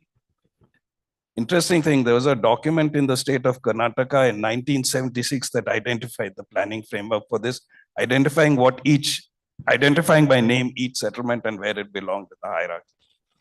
But this has not been adopted. So we need to look at all these aspects also. It's not just at the urban planning level. And this, if you look at central place theory, it will deal to a large extent with the migration issue you are talking about, the distortion towards the metropolitan city. Let me offer a brighter side to what Prem talked about. Only mentioned net zero somewhere. Today we have, Bangalore is the 3rd largest when it comes to certified green buildings. And what does that mean? It means that each of those buildings, about 1.2 billion square feet, each of those buildings cuts about 15% to 18% on its energy. Sometimes it takes, there is one company, I can't take names here in Whitefield, which has 18 million units that it takes as off-grid and produces about 4 million units inside on its own local generation, whatever grid. Now, Karnataka is the only state in the country today which offers 100% generation. You have a building like this, you want to produce your own, if you have the, the rooftops for it, you can produce it and the government says, I will give you net metering. The other is that each of those certified buildings, I can tell you of this, about 20% of them, about 250 million, 300 million square feet of buildings, some of them on the ring road on the other side, if you're going from Hebal to, let's say, Krishnarajapuram, you will find that these buildings take no water at all from the outside. It's net zero water certified. There is no tanker water coming in, no borewell water used, no grid water also coming in. So you will ask me, how are they managing this? There are ways of doing this. There are at least 3 residential enclaves that I know of. One of them is a high-rise, by the way. 27 floors. I think it's 108 flats to each of those towers, 6 towers. In a place like Hope Farm, which is in the Whitefield area, where the groundwater level is at 1,500 to 1,700 feet. They're going net zero. No water from the tanker, system, no grid, and no water. They don't in any case get grid water. If you are developing, I know Indrajit is doing one of them, 100 acres, let's say, 4 million liters, if I were to take, let us say, just 1 meter of rainfall in Bangalore, we are getting more in the last 3 years. That's about 400 million liters. If you planned your development in a way that you are recognizing water bearing capacity, worked it in a way that you do not have to have water from the outside and you work most of it within the loop, you're on. South of Chennai, there is one Capita Land. There is one large campus there. They've got, I think, about 22 million square feet there in that space. All of it, about 80% of it is no water from the outside. In Sri Perumbudur, there is another large glass manufacturing company, 4 MLD at 4 million liters a day, right? And that's 1.2 billion liters in a year or more. No water from the outside. I was there last week. All of it, and it's done so well over the last, say, maybe about 8 years of consistent work. Who is doing it? Engineers. Engineers can also be destructive, I can tell you. So there are very good sides to what we are doing. And I can tell you that there is clear hope for a city like this one if we only worked more on the demand side. Let me end with one last sentence. The chairman of the Water Supply Board here has been around for the last about 1.5 years or 2. He was given a mandate when Yediyurappa was the chief minister. He was told that, look, I know that we have got about 42, 43%. I don't know what you do, bring it down to 20%. He's been starved of a little of funds, but he's managed to do some things to a point where he's got 8% on record. And I've checked this out. I mean, there are measuring systems that we have put in place, digitized, real-time dashboards. And we are finding that 8% is about 80 billion liters in a year. 750 or 760 billion liters is our total annual water demand if I were to take this 2.5 billion liters that we have gotten in Bangalore. Energy is a different thing, but it's happening nicely enough. What is the chairman saying? He says, look, I managed to get some money for this one, for the UFW part. I don't know if I can share this with you all. TG Halli, in 2011, we stopped taking water from TG Halli Reservoir, which is on the Arkavati. Arkavati, we are part of we are a sub-basin of the Kaveri. In any case, Bangalore is, we have got Vrishabhavati, which is joining Arkavati anyway. There is Jaisim coming in. And, we have got out of sewage water. If you see the entire Rajakalways that feed into the Arkavati, you will find that it's 160 million liters going out every day. No monsoon or no monsoon, we are getting 160 MLD. I'm saying, what happened in the last 1.5 years? It lands into this TG Haldi reservoir. There is a system that has been put into place where 110 MLD of water, which is RO processed just now, at no more than, say, 9 to 12 as TDS. But this water is mixed with the Kaveri water further down, about 10, 11 kilometers away. All I'm saying is, quietly, Bangalore is doing a great deal of work. The government officer doesn't want to sit here and say it. Preeti Gehlot, for instance, a BBMP who's now the head of climate action, she reports to Uma Shankar, who's the UDD additional chief secretary. Finally, they're doing some phenomenal work in the city. Trust me on that. I mean, I can go on with the good news in the city. We also know as good professionals, all of us, and those in the administration, that there are many more things that need to be done. We know that. And we have no comparison. I mean, if somebody tells me that Paris is this away, or some other city in Europe is this, there is simply no comparison to what we have as challenges. About the only country that we can have some comparable sort of things is China. And China is doing a fabulous job, I can tell you, way, way beyond what India is doing. And India needs to learn from such systems. See, we see a lot of initiative happening in the private sector. So probably now lead and associated certifying agencies got a lot of awareness of green buildings into the country. There's a lot of awareness of carbon neutral, which is coming in, or carbon zero buildings, which are coming in now. And we are having performance oriented buildings, which are developing. So there is a lot of activity which is happening in parts. You can see the private sector doing a lot of good things. We can see government doing a lot of good things in parts. But are we really there when we don't have a holistic approach? So the whole point is that while some things are improving, and it's based on the temperament of a certain officer, like we have seen, like Sri Kumar in police housing, who did a great job in bringing the awareness of green buildings or stuff like that. So it's dependent on a particular officer. But why are we not looking at a holistic situation? Don't we need to have a central command for our cities? And cities as a whole, like it's a bloody joke. Like when we go to Chennai, the fire driveway is 7.2 meters wide. In Bangalore, it's 6 to 8 meters. You go to Kerala, it's required only on one side of the road 4 meters. Does the tendency of fire change or the fire engines change? Means it's absolutely ridiculous that the bylaws have so much inconsistency across cities. So can't we get in a policy which is probably more pragmatic, more realist, more rooted in today's times? I think that's the biggest challenge that we are facing today. And whatever said and done, yes, Chennai is probably as of today better in terms of urban transport, but is it really doing the right thing? It's not. There is no city actually excepting Bombay to some extent which is doing the right thing as of now. And what do you think is, as architects, now we cannot talk in terms of like, the whole, there is obviously the country needs to respond to a change, but there are bigger problems like food, shelter and all for most of the people. Most of the people are still below a certain economic strata and their challenges are higher. They won't join the system.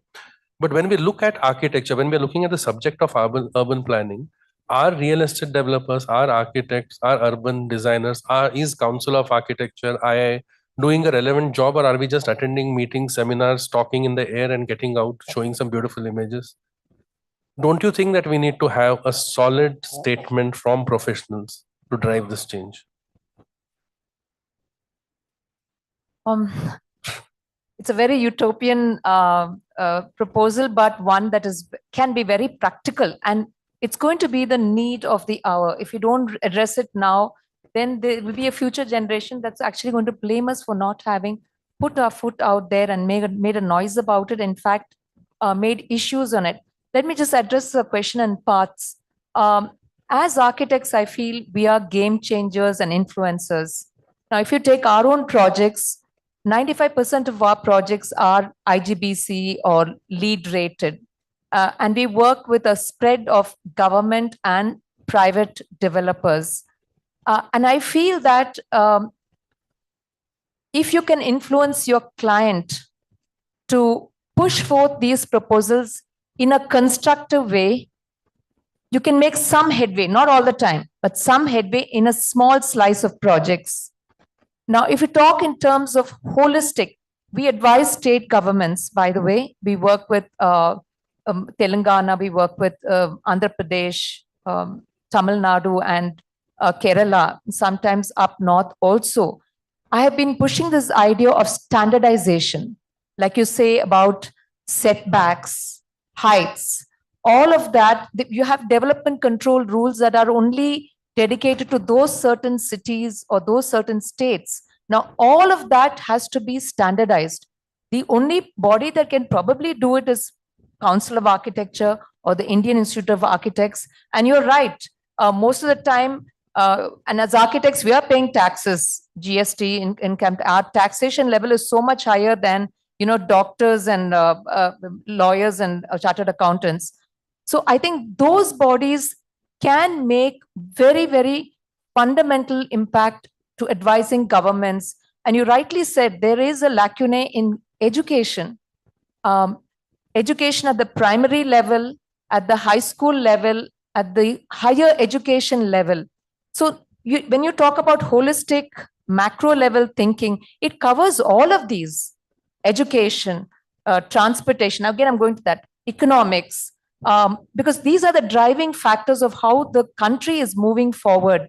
So I think these bodies are very, very important in advising the government. And maybe as architects, we should be game changers and influencers, probably with our clients, possibly. But if we all rose up as a force, made a little noise, and then try to influence the office bearers of these bodies, because very often times there's elections and they get into these positions. Now, what are they actually doing for the country and for the greater good? So probably those are the driving factors, and those institutional bodies can bring in these corrections. Like I said, when we do government projects, it's very nice to know that chief ministers and ministers are actually asking us what is the latest development in maybe developing water bodies, cities. What is the meaning of this IGBC? Because remember, they are all old school. The younger politicians are yet to come into power, and so are the IAS officers. We have very good, bright IAS officers who are actually driving these issues at the higher level. So maybe as architects, and there are architects in the IAS officers cadre also, just for you to know, engineers. So they're all making this very concerted level of advising governments, and also having something called PPP, private-public partnership projects, where they are bringing in just not only national interests, but also international standards into these projects. So I'll tell you something. I lived in the US for 10 years. And I came back to India and I realized you can't compare the West and India, and neither can you compare it with China, because there's a huge issue called cultural context. India develops at a function of time. You cannot have overnight changes. It takes a little time, but we'll get there. And as a civilization, I think we've survived, I don't know how many millennia. And I have a lot of hope for this country. But like you said, it's professionals like us who need to push issues more stronger. Since I think the last 20 years, I've been looking at newspapers and the television, and you see a lot of consultants to the for the urban development of Bangalore. Private sector consultants who are actually advisors, not consultants, who are actually IT guys, who are, stockbrokers or investors. We don't see a council of architecture. We don't see an IA. We don't see an urban designing association which is sitting on the platform and advising the government. So is it taken over by the people who drive the resources financially, or is it, does it have to have a proper professional training, which is on the advisory panel, who can advise the government on what is to be done in terms of urban planning? This question is for all of you. Let me answer that first, because you see, we sit on government hearings very often times, and this is on a very practical level. Architects get sidelined a lot. Engineers grab the show. And being a woman, for me, when we designed the secretariat, I can't tell you how many times I had to put my foot down, bring the roof down for the government establishment and the PWD department to actually listen to our ideas. And very often times I was, branded as someone being too pushy about ideas. So I feel where, again, I'm going back to government, because they're the ones who are putting larger projects right now. If you notice in the past 5-10 years, architects get sidelined by engineers, of all people. This is the truth of it. So if we as architects, and I'm just talking about my experience, your experience may be very different. We as a body, as an architect's body, have to make that concerted effect, and we have to hold office bearers of IIA and COA responsible. And that happens if we attend meetings more frequently, I mean, I know it's an impossible idea. It's practically it's not possible. But I'm telling you, as architects, we do get sidelined in government hearings. In government, even if it's your own project, you really have to fight for what you want. I mean, that's again my experience. I'm sure you all have more positive experiences. Yeah, we have a lot of individual warriors amongst all of us. You know, individually, I think a lot of us are setting out to do what needs to be done in different ways. Like somebody's promoting sustainability, somebody in the urban space, design space, craftsmanship. You know, there's a lot of stuff happening all around. But cohesively, do we have a voice? And don't you think that's the strongest message, all of you in the audience, don't you think that's the strongest message that we have to send across? That we are the cohesive voice, we demand change, we are the professionals. Mind your own business, do what you're doing best. Let us do what we are best at. Don't you think this is a message that will go across? Developer on the table, what do you feel? Well, it isn't, it takes many hands to actually make action like that. I'll put it like this to you. It's not to do with one architect. There are domains which go beyond the architect.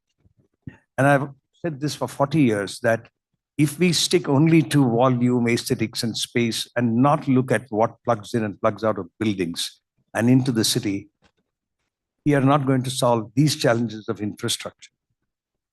We have to look at anything that you do with simple things like energy bearing and water bearing capacity as integral part of any master plan, city or something that you build as on the in-building scale itself. That is all I can say now. And I can tell you that, in response to what Funny said, here I could talk of, I've been interacting with many of these people in administration, and I can tell you that these guys are clear. They have a very clear plan in most cases. And when you walk into their rooms, they tell you, look, I will give you 5 minutes. Give me in 2 or 3 paragraphs as you speak as to what you want me to do. Actually, it's tough to be a bureaucrat. Yeah, and I know some of the good Sardar in your city is another old friend of mine. And he keeps saying that it is not possible for me to act on certain things because the way the administrative system is, sort of evolved over 50 years, just makes it impossible for them to act. No IAS officer has any power to act. Keep thinking, and when we walk into their rooms, we have this illusion that this guy has the power to decide something or the other. He just can't, right? And clearly and very happily in Tamil Nadu, and here also I can tell you, administration and the political system is like 2 parallel lines. These guys will continue to do whatever has to be done. Ministers can come and go, and systems are reasonably stable. They're stable, but I think disruptive enough to not keep us happy on the roads. And whatever is happening, absolutely, it's extremely slow. So I definitely would want to differ with you on that, on this particular point. And I personally feel that, there is a lot of effort which is happening from the private sector. You have done a lot of effort with the project that you did in terms of sustainability. And there is a lot of work happening in the government, but it's extremely slow. The pace is extremely slow. And at an individual level, yes, she, him, or any of us can do a little, we can walk the path a little, but it's only the organizations which can do it. The COA which goes and does inspection in colleges, high time they look at the syllabus first of all. The kind of education itself needs to change. And everybody's talking about a dilution of the architectural thought. That's what she just said compared to the engineering thought, or nowadays looking at social media that we heard about the interior design thought, because they have a voice on social media. Architects are not supposed to voice themselves in the public forum, which is ridiculous in today's world. How does a young guy who comes out, who has brilliant ideas, showcase his work to the market? Don't you think we have to change at all levels? Don't you think that CO document 1972 has to be scrapped and a new document be rebuilt on it? I think it's time for a lot of change. And I don't know how much time we have, but I feel that this is a discussion that we'll throw open to the audience to debate and ponder upon for a period of time. I would like to add one thing. Yeah. See, we have to think from developer side also. We architects are proposing green buildings, all the ecosystem, whatever is suitable for sustainability and all that. And see, the cost of green building, it's actually it's more. It's not. We absolutely, we disagree. A green building is always cheap. It saves material, it reuses material. It depends. Saves Depends water, on it renews energy. depends on different It's market. been It may promoted be wrongly. different. So the thing is, if we get more FAR or FSI from the government, and then if the government is promoting the developers to, do the more eco-friendly buildings, then it will be good. See, what is FSI? FSI is something what a density of a building. Now, supposing you have FSI of 4 and you have 500 square feet apartments, what's the density of population versus you have 10,000 square feet flats with a FSI? For the density of population drops. So the first thing the government should understand, it's not about FSI for residential, it's about the density of population. And based on this density of population, the FSI for the commercial, for the institutional space or any other supporting space should be decided.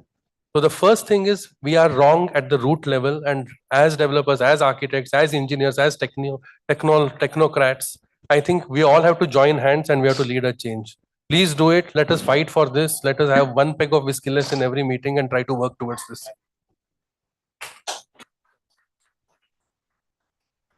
Thank you so much. Please, can we have a bigger round of applause for all of them, please? I love the way the session ended. Unfortunately, in the best interest of time, we can't really accommodate questions right now. But of course, there's a nice, we can take one question. Oh, wow, wonderful, nice. We can take one question. Can I have the mic passed on to him, please, over there, quickly? The gentleman over there, please. Udhar, can you please raise your hand for him? Yeah. You raised your hand, right? So just give it to him then. Yeah. Hello. A while ago, I had an opportunity to work on large infrastructure projects in UK. And we were part of a team which was designing and building High Speed 2, which was an infrastructure project linking the north and south of England. And we never used viaducts until and unless it was necessary.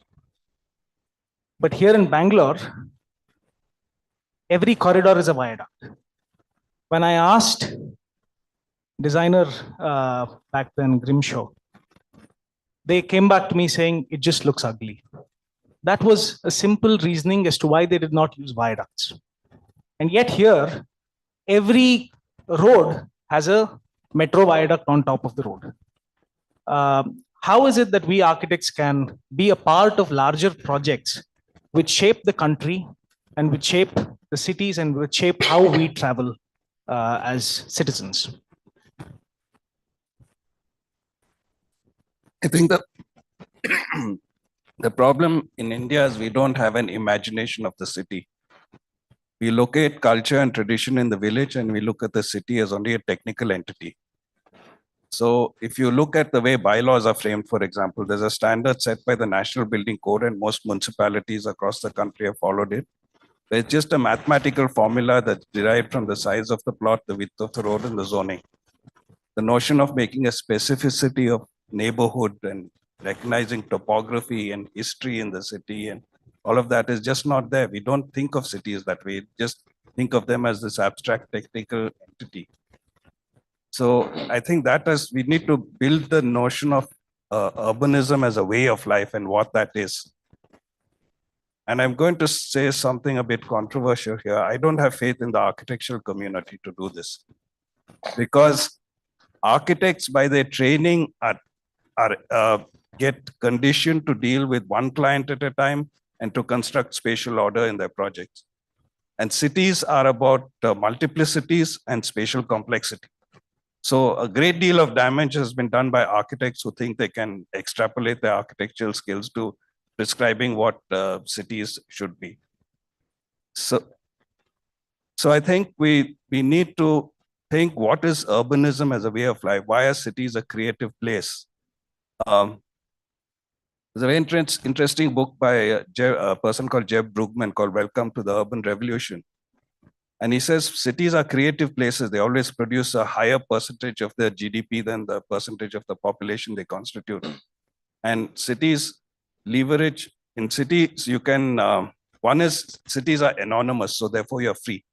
In the village, you're under the gaze of tradition and condition. And because of that, you can leverage economies of scale. There are more people you can connect with. Economies of density, they're in a closer region to connect with.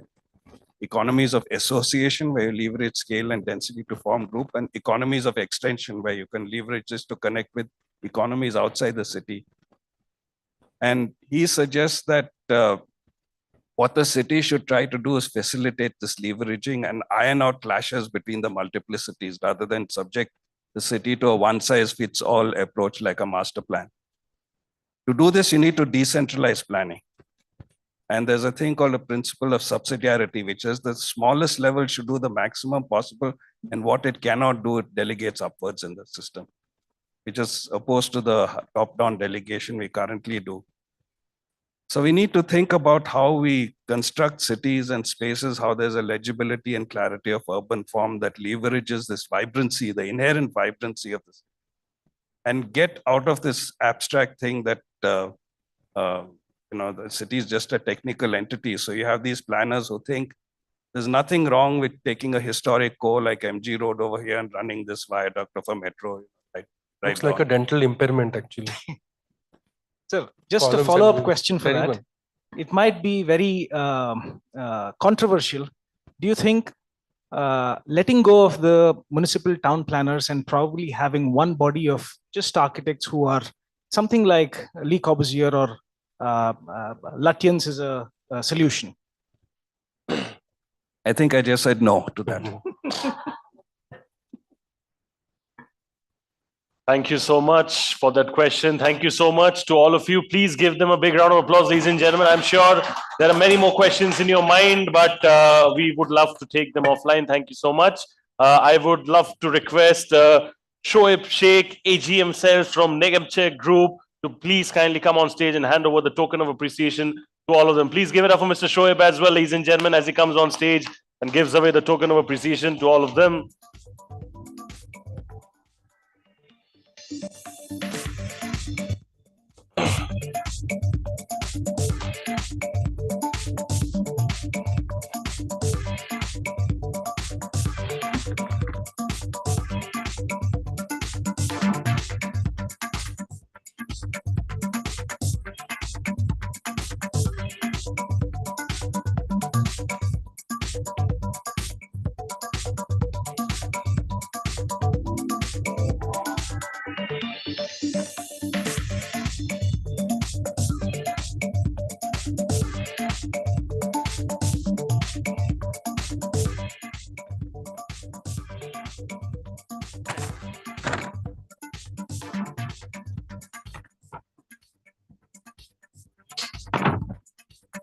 You know, there was so much of appreciation and clapping going on when the session was on. And now when we actually want it to happen, see, everybody is smart enough to get the hint. Thank you. Thank you so much. Oh, the videographer.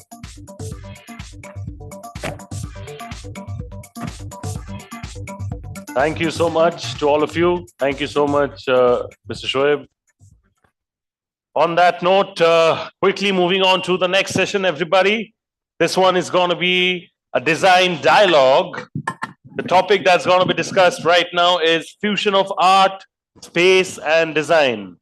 I'll repeat the topic for you all once again for this design dialogue. This is about fusion of art, space, and design. Just a quick reminder to everybody to please keep their phones in silent mode. We don't want to distract any of the speakers. Unfortunately, we had some phones ringing, so I believe it might have been a source of distraction to the speakers. So a humble request to everybody, if you can please kindly keep your phones in silent mode. Thank you. So the design dialogue right now is fusion of art, space, and design. To moderate this session, we have the pleasure of having with us today Sunita Kondur, co-founder 100 Hands Design with us. Sunita ji founded Source, a materials, product, and furniture sourcing company, and deeply believes in the revival and integration of Indian art and craft in the work the studio produces. Sunita ji recently launched Avaza. That is how it is pronounced. AVAZA. Avaza, a premium. There, you can come from here. Avaza, a premium lifestyle for the elderly, which elevates everyday independence and lifestyle for senior citizens in Bangalore. Please give it up for her, ladies and gentlemen. A lot louder. The room has a lot of potential when it comes to clapping and appreciation. Thank you. I will now be welcoming our speakers in alphabetical order. Today we have with us, ladies and gentlemen, Kavita Sastry, Principal Architect KS Designs with us.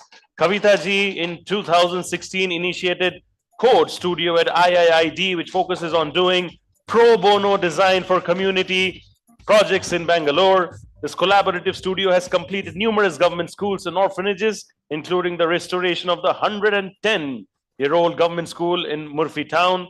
For this project, she was awarded a commendation at the IIA National Award 2003 and also received the silver medal at the Arcacia Awards for Architecture 2003 at Boracay Island, Philippines. Congratulations. Thank you so much. We also have with us today Sarvdeep Basur, Principal, Lucent Worldwide with us.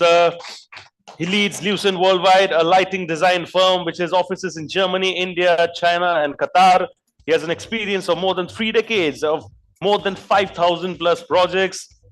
Some of the most notable projects are the Sydney Opera House, the Armani Hotel, the Golden Temple, Ram Mandir in Ayodhya, and the International Financial Center in Changchun in China, and Mount Bridge in Chen. Savdeep's approach to lighting design focuses on blending aesthetics with functionality. Aesthetics is a word we always associate with designers, so please give it up for Sir. Thank you so much.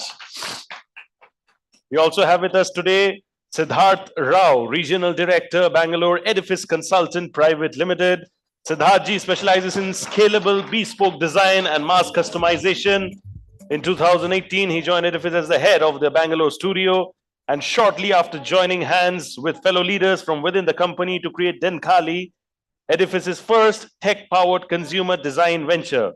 As an architect and designer, his aspirations are simple: to make great timeless design available and accessible to everybody and at every scale. Basically thinking about the society at large. Please give it up for him. Thank you so much for being with us today. We also have with us the presence of Swathi Sivaraman, CEO, Principal Architect, Storyboard Design. Thank you so much for joining us over here. Leads the interior design space with My Flair for luxury design. She believes that every space tells a story, that each space is a narrative of elegance, innovation, and individuality woven into the essence of that space. As the CEO and Principal Architect of Storyboard Design, she has dedicated her entire career to crafting these stories by transforming spaces into living works of art. Please give it up for her as well, ladies and gentlemen. Thank you so much. Can't get bigger than this, can't get better than this. Aur zor se bajaiye tali. Everybody, please, Bangalore, can I have some more noise coming in? The hoots and whistles are more than welcome. Thank you. Thank you. Thank Over to you. Thank you. Thank you for the long introductions and welcome my co-panelists. We are here to kind of discuss the relevance of art, craft, and good design, and the impact it has on us on a daily basis. And to kind of set the ground, let's kind of define what art and design are, kind of to set the tone. Art is, of course, something that doesn't have to solve a problem. It can be highly ambitious, highly impractical. It just has to evoke emotions from people, and can be a great conversation starter, but it doesn't have to solve a problem. But with design and design of space particularly, which could be architecture, interior design, urban design, landscape, lighting, or any form of design, we are always considered between being a science and an engineering form. But there's always this debate about where does design lie, you know, between, is it kind of between the arts and science, and how do we kind of bracket it? But of course, it has to be completely functional, completely practical, ideally sustainable, and also has to be commercially relevant. So to kind of debate this whole topic that's widely discussed, whether architecture is the mother of all arts, or is it just a science and engineering that is done very artistically. So we have a big wide range of ground to cover, and I think we will kind of dwell on how it's historically changed. How has the built environment been impacted by different situations across time, of how it's changed, and how architecture over time using art has created masterpieces, but how has that changed to our current times. So I think to get started, if you, Siddharth, if you can kind of dwell upon how historically this has changed over time, and where we currently stand. Am I audible? Yes. So I think to start with, it's not architecture that is the genesis of everything else. It's art that actually probably is the starting point. So we have had two extremes to start with, right? You have art on one side, and then you have engineering on the other side. So if you go back to historic human evolution, art was just something that one would do to, like you said, to express themselves, to make note of things, because people didn't know how to write. And then there was this concept of a very nascent form of engineering where people were learning how to build things. And then somewhere along the way, a few centuries later, we learned that we keeping either a royal person in the focus, or some kind of a pagan point and focus, or even religion as a point of reference, we could build these beautiful structures and embellish them with art all around, right? Which is why all those temples that you guys just saw and some of these visuals that are there, they're all examples of through history and through thousands of years where humans have actually gone and made the endeavor to craft out these spaces one by one, like they were works of art, but they were actually, built structures that worked, that stood for themselves. They stood the test of time. They've been around for centuries, so they were always obviously very sustainable.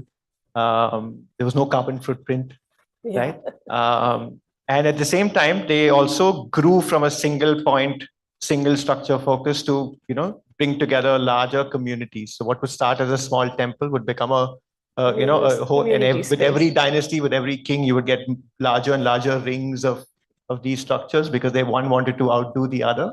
And then eventually that would become a focal point for the city that would start, or the town that would start. So you would get a public space as a result of it.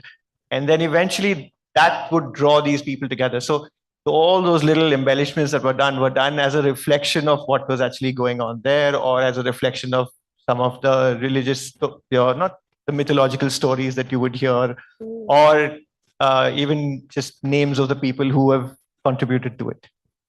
Cut to 2024, right? And that's quite a big jump, where we are working, and I know I'm responsible for a lot of this, where you do a lot of these straight line glass buildings, a lot of plane surfaces, and a lot of these simple rectangular blocks coming together in various ways. Our buildings have to be efficient. Efficiency is the name of the word. Every developer that I work with talks about efficiency, right from the time that I meet them for the first time to the time when we're actually working on the project. So whether it's an office space, or if it's a residential building, or if it's a cluster of office buildings. And then so you make all of these spaces and you realize that there is something missing in all of it, right? There is no soul. It's so the whole sort of space has lost its own sort of identity. And that's where art comes back in as this little point of contrast. So you would very often you will see a lot of these spaces behind us. You'll see a planar sort of a structure, and then this beautiful work of art that just stands and sits there in the center, and that becomes the conversation talking point. So I think that's where we are today. And the need for it has come from the fact that we've started doing these bare walls, these bare bones structures, functional sort of structures. Yeah. So I guess over time, we've kind of somewhere left our whole tradition of the rich art and craft that we were so lucky to have and still have so much access to. And how do we as a community kind of bring that back, or try and revive that to some extent? I know it's a long drawn, hard battle to win, but we are really blessed to have that option of actually getting custom made, handmade, which is so, special to only India or a bit of the world, and not most of the Western world. And all of us are trying to do that to some extent. And I know Kavita does a lot of it in her projects. But how difficult does it get, or how is like the acceptance of doing it in your projects? Are people like willing to go that distance to kind of put that extra effort? Yeah, hi. Good evening, everyone. It's a big thank you to Reality Plus for having us all here and encouraging conversations like this. Art and craft. So in India, I think we are blessed. We have every region, there is a different craft. There are different artisans. And coming to your question about how clients react to this, yes, I'd like to push it in every project. And clients nowadays are also, I think, a little more aware and realize the value art and craft brings to a project. It helps to make it contextual. It helps to root them. Having traveled everywhere and, most of us being global citizens, so it gives you a sense of place. And of course, it's a great way of storytelling. Yeah. So I think a lot of us make this effort to integrate craft into our projects. Also using materials that are local, again, contextual in our architecture, whatever we design. But I think as a community, also we have tried to empower artisans.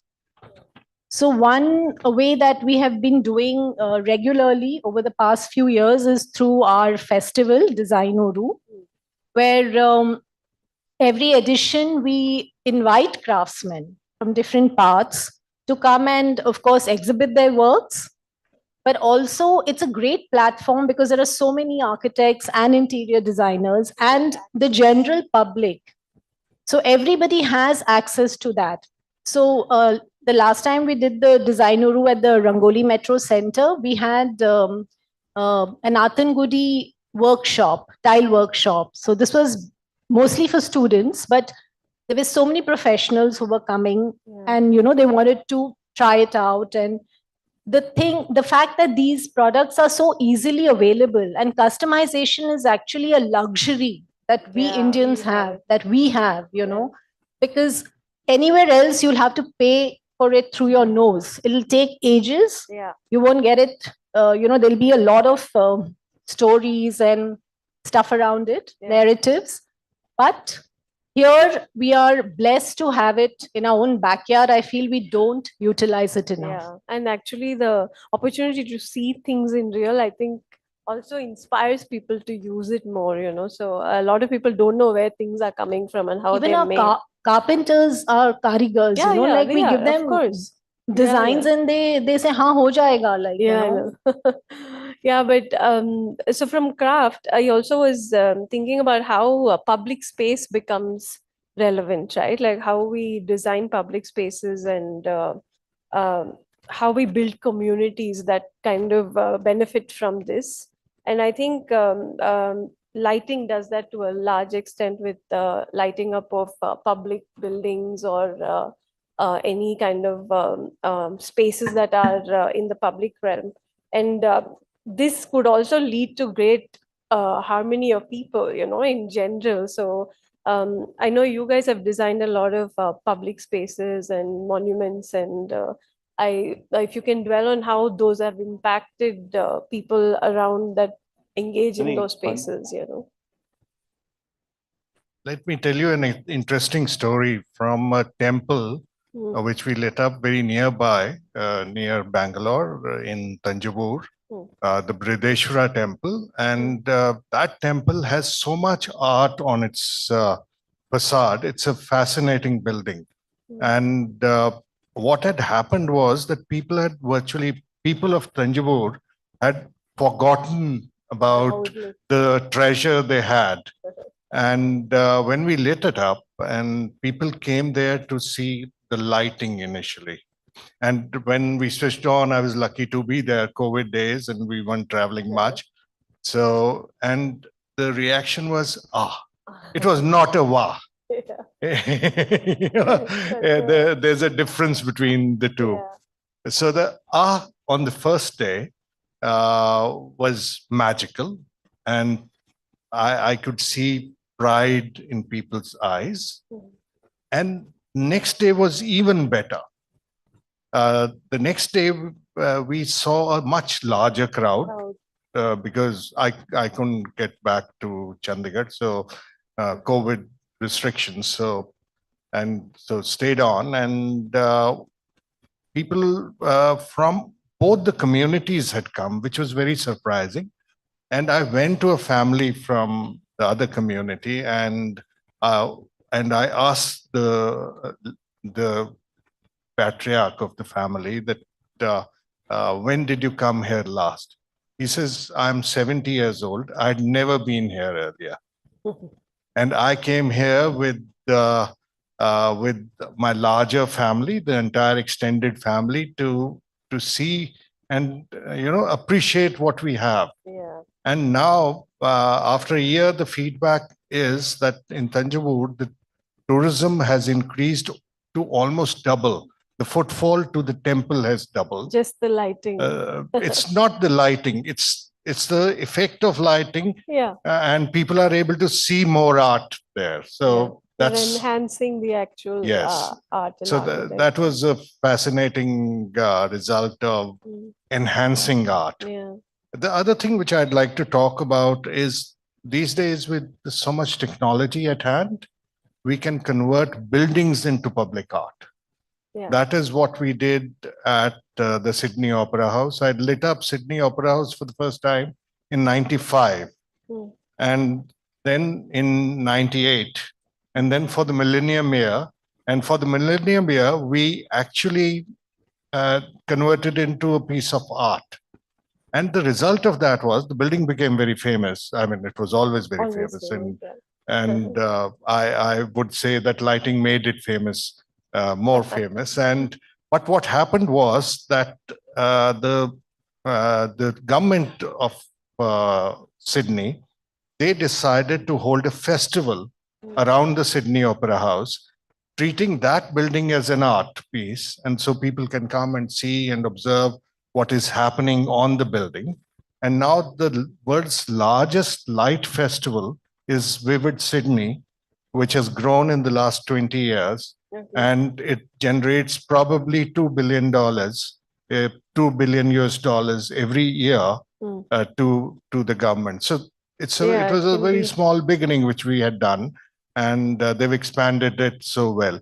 So it's a huge opportunity to convert our buildings into art. Yeah. Another project which we did, we lit up 142 buildings in the city of Shenzhen, which has a lot of boring glass facades. And there was virtually nothing to see there. All of them looked alike, constructed by different architects, but I don't know why they all looked alike. And in the evening, when we lit them up, we made subtle changes in those buildings. And we used a lot of technology. They talk to each other.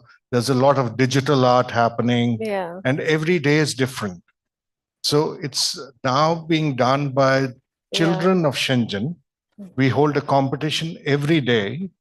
And it becomes like a canvas for all of their yes. art. So a competition is held every day. And whoever wins, that is what is played on the buildings the same evening. So there's a whole community which this little art exercise is connected. Yeah, so how technology is basically helping buildings kind of, even all the kinetic facades and, the smart buildings facades, it all becomes places you can actually make into craft if there is enough detail. But getting to a much smaller scale, Swati, I know you do smaller projects with homes and smaller commercial projects, but how does it work in that level? You probably have better budgets when you're doing homes. So do you easily get to kind of integrate art and craft into your projects much easily than compared to like a commercial scale or a public realm, you know? How much importance is there? Or how much do you impress upon clients that it enhances space? Good evening, everyone. So coming to this, for me, we innately believe that art is an emotion that, you know, can be manifested or expressed in multiple ways. There's really no one form. And given to me that a space is like a empty canvas, and from there on, when you take to design, it's really about how you bring expressions and life personality into a space. So literally, when you start blending art and design, that is something that I think it goes hand in glove, and you can't separate the two, in my opinion. As when my whole ethos of the company, as a company, we believe that, you know, you got to craft spaces that tells a story, a personal story that kind of brings in a lot of emotions into the space, because we are literally converting 4 empty walls that's given to us, and we are the artist over there, right? So that's really the start point of everything. Now, luckily for us, we have the opportunity of designing really large luxury spaces where we get crazy budgets. We could go all out, we could import things, we could bring artisans from across the world to do work. But we also believe that as a firm, it is our responsibility to also bring design and art into smaller spaces, make it more affordable. We call it as affordable luxury to people, because it kind of brings something called as a personality into the space. Yeah. So for me, art is not an expensive affair. You can see art. Art is, again, you know, like beauty lies in the eyes of the beholder. I think art is something like that as well. So it's really doesn't have to be an expensive spend. So what happens is, I mean, example from one of our projects, we were doing for a, you know, a refurbishment project for a smaller space. And there was a very young couple who had come from Kerala, and they were shifting into Bangalore, and this was their first home. And we know in India, marriage and homes are very emotional for everyone. It's something that we all save up our, you know, savings for, right? So when they came to us, I could see a lot of dream and aspirations in them. And what they wanted to do was they wanted to create a space that brings the root of their culture and whatever they were grown up with, so that they feel more comfortable in a city like Bangalore, which is more urban and, you know, it's fast moving. So what we did was, because they had a budget constraint, I did not believe that, you know, it's the responsibility as a designer that we start innovating and researching on what art could bring out, right? Like she said, if there is an Atangudi tile, it could be used in multiple ways, right? It's not that you got to use it in the most expansive manner. Yeah. So what we did was, it was something really interesting. So we wanted to bring in teakwood carved pillars into the space. But we knew the budgets are going to go skyrocket high if I have to do that. So we started researching, and we realized there is an artisan in Kerala who mimics teakwood pillars with coconut trees. With coconut wood. With coconut trees. So it's not just sustainable, but it also brings, you know, and coconut tree being a very innate part of Kerala, we got excited as designers. We said, why not bring this into the space and give them the same look and feel? And that became the focal point of the house. So when we start translating spaces, most importantly, with people traveled, they do understand that art is very important and it cannot be taken away from design, right? But I think as a designer, it is my responsibility to explain the whys behind my choices, so that they understand that a space translates beyond just 4 walls. It's an extension of their personality, their aspirations, what inspires them, and what they've really worked hard all over the time, right? So be it a luxury project, be it a small scale, for me, I think design, space, art, these are all what has to go together. Yes. Yeah, I think all of us are kind of pretty much agreeing that I think it's it is kind of like an amalgamation. Yeah, but to kind of progress, it's how much of value is given by the stakeholders in the industry to enable really good design, right? The start point is really good design, which gives you a canvas to kind of integrate the rest of it. So how does one kind of put value to it, to make sure that what you are building is of some value, and it can be itself be art on its own, or you kind of integrate everything else to make it relevant and a place of being worthy. So how do we guarantee that? How do we ensure this room that they get a good ROI? And we know that good design is not expensive. So I don't know how you guys work in your client groups and how it's valued. I know there's a mix of both. For us personally, our clients, there are a lot of them who value good design, and so they will spend that little bit of extra time or a little bit of extra budget to ensure that it's a better product. But I don't think it's all or nothing. It's a mix of both. I think it's a process, and I think it's up to us to educate our clients, because there are, of course, clients who know exactly what they want, but there are also a lot of clients who, don't know what value design can add. Yeah. So that is the intangible that is there in you have the to be space. Yeah. So it's a process, and I've seen it with most clients. They take some time to warm up and to get convinced. But once they are there, maybe when you're like 1/3 into the project, then they go all out. Yeah, they get excited about what it's becoming. And I think it's a process for us too, because it's very difficult to have 100% of the design ready right in the beginning. So it but we at least have a wider vision, and you have to sell it to your client, of what that impact will be to their lives and how it can be beneficial to them at the end of the day. You have to sell that dream to everybody. I don't know if you guys had anything to contribute. So I probably have anecdotes to sort of illustrate on, right? So I think we've been fortunate to have clients who have a budget for art. And in fact, some of those images there are probably one of them.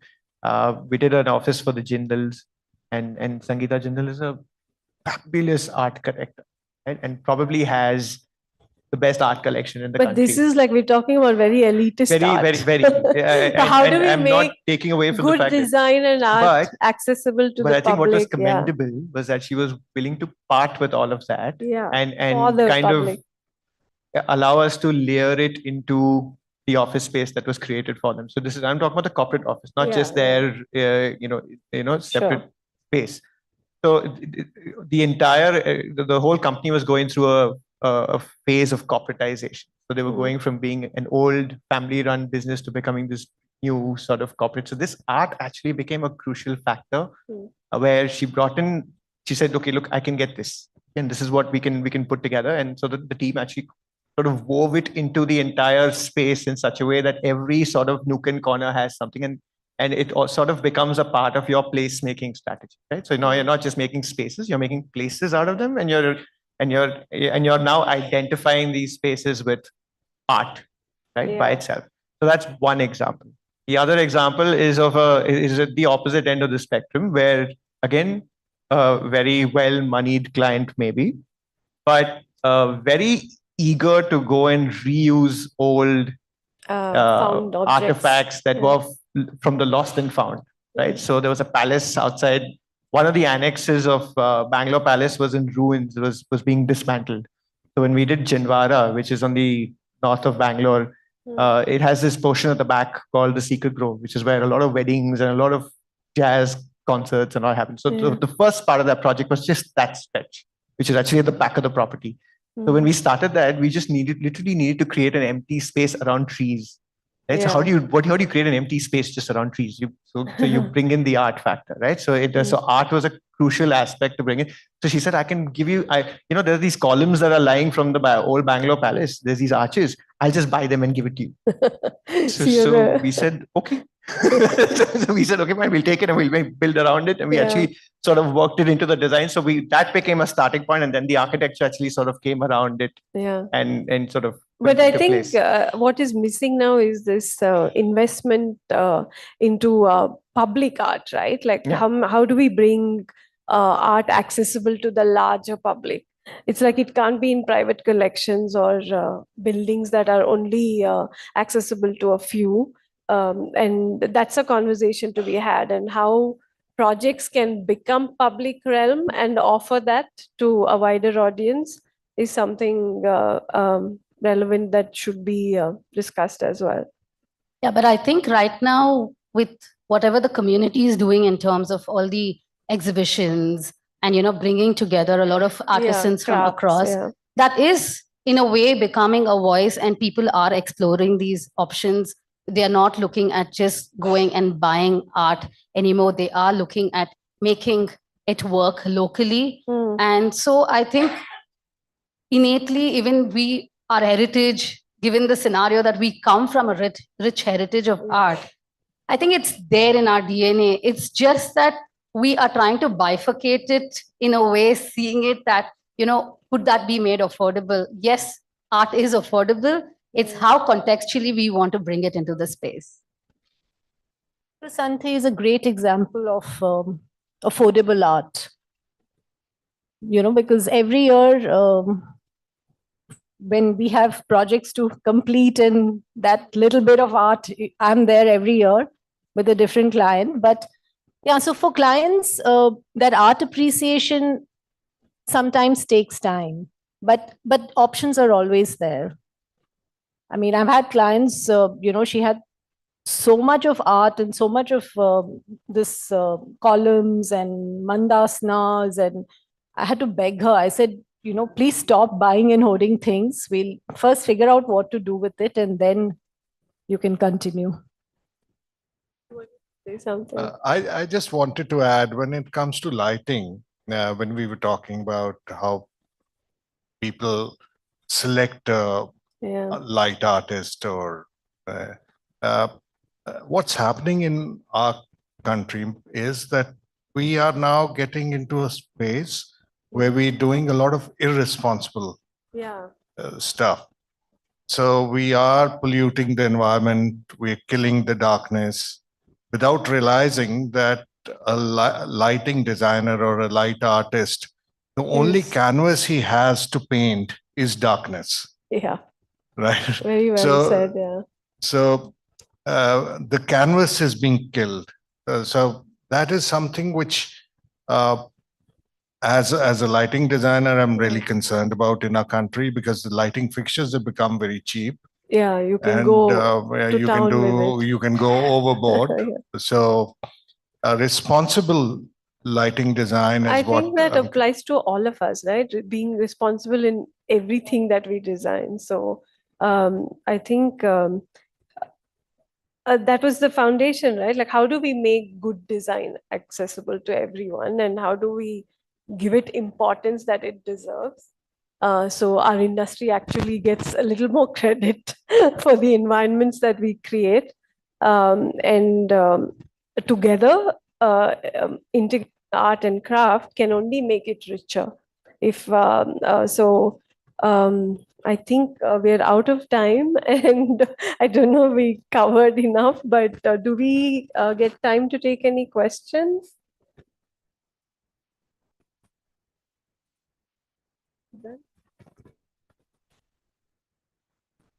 I don't think there's any questions. Okay, please. Mike, please. I don't think, can I get you my mic? Thank you so much. Have them, can you please give them a huge round of applause for all of them? We have a question as well, I believe. Yeah. I have a question, because I know you've been talking a lot about art in workspaces, and Suni, you and I worked on a project where art was delightful. Very accessible. Yeah, but that's like a one-off client. And we, as a workplace designer, the kind of clients we get, they don't want to be spending on art. Yeah. And I don't know if they're being advised correctly. And I don't know what the solution is. but it's a constant struggle to try and get art in there. No, I think If there's some advice, yeah. I'd love to hear it. I don't think it's advice, but my take on it is, of course, people have to invest in public art and public installations that become wider and accessible to more people. But who's a decision maker? How do we change that? So thought? I have a friend who's working with the government in Bangalore right now, trying to coax BBMP into making relevant public installations. And you won't believe they have no idea how to do a good installation. They need guidance. So I think what she did was actually took a corner in the city and said, this is what we can do and why aren't you doing it? Every junction in the city has history, relevance, some context. And you don't just get some cement sponsor and make one lion in the middle of something and call it public art, So everything has to be thought out. It has to be relevant to the space that it is in. So I think it's a battle like the previous panel was talking about. It's a battle that all of us are fighting in different scales. Right. But yeah, I think making art relevant and accessible, I think is the way. Like abroad, you get so much of installations, I don't think we do enough in India. I have a follow-up recently. also with regard to the point you made on responsible art. Yeah. Engaging your community of artists, community of local artists. How much of a push are we doing there, as architects or designers? So I'll answer that question in a little bit, but I wanted to actually add something that you said earlier, and it's the absence of art has far more repercussions than I think that we give it credit for. Yeah. Right. And I think that's what you were coming from as well. But I thought I'll just sort of add to it. A lot of our cities and a lot of our public spaces, when you don't have enough art comes back to you in the form of a rebellion. So I'll give you a classic example. If you go to Give us a clue. Naples. So I was traveling a few years ago. We landed in Naples, and amongst all the Italian cities, when you have all these beautiful structures, Naples is the ugliest. Yes. And it's just riddled with graffiti, and it's just public buildings which were old classical buildings which are almost 100, 500 years old, just ruined with graffiti because of just sheer rebellion, right? And on the other hand, if you go to some of the streets of Montreal, you will find these little streets which have the same graffiti looking amazing because they've given this little space, and it just it allows people to go. And so street art is a thing. It's something that actually is cherished, and it's given. So you need to give it that space, because if you don't give it that space, the canvas has eventually to be somewhere perfect. it's going to explode and it's going to hit us back. So how do we do this? To answer the second part of your question, how do we as designers go about doing this? I think one step at a time, one small art piece at a time. So if it's a home, and if it's something that is, where someone does not have much of a budget, you kind of weave it into your design one by one by one. Yeah, but we're not talking homes. We're talking We're talking about larger. Yes. But I think the point I was trying to make is that I think we need to slowly weave it inside out, and then eventually, so you force it to sort of come into every aspect of your design. It's a long shot, but I think an the approach. first step is awareness, to create awareness first, and maybe tie up with MAP or other Venkatappa Art Gallery, NGMA, and do some kind of, initiatives where we talk about art, where we spread awareness about art, where we art. Okay, design, of course, design awareness is also a very important, initiative, which again, we've tried to do through Design Uru. Yeah. But the I first think step it's is a good awareness. mix of everything, and bringing. I believe we shouldn't force art. No. We shouldn't force design. If they come together, If it's good, it'll come. and that's a People story. will come to yeah, it. and that's the So, story that we created. Yeah. I'm sorry to barge in, but I think we have to go back to the previous discussion, because yes, I really do believe this, because I've been in Bangalore for 13 years and I kind of know it's not although it's not my city, it's not my country. But I live in, yes, I'm married to one. And I truly believe that it starts with education. It starts with education about heritage as well, about the community, the social responsibility that we have as designers, as engineers, as politicians, be it. And the master plan. And if we don't plan the cities from the infrastructure to the rest of, the spaces of the city, how can we be artists and promote art, and which are the spaces which art should be promoted to connect people? And this is what I believe the city is forgetting. No, because I totally agree. Probably it's what, I'm sorry, your name, sorry. No, next to you, Siddharth. sorry. What you were saying, your point was very valid. When art is not, or the city is not engaging us to do beautiful art, we'll probably do crappy, sorry, pardon my French, graffitis in the metro columns or in the viaducts, if we are allowed to do. And it's not beautiful. It's not there. The lighting is not correct. Everything is not correct. So art is all of this, and art design should all be planned. That's what I believe. Thank you. Well Sorry. wrapped up, Patricia. Thank you. Thank you so much. Please give them a big round of applause, everybody over here in this house. Thank you so much for all the pointers, the knowledge, the wisdom, and most importantly, the invaluable experience that you all have shared. I'll request Tripti Keria, publisher and business head, Reality Plus, to please kindly join me over here on stage and hand over the token of appreciation to all of them over here. A big round of applause for Tripti as well, please, leading Reality Plus from the front. So many years, indeed.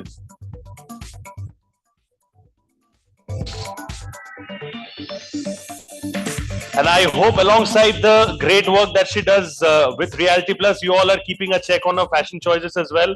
Always coordinated with the theme of the event as well. So that's a lot to learn from her on that note as well.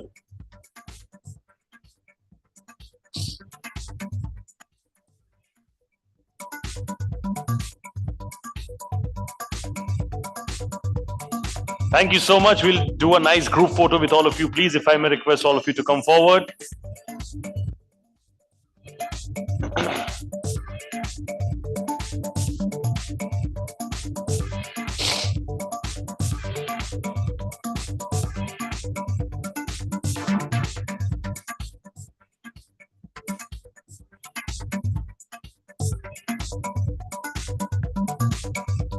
You know, come on, everybody. We're Indians. We're loving people. Come on, let's show some love. Thank you. Thank you so much.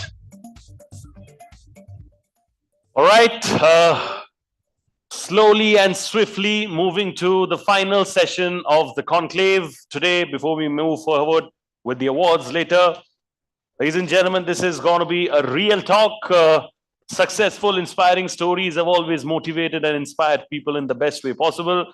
But it's not always that you get to hear about excellence, determination, hard work, some really, really incredible stories right in front of you. Today is that monumental occasion where you actually get to do that, all thanks to this special Real Talk session. We have two very, very inspiring guests joining us over here today. Now, I'll be sharing short bios of both of them. Of course, they don't need an introduction. They're pioneers in the space, but they have deserved every bit of it. Our first guest today, ladies and gentlemen, he's an architect practicing at Mysore and Bangalore for the last 4 decades. As a researcher, he has published on habitat studies, development planning, housing, and architecture, resulting in 5 books on human settlement policies in Asia to his credit, besides several research papers. His architectural works are sensitive to the environment and have been innovative too, and has led several habitat policy research projects. Ladies and gentlemen, absolutely no brownie points for guessing. I'm talking about P. Shashi Bhushan sir over here. Can we please all clap and appreciate his presence as I invite sir on stage? Thank you so much, sir. Shukriya. Pleasure to have you over here. Pleasure. Please take your seat. I think over there in the middle. Thank you so much, sir. Give him a bigger round of applause, please, everybody, ladies and gentlemen. Thank you. Our next guest, wow, what to say? As the managing partner, he leads Venkataraman Associates, a multidisciplinary award-winning architecture firm based in Bangalore, steeped in values of design quality, integrity, commitment, and ethics. Has held a steady reputation for the design of benchmark projects across typologies since the year 1969. He's also founded the MOD Institute, an action-oriented think tank addressing highly relevant urban design issues. Ladies and gentlemen, I'm talking about the one and only Naresh V. Narasimhan, sir, managing partner, Venkataraman Associates. Please give it up for sir, ladies and gentlemen. Everybody over here, make some noise, please. Thank you so much, sir. Honor and privilege to have you. Thank you. Yes, sir, please. And of course, we always talk a lot about our guests, but then our in-house superstars, they deserve that bit of action as introduction as well. She's also an architect by profession, a media person by choice. She is an active architectural practice for more than a decade, forayed in the field of architectural journalism in the year 2006, and now manages editorial content and products at none other than, of course, Realty Plus. Ladies and gentlemen, make some noise for Sapna Srivastav, editor, Realty Plus. Always walking with a lot of swag, creating impact with her work. Sapna ke liye everybody zor se bajaiye taali, please. Thank you. Perfect blend of architecture, success stories. Please, yeah, I believe so. Is it not? It is. The money would have been deducted otherwise. Thank you everyone. We had one exhilarating day today. We spoke about innovation and co-creation with design. We spoke about rebooting cities. We spoke about the business of design. And now it's my privilege to be here with the design gurus and know their candid thoughts. So let's keep it very candid. Let me first of all ask you, you've been in the industry, both of you, for so many years. And everyone here has their own definition of architecture. Everyone have their own perception of what architecture is. Let me ask you both. According to you, what defines architecture? Mr. Bhushan, let's start with you.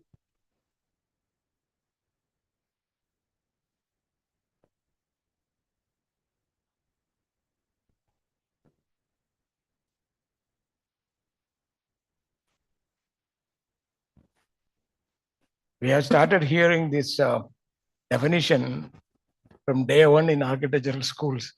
And we keep on getting these definitions. Very little change, but hardly.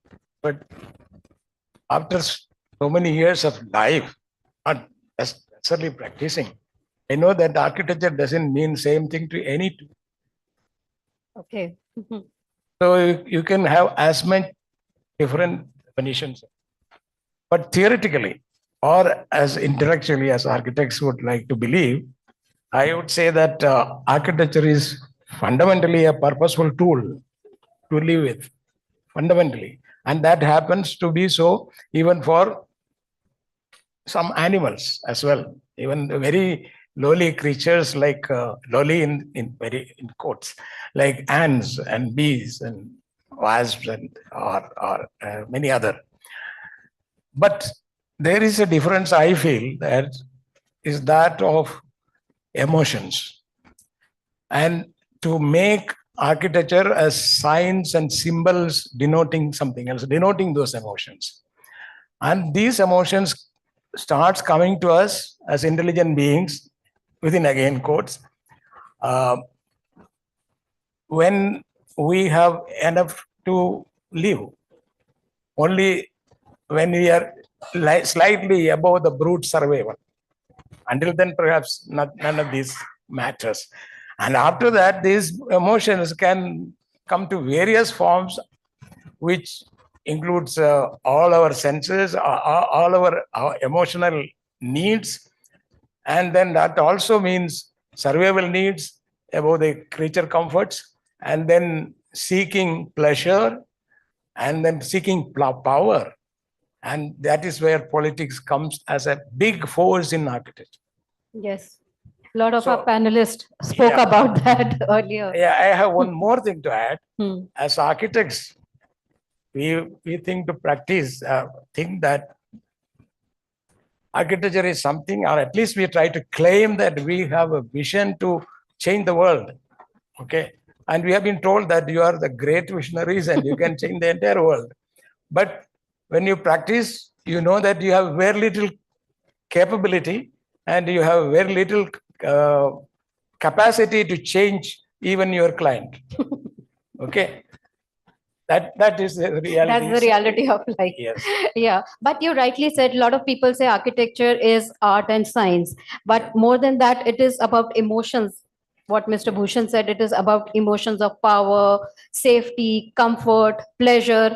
And architecture is fundamental to not only human beings, but also animals and other living beings. Mr. Narasimhan, what's your definition of architecture? Well, I would think that more than a definition is what we do in daily life, I think, defines architects. I think architects start with an intangible, a set of intangibles. Correct. And your job is somehow to make them tangible and hope that the end result also again becomes intangible. Right? So all the stuff both Shashi spoke about and what you spoke about, basically you're putting together a set of volumes in some sequence in any building project. But the net effect of it is not just a functional output of that, but it creates all these emotions which are intangible. You can't touch an emotion. You can only feel it. So I think architects do that. They go from the intangible to the tangible, and the end result, if they're any good at it, becomes intangible. Okay. Turning dreams into reality of Not the really clients. that. Every space affects you differently. I mean, like every piece of food that you eat, you don't pay attention, but anything you eat also physiological change. Right. If you're aware, you'll understand what happens Right. if you eat too much sugar or too much cake or whatever. You don't feel good. Right? Right. So similarly, I think architecture has that power also to make you feel something. And that's an intangible thing. So if you are able to pull that off, Correct. if you So- make it feel comfortable, or Correct. it depends on the environment. If it's a school, what would you do to make the children, what do children like to feel? Or if it's a corporate office, then what? Whatever it is. Correct, correct. So as Mr. Narasimhan said, it is turning intangible into tangible, which impacts you in different ways. And every person will have their own experience out of that tangible. Now, another thing a lot of people are talking about these days is globalization. The good part of globalization is that you get to learn from different continents, different people, different communities, different culture. But probably a disadvantage is losing your own cultural identity. So how much is too much when we talk about globalization? Let me start with you, Mr. Narasimhan. And I don't think we have much of a choice at this point. I mean, and architects probably have the least agency of anybody involved in this to make any great difference whether we like globalization or not. It's a phenomenon which is not going away anytime soon. I think the important thing is to retain some, what I would call, sense of cultural as well as climatic values in whatever environment you're doing buildings in. I'm speaking very generally, of course, but I think slavishly copying something from somewhere or doing cut and paste architecture. A lot of India you'll see is the C&P, I call it, cut and paste from somewhere else. Right? So I think it's important to be sensitive to both climate and to local culture when you do a project of any kind. So I don't think we can avoid being globalized. I think that's too late. The horses have already Being slept. more common sense using it. I Not think. just common sense. It's mostly, I mean, in a city like Bangalore, which has a temperate climate, it's not that difficult. But in the rest of India, I think which have extremes of weather, putting all, what do you call it, huge sheets of glass everywhere and doing all, I mean, hermetically sealed buildings which have no connection with the environment at all. I think these are all trends that are unfortunately come to us because of this globalization. But I think there is a pushback now in India now, saying that we have our own style, we know what to do. And buildings are also changing slowly, not as fast as they should, but it is changing. At least some changes happening. Mr. Bhushan, what do you have to say? Are we on the right path? Things are changing for the better? Yeah, I don't have anything to say on this. I agree with that. Okay. But I don't feel that the question that there is a globalist approach. There is a globalist approach. I don't think there is one. That is, it is not an approach. There is a inevitable thing, as you say. It's like the economics, the finances, the idea of power again coming from somewhere else, and because we don't have our own thing, it came. But I don't feel that there are as much bad impacts because it is something which is passing. It will keep changing every 50 years. Some of the things doesn't even stay as much as 50 years. Okay, 20 years or 10 years. Then another wave comes. So we don't have to really worry about that. I don't feel that. When we are, as he has said, when we are as a group, we are solid enough in our own thinking, none of those matters. And even if it matters, I would say there's many ideas which comes from, especially the one of the things that is exported is not only materials and technology, but the concepts which are not necessarily very good for our concepts and theories. Okay. But again, all those will pass, and many of the things like the idea about glass and the idea of materials, aluminium or whatever it is, all of them there is a particular context in which they will be useful or not. But the way we are using it, the way we use from one city to another, one culture to another, one region to another region, it changes because we have a way of corrupting it. Any idea which is copied and they copied again and copied again, third time it changed. So this is, I am not looking at architecture as individual creations. It is a creation of the society as well over a period of time that keep changing. It changes spatially as well. If you look at our traditions, if you look at the basic houses, which were, say, about 50-year-old. Now there are many 50-year-old houses are gone in cities. But if you look at the villages, you start from Kerala, south and north, and you will find every 50 kilometers, there will be a different inform using tile roof. Here itself, I have found that some 30 years ago, I used to travel very regularly from Mysore to Hassan, and I will find the roof forms changes every 20 kilometers. Okay, and that is how the house forms also changes spatially as well as temporarily. Correct. So this is something to tell that it is, the basis on which I am telling that globalization is not a big deal in architecture. And certain things like densities or densities and response to that densities, which is a function of land values, again, function of economics, function of finances, and how the society is structured economically, all that matters. So when that changes, things do changes, and especially because the response to these technologies which has come in response to that in those countries, they come now. Correct. And we have something more to add to that, perhaps they will accept it. Correct. So as our experts here say, change is the only constant. Change has to happen. Mr. Bhushan said every kilometers the change happens. Naresh Narasimhan mentioned globalization is not a bad thing, but how do you use it?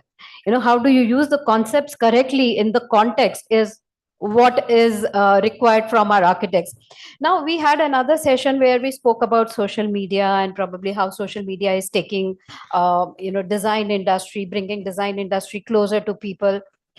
What are your views? A lot of time we see that people do not realize that how architecture impacts them, their day-to-day life.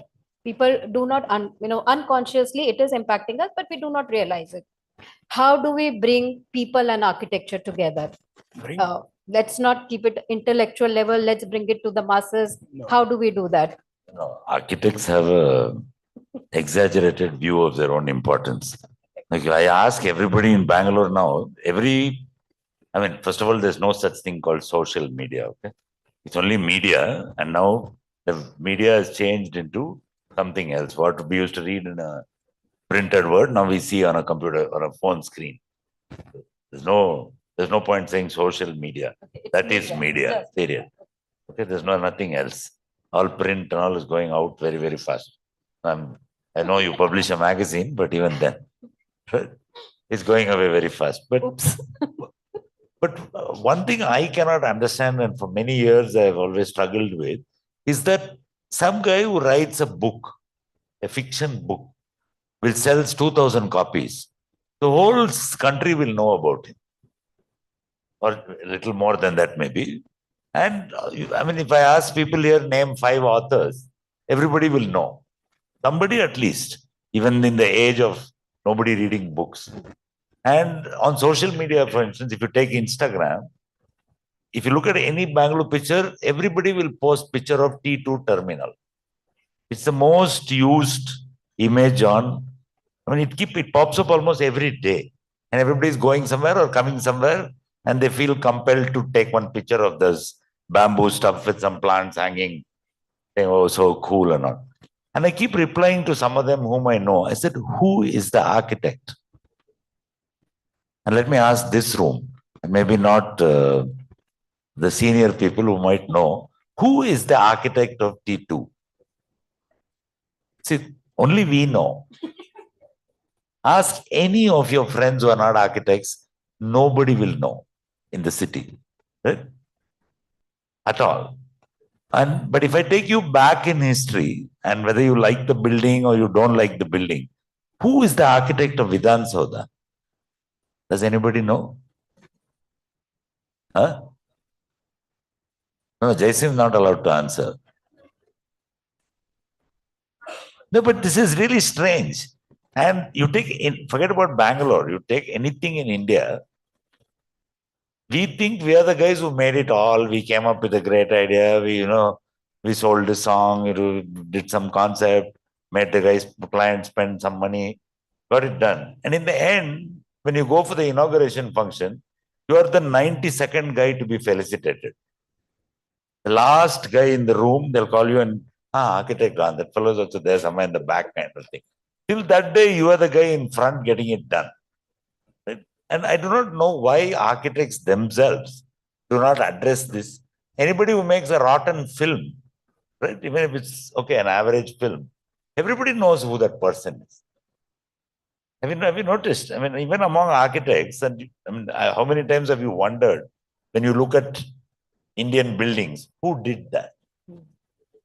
And people, even architects themselves are curiously incurious. So I always find, and unless that changes from our own thinking, that the architecture, if you go abroad, and the situation is exactly the reverse. I travel extensively all over the place.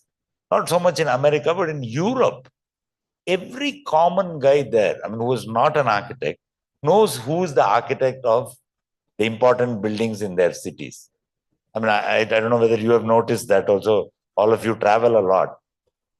Why is it that they've somehow got a place of, and that is the reason they get 6 to 8% fee. And that's why we only get 1 or 2%.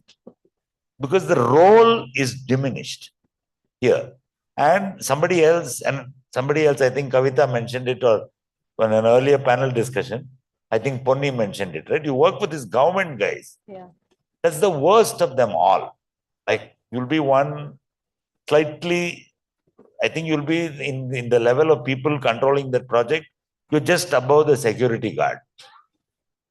That's your physical position. I work for government a lot.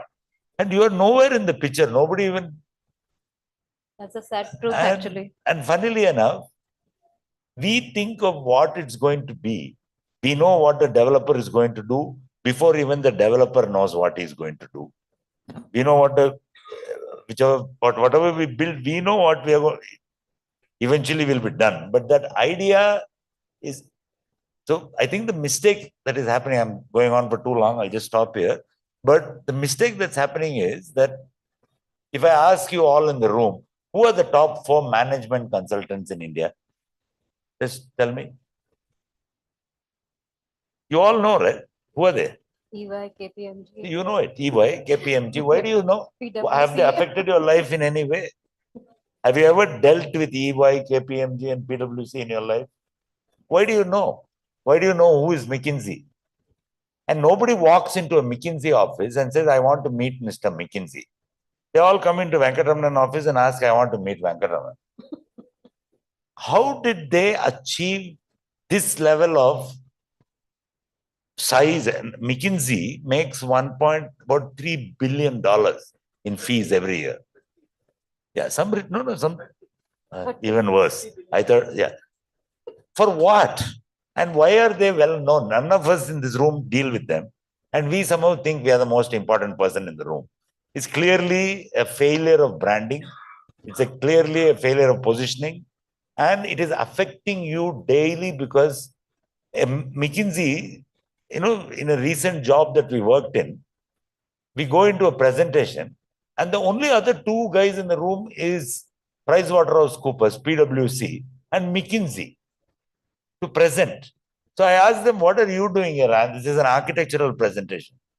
And that guy says, it's a consultancy, right? We'll take the job and maybe we'll outsource it to you. They're presenting against me in an architect.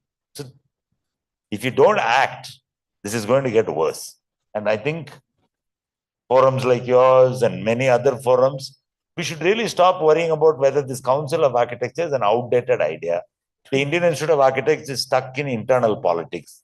It needs a new grouping now of people who understand the value of branding, the value of positioning, the value of how to become the top of the Maslowian pyramid rather than sitting in the middle. Correct. A lot of changes required, as Mr. Narasimhan said, as at an industry level, I think, at the industry level, the changes are required. Mr. Bhushan, what do you have to add to that? I don't know what is the question now. Why are architects not in social media? The question is, how do we connect people and architecture? People and architecture, that is the question actually. Yeah, yeah. How do we connect? We bring them together. Yes, but without people, there is no architecture. But they don't know you're the architect. They don't, that's the secondary question. We are asking that question. We raised that question because we are architects and we only can design buildings. That is not true. That was not true ever. And even in Europe, maybe there is a time when nobody knew who were the architects except 1 or 2 people here and there, like painters. How many painters of India were there earlier? How many sculptors? We know the name, not only architecture. We don't know. And that is the culture of this country. Culture of not only this country, China as well. China has no architects before. And Korea doesn't have it. And it is most of the Eastern cultures don't have that sense of architecture. Architecture is a social code, which artisans build according to that code. That is how all these cultures were developed. And even Kerala, for example, had its own code of building, carpentry-based architecture. And similar things in Nepal, and in states like Rajasthan, they have their own code. It is the women who make it. And Africa, even now, it is the women who make architectural. No, that's more artisanal. Yeah, so, Naresh, I agree with you on one aspect of it. The architecture which sells to the emotional, powerful part of this thing where money is, the elitist part of it, which is the larger, the upper part of the pyramid. That part, architects has to project themselves, and it is like consultant, management consultant. They sit above any production manager. And even the industries are no important. The consultant become more important. That's a different story altogether. So if it is that kind of architecture, yes, there is. So when people are building for the power, that person is known. Even here, even he is not known so much for the money he makes, but he is close to the power, he is known. Albert Speer is known, not because he made money, but because very close to Hitler. Okay, so it is a power game, and architecture was used as a power game always, and it is a symbol of power. And even at a lower level, even in making habitat, individual houses, people build it for status seekers and to show their wealth, show their power, they make it. And every politician in a village and every politician in a local town, he wants to see that his house looks more like a public thing. So money may not be there. He will cheat, or he will get you into a corrupt situation and try to get the best out of you. And he will not even pay the fees. Okay. So the power always, political power is over and above everything. And that the American election has very clearly established that. The recent election.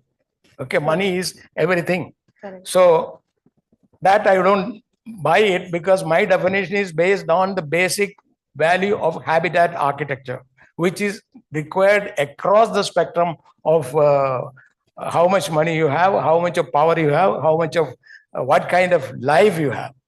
And informal settlements, where slums, or you call it squatter settlements, they are also architecture for me. It is a creative thing. People do it, but in their own level.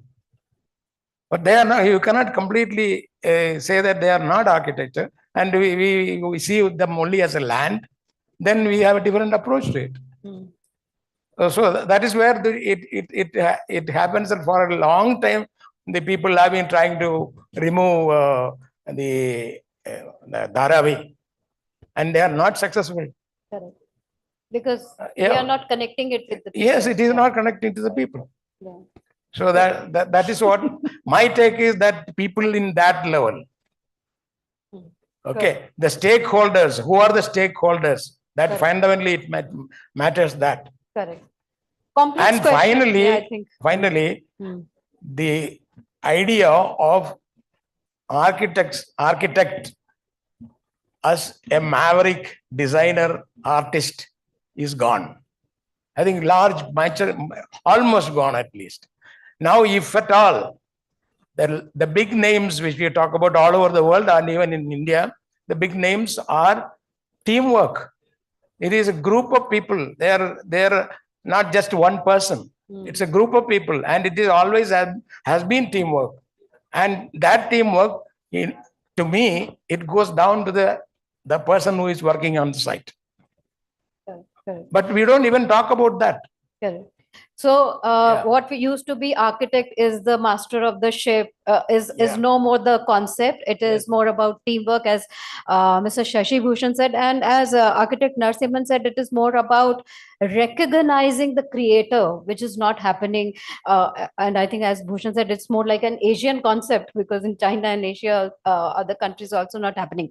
Let me close this session on a little candid questions, little informal and questions. Is both of you, what is it that you like the most about your work and hate the most about your work? What you like the most about your work and hate the most about your work?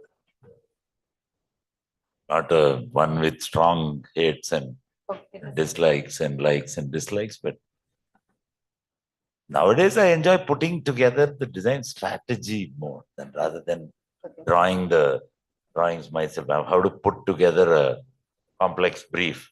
Simplicity bores me. Okay, all right. So, And what you don't like about it? that the entire construction ecosystem in India is completely broken.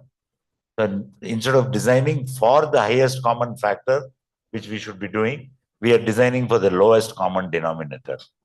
What is the point saying Revit and some desperate BIM and this and that?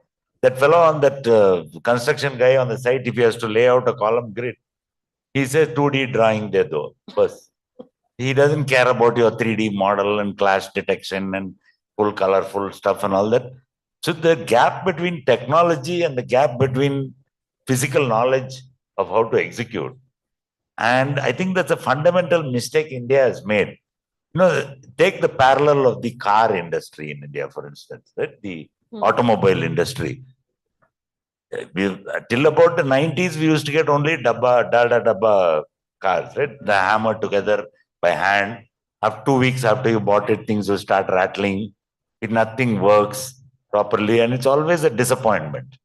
In 10 years, look at the speed of transformation. The automobile industry took action, right? And said that this cannot go on. We cannot be building vehicles by hand. And do you know that every Camry in the entire Toyota Camry in the entire planet comes out of Bangalore? How is it possible that a bunch of guys, the same bunch of workers, blue collar, how did they do it? So it's a very clever, I actually sat and did some research on that, saying, how did the car industry go from providing, dabba wagons, dabba cars to the most sophisticated car built in the world? How is it coming out? So what they did was they took over these ITIs. The government of India in the 1950s set up these industrial training institutes, which were training all these people in industrial trades. So the Automobile Association of India took over that training program, and in less than 10 years, brought in the best of the world's technology, including the quality control, all the Deming processes and all that, which produce cars in an assembly line. And in 10 years, they've managed to change the perception of an Indian-made car. And if you see the launch yesterday of the Mahindra EV series, look at that styling. It looks better than a Tesla. And the quality of it, even on a video, you can tell that it's very... So why is it... Okay, if you take the analogy back to architecture, a car is a moving room, right? A car is 5 feet by 8 feet. You sit in it and it has an extra engine. It has windows which go up, open and close. It has air conditioning. It has electrical system. It's exactly like a room which moves around the place. How is it that we can get that quality of finish there? And when you go to buy a car, it's like buying a television today, right? People don't even go to a shop to buy a television. You press one button on Amazon and the television comes without even looking at it. Try imagining buying an apartment in India without looking at it. Will you buy an apartment online? Very, very unlikely. You will never buy real estate. You will never trust what they do. And even after you bought it, you still feel shortchanged when you occupy the place. I've never seen anybody 100%. But how is it it's possible with consumer products? How is it possible with automobiles? So the trouble is, I think our industry is extraordinarily fragmented, and architects think they're in some ivory tower. The construction industry thinks that we don't matter. The project managers think they actually are the kings. And the real estate guys know that they are the true bosses. So nobody wants to change the delivery unless we all come together and say, no, in 10 years from now, our building quality has to go back to whatever. India suffered a fatal blow in the late 70s. If you see all the buildings till the late 70s built in India, the quality of construction built in the 20th century. And even in Bangalore, you have examples like that old Canara Bank building opposite Cash Pharmacy. You see the quality of the stonework, you see the quality of the execution, outstanding. Suddenly you see this decline in the mid 80s, and it starts really becoming bad towards the late 90s. You know why? Everybody in the late 70s ran off to Gulf. And it was the government never instituted skill development, a building skills development institute as a vocational training like they did for the mechanical trades. Everybody archery taught the student. With the archery you take and push off, these guys have gone and built Dubai. The same guys who should have built India. And the government till today has not acted on this to create we have a National Skill Development Corporation, but nobody teaches. I mean, forget about even skilled tasks. You look at a guy using a JCB excavator. The fellow has no clue how to operate that machine, how to do it efficiently. There's no course to teach him how to do it. They all learn on the job. That's true. So Unless this paradigm changes, that is the most disappointing thing about this field. The deadliest thing you'll draw, concept, this, that. Fragmented. The And no, keyword that I the think is end quality is terrible. it is fragmented, and that's why the quality issues. We do not have the right people or the teachers to The have the artisans skill. are all gone now. It's all gone. Let me end with Mr. Bhushan this conversation. What is your message to the people who are sitting here, the designers, the architects, the entire fraternity? What is your message? I have absolutely no message to the people who are sitting here, because they are always, all of them have a messages to tell others. And I am not a person who want to sermonize my views to others. So I don't have any message like that. And I don't even have message to my own just generation, because they will know better than what they can do with their lives than I know it. I mean, that is my, I don't even tell my student, my children that you do this or you do that. It is their way. They won't listen. So they won't. That is why both of them are architects. They don't come and work with me. Okay. That is I did not make them to build upon me. Okay. I end with me. That's all. Because that is gone. That time is Let gone. them come with new ideas. Yes, that's the entire thing is that the new challenge is not individual architects. It's a teamwork. But as he said correctly, if you want to do that kind of architecture, then it is built on professional organization, not professional individuals. Correct. Okay. Correct. And that is more important thing. And I find that it is not true that every industry can replicate what has happened in car industry. In many other industries, it has not replicated. The car industry is something growing, and also it is growing because of not mass production, but change of the whole technological system. That the cost of the car for the last 20 years has not gone up astronomically higher, because they employ less and less people within that. But at the same time, automobile industries it employs a whole lot of people elsewhere. Okay, on the sales side and on the maintenance and many other things. So this monetary system or the economic system that it has created has caught up, mainly because our roads are bad, and also mainly because the public transport is unspeakable, and there is no good trains even. And now we have good roads, but our cars are not good for those roads. So that is also the situation. Right. So there is a mismatch in everything, and there is a mismatch in architecture also. See, architecture has or anybody who works with hand or work with their brain, and if you sincerely put work on that, there is always stumbling blocks, and you overcome that. You work for whether it is a writer, whether it is a musician, whether it is anybody for that matter, and that kind of amount of work you put it in, it will not be, there is a mismatch between the money you get and the effort you put in. But still people were putting in the effort because they get something out of it. Correct. That is the delight of doing it. That's it. Yeah, I think architects have that delight, as you said, of creating something. Although, as Naresh No, said, I don't call it creation. Creation, even cooking is also creation. Okay, it is.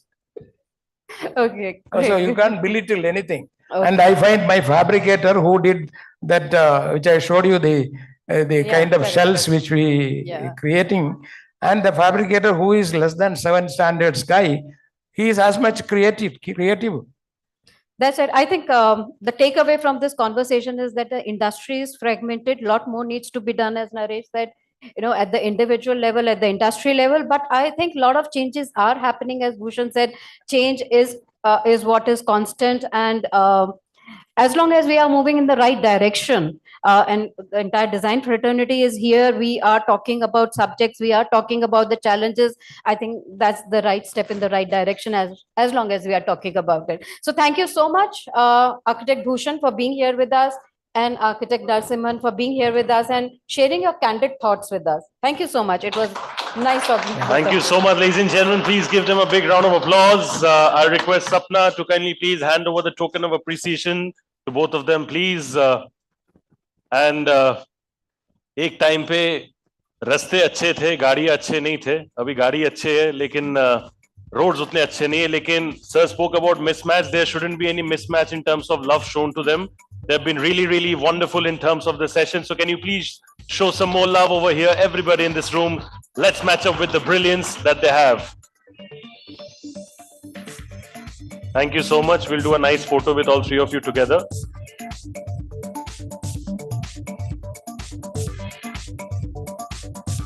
Thank you so much.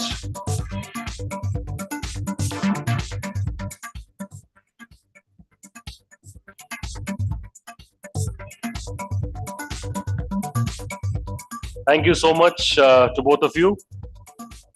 Pleasure is all ours. And ladies and gentlemen, thank you so much. Request you to please clear this. And on that note, ladies and gentlemen, we come to an end of the AADF Conclave 2024 South Edition over here in Bengaluru. You've been a fantastic audience so far. Can I please request all of you to clap for yourselves for the wonderful, cooperation that you all have shown together. Thank you so much. Everybody is looking forward to grasping knowledge and wisdom, sharing their stuff. That's exactly the kind of collaborative environment that we want to create. And, the conclave is done. Lekin picture abhi baki hai mere dost. That is what it is. We have the awards coming in right now, and we are all set to begin right now. So I request all of you to please kindly be seated. And if I may request the door to be shut, because we are starting with the awards right now. So if I may request all of you to kindly please be seated. We are all set to begin with the awards right now. There's no break in between. We are starting with the awards right now. So just a quick update, if you all can please kindly keep your phones in silent mode. We have a keynote address as well prior to that, and also in presentation. So we don't want to distract our speakers over here. And after that, we will be having the felicitations. So are we ready? Good to go? Huh?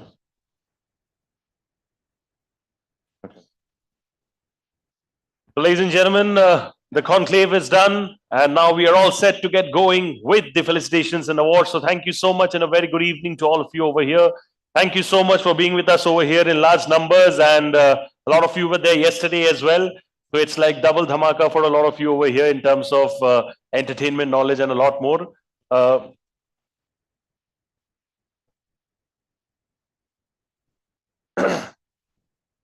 So as we all gather over here, this is your host Shubhojit Ghosh, and I welcome you all to the spectacular evening of the very, very, very first Realty Plus Architecture and Design Fest Felicitations and Excellence Awards 2024 South Edition. Ladies and gentlemen, like I have been saying right from the very beginning, 20 years ho gaye Realty Plus ko, lekin ye jo particular felicitation and awards hai, this is the first time. So on that note, can we please begin on a prosperous note with a lot of appreciation for the team of Realty Plus, and of course for the architecture and design fraternity for taking out time and being with us over here. So thank you so much. We're all gathered here to celebrate visionaries and recognize emerging talent across architecture, interiors, product design, and other design segments as well. Of course, ladies and gentlemen, to ensure that this design celebration reaches an even wider audience, the event is currently being live streamed on the Realty Plus website, which is www.rprealtyplus.com, as well as on Realty Plus's LinkedIn and Facebook pages as well. We all love to get tagged on social media. That is indeed the world of social media. We need that social media validation, of course, like anybody else. And we also had a session before on social media. So please do tag us in all your stories, posts, anything that you do, the reels. We would love to see them anywhere that you post, Twitter, Instagram, Facebook, any platform. We are all looking forward to creating some good engagement on social media. Thank you so much. Now, without further delay, can I please request my friends over there at the console to play the special Realty Plus AV for all of us to give you all a brief idea about what Realty Plus is all about. Can I please have the AV? Some people are born to show the world which path to choose in a crisis. Some brands are born to do the same. And during the times of challenge, the stalwarts of the Indian real estate industry have chosen to do just that, by showing others the way to finding opportunities even amidst a crisis, by showing the world how to go about delivering on promises even amidst adversity. Success doesn't just happen, it happens by design. by pushing the boundaries, by raising the path. It takes days to develop a vision and nights to make it a reality. Knowing that pictures are worth 1,000 words and that every word makes a difference. It's doing the research, trusting your instinct, and finishing what you started.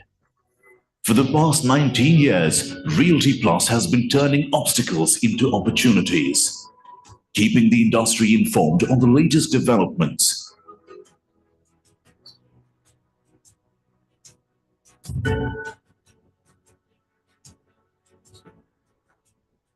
Innovating to inspire debates and discussions.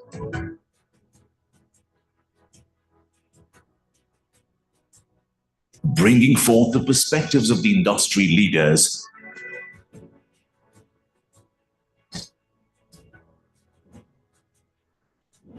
Honoring hard work and achievements.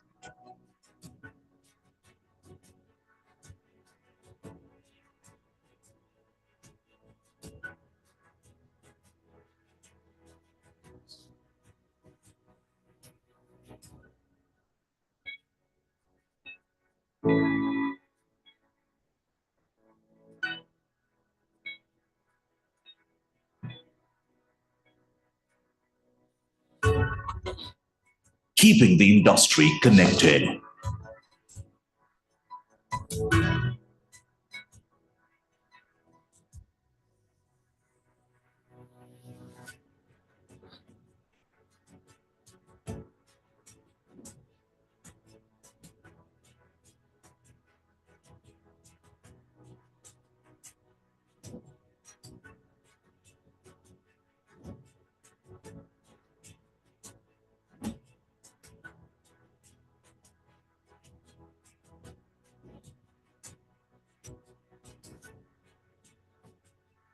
This is what we are built on. This is what we are building.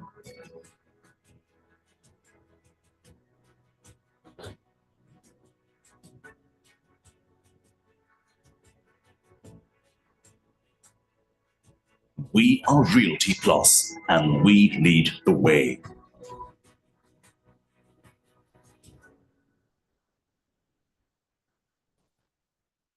Leading the way right from the very beginning, Realty Plus, that's exactly what they're all about, creating legacy and leaving a mark for the future. Like I said, 20th year, 200, 2000, all set to follow. All thanks to the wonderful work that the entire team of Realty Plus, Tripti Keria, Sapna Srivastav, Sajna, there's Janice, the entire team, Nisha, there's Tushar, the entire team, everybody who come together for ensuring that these Realty Plus events are a grand success. Can you all please clap for the entire team of Realty Plus? I see Neetu over there smiling as well. I see the entire team over there. Thank you so much. Teamwork is what leads to success. We have another very special promo, ladies and gentlemen. I will request my friends over there at the console to please kindly play the AV of Nemetschek Group for all of us.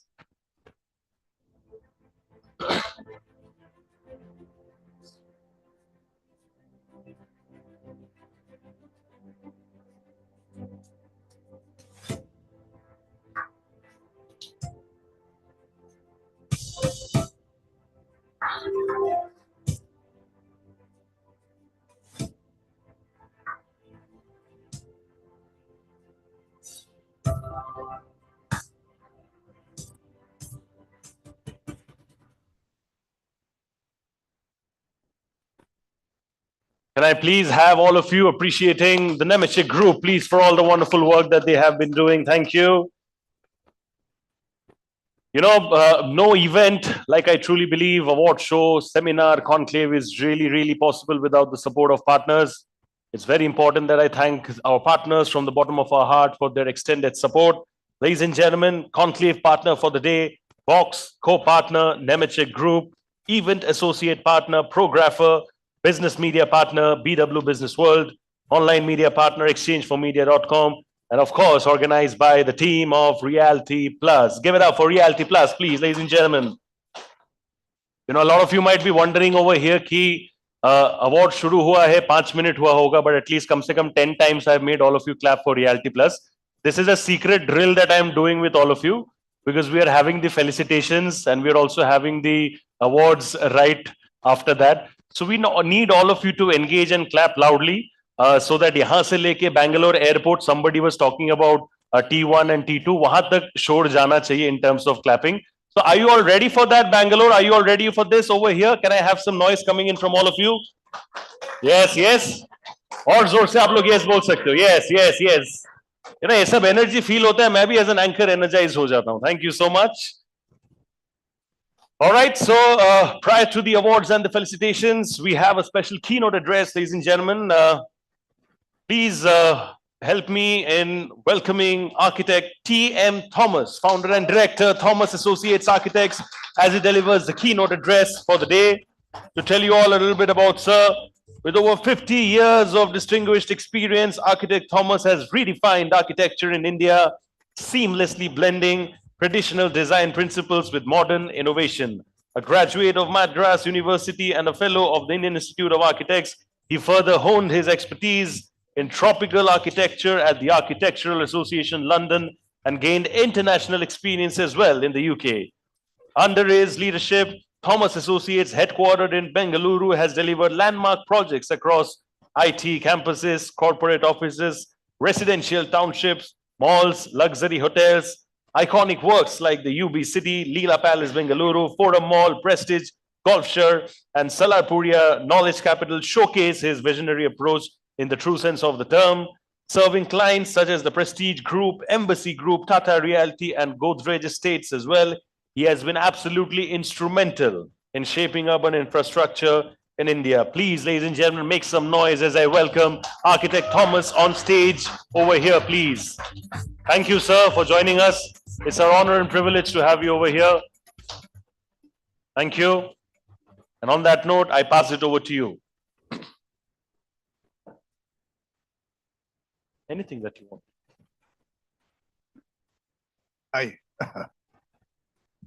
Bucky. Yeah. You know, this has taken me completely by surprise, this keynote address and stuff like that. Not really much of a public speaker myself. And I think you've been through, I think, 2 days of hearing all philosophies, all logic, all the stuff that, you know, affects us as architects and designers, cities, etc.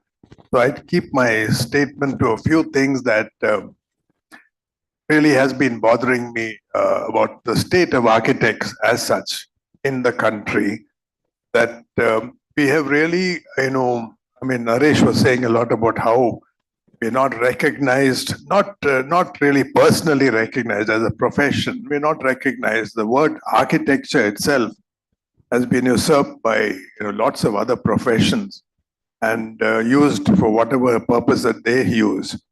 So I have a feeling that we are under attack now as a profession by various agencies who seek to take over or whatever the little role that we used to have in our, you know, in this whole building of the ecosystem of our cities and our country. A lot of it is now, the roles have all been switched. And for that, we have ourselves to blame really for not really putting our foot down, being assertive, being clear about who we should, you know, what kind of role we should be playing in the game of getting this thing built. So really, I have no much statement on sustainability. I mean, I've been given a few notes on all that, but really all that is self-evident. If we don't do all that, we're going to wipe ourselves out even further. So while having said that, I would say we could really, you know, get together more frequently as a profession, you know, personally, and try and influence decision taking that is affecting the way we are able to function. We are under attack both in terms of the legality of many of the things that we do. None of us have really faced those issues as yet, but it's going to hit very shortly, where we are made to sign government documents with absolutely no control over execution of those documents. We are made to you know, sign bank estimates where we don't know where the hell the money is gone. You know, there's so many issues. You know, you can, I can name all those issues, and it really worries me for the future that these issues are not tackled as a group by by hopefully our association, but as Naresh mentioned, smaller groups probably may more influence in trying to get these things done. So really, my keynote address is nothing about the future of architecture, etc. There's not going to be much future unless we look after it ourselves. So I suggest that the Reality Plus, which is get together and form small groups where people with such effective ideas as were put forward by the few with the only session that I attended. There's such nice ideas coming out of there. So quality of buildings, really we are a lot to be blamed for that because we have really let it happen. We've let it slide. We as a profession. I'm not blaming anybody in particular, but I'm saying we've not been alert enough to what has been going on around us, not protecting our own, what we set out into this line for, which is really to, contribute to the country that we were, gifted. So for all these matters, I would request that we form a small, I don't know who will organize all this, and get active and formulate some ideas so that we can, eventually all of us have some influence. We are able to get into areas where we need to get into and suggest to them that, that we as a group are able to contribute much more than what we are drawing some pithy sketch somewhere, giving it to some guy, highly repetitive buildings. It's getting boring. So maybe we should do something like that. That's really what I have to say. We need to stand up and speak for ourselves now in the public space as much as other doctors, lawyers, all of them, all the other professions are very strong in their basis. It has a lot to do with this, I think, Mumbai-centered Indian Institute of Architects that we have, of which I am a fellow, but I don't even know what that means. Council is good for the legal structure around us. But I think locally we have to get active. So this is my advice. There are a lot of very senior people here who can definitely take up this if they feel it's worthwhile. And let's give it a shot. And I wish all the best. I've enjoyed this profession more than I can speak. I mean, it's just been just awesome by just so. But I sure would like it to continue with the others who join the profession, the youngsters, that when they join this particular branch of human endeavor, that they they find it exciting and well protected, safe. I mean, well protected from the system point of view, not from adventurous design, etc. That they could take it forward. I'm sure they will. So that's a plea from a guy who is now kind of pulling out of this. So you might as well take it that, hey, look ahead, not just down at your feet. Look ahead, take a long shot at it, and give it a go. With that, I conclude my keynote address. Thank you. Please give it up for sir, ladies and gentlemen. I'll request you to please wait on stage, sir. I'll request Mr. Varun Poddar, CEO from Box India, to please kindly come on stage and hand over the token of appreciation to sir. Please give it up for both of them, everybody, ladies and gentlemen. Thank you. Can we have the token of appreciation, please? Thank you.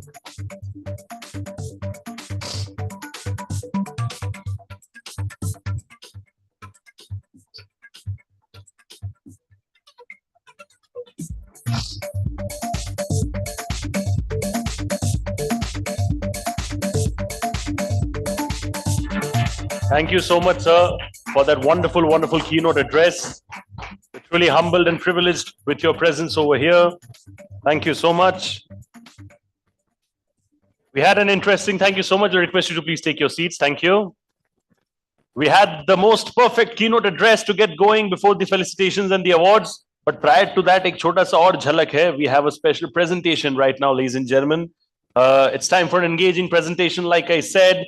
For this, I'll request Ms. Akshata Hegre, Product Manager at Box Interior and Exterior Solutions, to kindly come up on stage and share some really, really innovative ideas and solutions that shape the future of interiors and exteriors. Can I please have some noise for Akshata over here as well? She was here, kind enough to be with us for a presentation yesterday, and she's over here with us today.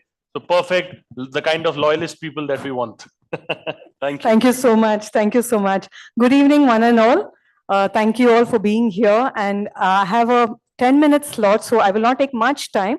So this is me, Akshata Hegde, product manager for Vokes India. So yes, this is Vokes for you. So Vokes, what is Vokes? It's an institute itself. So in this institute, we have architects, we have students who are coming up with innovative ideas where we have for ceilings, walls, floors. So we are giving a overall building material product which is sustainable. As this word has been used now for the whole, I think this whole evening we've been listening. So we are giving that, and also a product, our 10-year warranty. We are having the soffit, which is the ceiling system, which is a technology is very good, printing technology. So let me go a little more deeper with the products. We have 4 factories overall. One being very proud in Bangalore, in Jigini we have started. In 2024, we started a factory, and we have 30+ years of experience. So I say 30+ means I'm saying for a beat in matter of design, in matter of your products, what we're selling to people. We have 30+ years of knowledge, and also in 60+ countries. We are spread over. And this is the factory, as you can see. So we have started the soffit, infratop, soffit ceiling, and we have the facade system. So what commitments we give? Right now, people are looking for build fast. They want to build the complete work. So what we are doing, we are giving you a lightweight material, which is easy to install. And also we are giving a very good quality product. Here we are giving you a 10-year warranty with the product, which is very easy to install, and also the labor cost. Always we have a problem with the labor cost. So yes, we can give you a better product. And also sustainable, as I said, it's a recyclable material. All our products are a polymer-based material on which we are doing a printing, which is called the digital printing technology, which I don't think in the market, we are, it's a very patent one and it's very new. So people are wanting to know more about this. So we have a stall outside. So please do visit our stall. We can give more information on that. So infratop soffit ceiling. Everyone in a building, we look at the 4 walls. We forget the 5th wall, which is the ceiling. So yes, we have a product for that. So we have, which gives a building, I can say, a building, be it interiors or exterior, a new look. So people, before when we used to go for interiors, first thought is we will use wood. But what happens there? So wood is like, again, at the side, they're cutting, they're inhaling that. It's harmful for the humans also. And also, over the time, you have to give it a maintenance and, a lot of other plus and minus points there. So we are giving a wood-like structure with our Vokes panels. So which is, again, natural wood, click system, and easy to maintain, low maintenance. Actually, I can say no maintenance at all. Once you fix it, you will not, there is no need to go and redo it every year or, any no maintenance there. So yes, we have done a small comparison. As I said, first is the 30+ years of experience, the knowledge what we have, and also our presence. The main part is we have the double layer technology. So as I was talking about the digital printing, it's a double layer technology. And we have come up with a new system here where people want something seamless. Always we are coming with panels, and then there is a trim coming. So we brought up a new design where we are avoiding this trim and we're giving you a better solution where it's seamless. So this is called our Connect system, which is recently launched and it's patent. So this is the Connect system. So let me just go through in few slides all the projects what we have done. So this is a Lodha project in Mumbai. And again here, a Vadva project in Mumbai. This is our very own Bangalore city here. We have done Mana project. So you can see it's giving a different look to the building. It's it's having an aesthetic purpose, easy to install. and it's having a better look onto it. So you can use it in your apartments, in your gateways, even in washroom. Actually, washroom, always people think like, what is that service we can do? Like, mainly the geyser is there, or, how do we cover that? So yes, we have a solution for that. And we are having a better product for the material. So car porch area, so all the entrance areas, we have all these products. So you can mix and match also. Here what we have done is, we have done it with the design. So design plus our product. Or the balconies. And we have done a few verandas here. Convention center, perfect product for the convention centers. Hotels, restaurants, homes, residential purpose, villas, we name it and we are there. So we have a motto in our company. We say, think ceiling, think works. So we have done this red chili office where we have given a ceiling and wall panels. In it's Gaurikan, architect Gaurikan was, she designed it. And after that, we did her home also. So Wankhede Stadium, perfect example here, like how we did the stadium here. So this is a very nice lookout at the stadium. Miso restaurant. So yes, now people were wondering, like, okay, ceiling is done. Next, what can Vogues get? So when we do the ceiling, we have the walls. What about the walls? We need to protect that also. So we have come up with a product called Fronto, which is for interior and exterior. So the material is same. On the material, we're giving another layer, which is for the UV protection. So this will help you, like the color, especially the colors.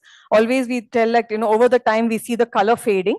So yes, we have a product here, which is exactly like, you can use it for 10 years without any worry. And installation, again, very easy to install. I keep telling myself this word because it is a very good, this point is very important nowadays. After COVID, people are telling we don't have time. We need, like, something, do it quickly and, give us the project immediately. So yes, this is the product what we have. So this is a 3-layer product and some projects here which we have done. So for ceiling, facades, here the terrace area. And then coming to the last product, this is called the SPC flooring, Primera SPC flooring. So what is SPC? It's a stone polymer. So people, when we use it on the flooring, main worry is how is the sound, the material, what we have. So SPC flooring helps you. It's with the locking system. And it's, again, very easy to install. On the existing flooring only, we do the installation. So we have the I4F drop lock technology. It's a water resistant material. And also it's a 15-year warranty for the residential purpose. So we have some color scheme here, which is like we have 12 colors. This is a 4-layer, as you can see. So the first one is the UV protection for the color, and then the foam. So when we put it on the existing tile, you have a cushion there. So we have done a small comparison sheet with what we have like ceramic, laminate in the market. We have done a small comparison, mainly to say you can see all this materials, appearance, even the maintenance, how to maintain it. You can see it easy to clean and maintain. A few projects again, we have it in restaurants. We have done it in residential area, and we are also we have a technical team in Bangalore and Pan India who can help you with all your queries, with all the technical difficulties, and we have a design team who can help you with rendering and material selections. We have certificates. Mainly people want to know, because this is a European based company. We all have for the Indian one also. We have done a small TV test. We have done a testing also. And also we have installation manual and technical data sheet. So this is with whom we have worked with. So thank you all for this 10-minute slot. Please, we have a stall here, so we all can visit our stall there. Thank you all so much. Thank you so much. Please give her a big round of applause, everybody, ladies and gentlemen. You don't want to share the SRK story? You know, that the tweeting thing that happened. You want to share? It might be interesting for them, right? The SRK story that you were talking about. You want to share with them? Thank you. Yes. So as I was saying, Gaurikan contacted us for a project for home. So we did the walls. And then looking at that, Shah Rukh Khan tweeted on the Twitter, putting that, okay, the home is done. What about my office? So yes. So we got the project, and our CEO also is here who can back up that story. True, no, sir? We had that project. So he was very happy with the product. That office picture, what I showed was his. So thank you. Thank you. King Khan, indeed, a man of his words. Thank you so much for all the wonderful presentation stuff. Thank you so much for being with us over here. Please give her a big round of applause once again, please. You know, ladies and gentlemen, on this note, we will now move forward to felicitating the iconic architects and designers whose artistry and vision make our world a much better and beautiful place to live in. Your contributions are truly invaluable and deserving of every celebration. Just a quick reminder to all the people who are getting felicitated as well as winning the awards.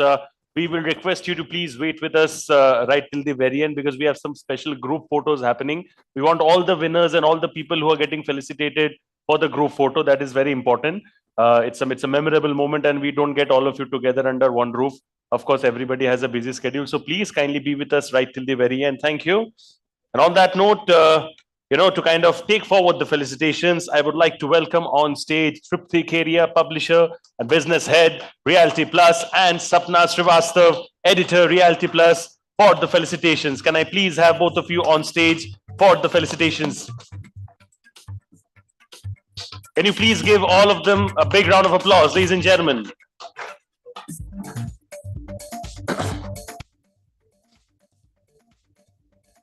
Thank you so much, the two pillars truly of Realty Plus. And on that note, we are ready to move forward with the felicitations. Thank you. We present the iconic designers of South India, felicitated by the Realty Plus Architecture and Design Fest 2024 South Edition. Tonight, we honor their pursuit of design excellence, celebrating the power of imagination, creativity, and innovation. Our awardees will be announced in alphabetical order. Meet our first awardee, Dr. B. Shashi Bhushan, Principal at BSB Architects, a visionary architect, researcher, and writer. His innovative work prioritizes social and ecological sensitivity. Ladies and gentlemen, I want you all to give it up for Dr. B. Shashi Bhushan, please. Everybody, make some noise. The room is spacious enough. Everybody is aware about Mexican waves in cricket stadiums. How do we do it? We start from one place and zip karke we go to the other. Can we have that clapping and appreciation over here as well? Jate, jate, jate, jate. Come on, everybody. Bangalore, yes. Thank you, sir. I'm a little crazy, to please bear with me for some time. We need that acknowledgement for all our winners. Thank you, sir. Request you to please say a few words for all of us. I'll hold your trophy if you need.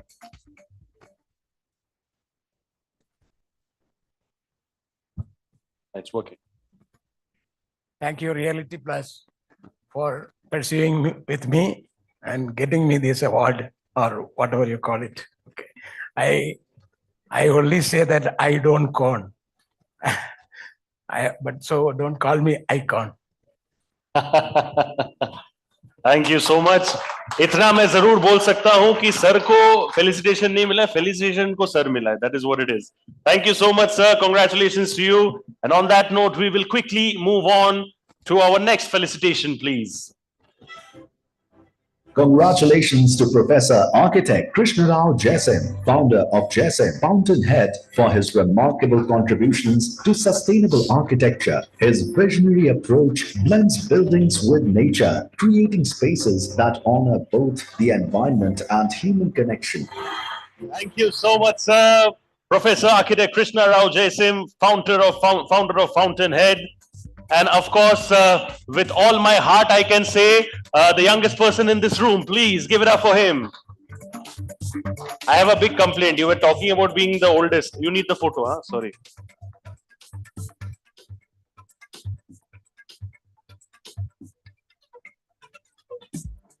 Please request you to say a few words, sir.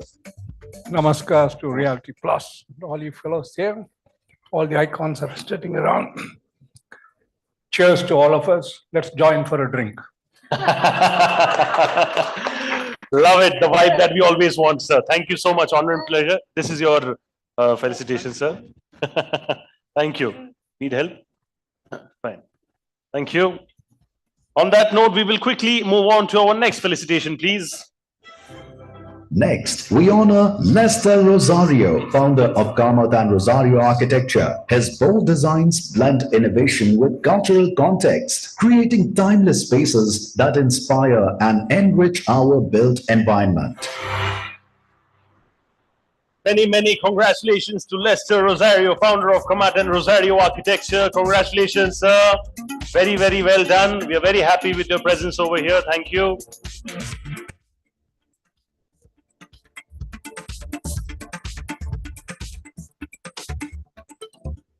Many congratulations. Request you to please say a few words for us. Thank you so much, Realty Plus, for this honor. I'm truly humbled to be honored among the really big stalwarts that I see in the room here. Thank you so much. Thank you so much. Everybody is a stalwart indeed. Thank you. Many congratulations to you and your entire team. On that note, we move forward to our next felicitation, please. Next, we honor Naresh Narasimhan, Principal Architect and Managing Partner at Venkata Ramanan Associates. An accomplished architect, urbanist, and creative entrepreneur, Naresh's visionary leadership shapes the future of our cities and built environments. Thank you so much and congratulations to you, Naresh, sir, once again. Thank you so much. Please give it up for sir once again, please, ladies and gentlemen. Sir was kind enough to join us for a special session as well prior to this. So thank you so much.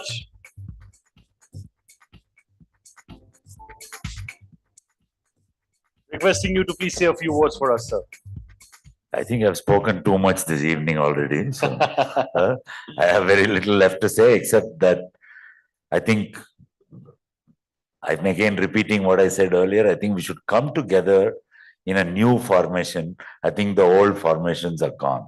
Thank you. Gone are the old days, new formations, laiye, collaboration laiye. That is what is the message from sir. Thank you. And once again, congratulations. On that note, can we please move on to the next felicitation, please? We recognize Prem Chandavarkar, Managing Partner at CNT Architects, a renowned architect and urban planner whose thoughtful approach has profoundly shaped the built environment.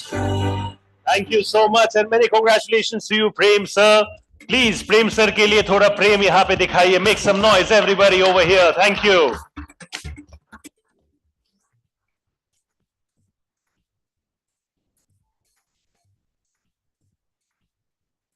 I know you have shared your insights before, but we'll request you to please say a few words again. Thank you. I am honored to receive this award, but also aware that as soon as I leave, I must forget it because I must always remember that architecture is always greater than architects. Congratulations. Thank you so much, sir. Sir, jab tak wo group photo nahi ho jata, tab tak mat bhuliyega, please. That is what it is. Thank you so much, Prem sir. Many congratulations. Legend indeed. On that note, we will please move on to our next felicitation, please. We honor Ranjit K. Kartha, Director and Principal Lighting Consultant at Veda Lighting Design, a pioneer in transformative, sustainable lighting solutions that elevate spaces and experiences. Bangalore, can I please hear it for Ranjit, sir, for the wonderful work that he has been doing with his organization. Thank you so much. Very well deserved indeed. You know, when the photographs are happening, can we make some more noise and clapping, please? Thank you. There's a lot of power in unity. Thank you so much, sir. Requesting you to please say a few words for us. Yeah, thanks, Realty, for the honor. And I think it's a privilege to be here and also as a recognition to the lighting design industry. We are just a very few budding niche developing industry as architects were or interior designers were a few years back. So I request all here to give lighting designers a try, not just me, but there's a growing fraternity of lighting designers across India. So bring us onto your projects, see what lighting design can do for your architecture and interior design. Thank you very much. Thank you so much. Please give him a big round of applause, everybody over here. Thank you. And just a gentle reminder, we have the group photos remaining, so please wait with us till the very end. Thank you so much. On that note, we will move forward to our next felicitation, please. We are pleased to recognize Sarvadeep Basar, IALD, Principal at Lucent Worldwide, a true visionary in architectural lighting design, whose innovative work continues to redefine spaces. Many congratulations to you, Sarvadeep, sir. Thank you so much. Truly leading from the front, like a force to reckon with. Thank you so much, sir, for being with us over here today.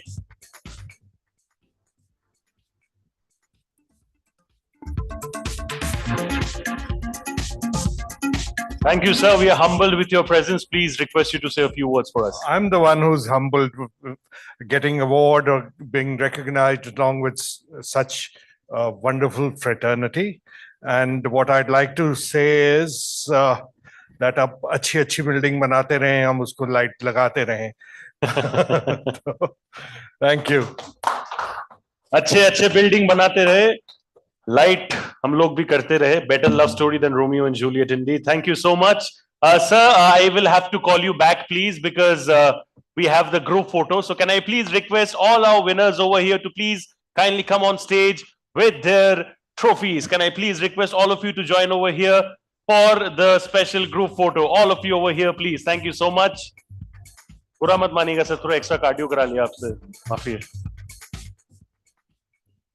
Can I please have all our winners over here? So I'll explain the thing very quickly.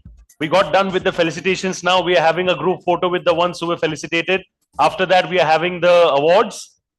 Then we'll have a separate group photo with the awardees, and then we do a combined group photo of everybody who's won an award as well as the felicitations. So in short, basically, sabko please enter rehna hai. That is what it is. Thank you.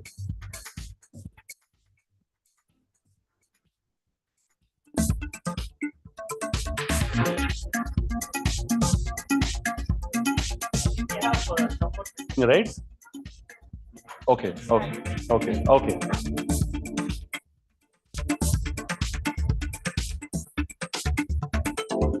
Thank you so much. Can we please have a group photo with the team of Realty Plus? All of you, sir, if I may request you to please wait. Can I have the team of Realty Plus joining them? It's a frame worth keeping. So if you can please kindly come on stage.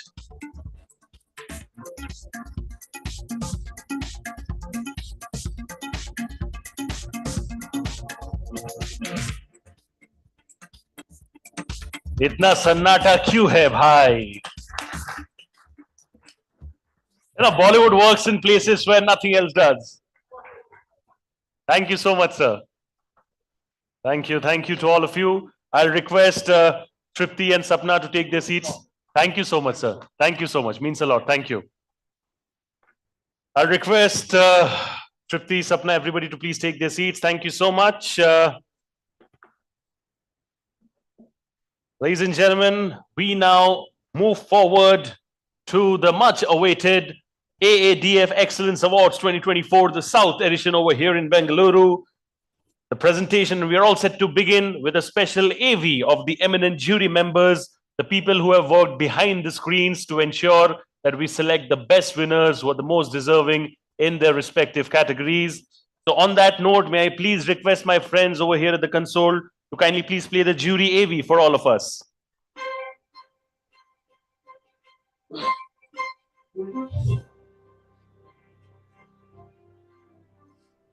It's exciting to be selected to be part of the jury of the Reality Plus Architecture Design Fest. It's really privilege for me to be there as far as from the region of Asia.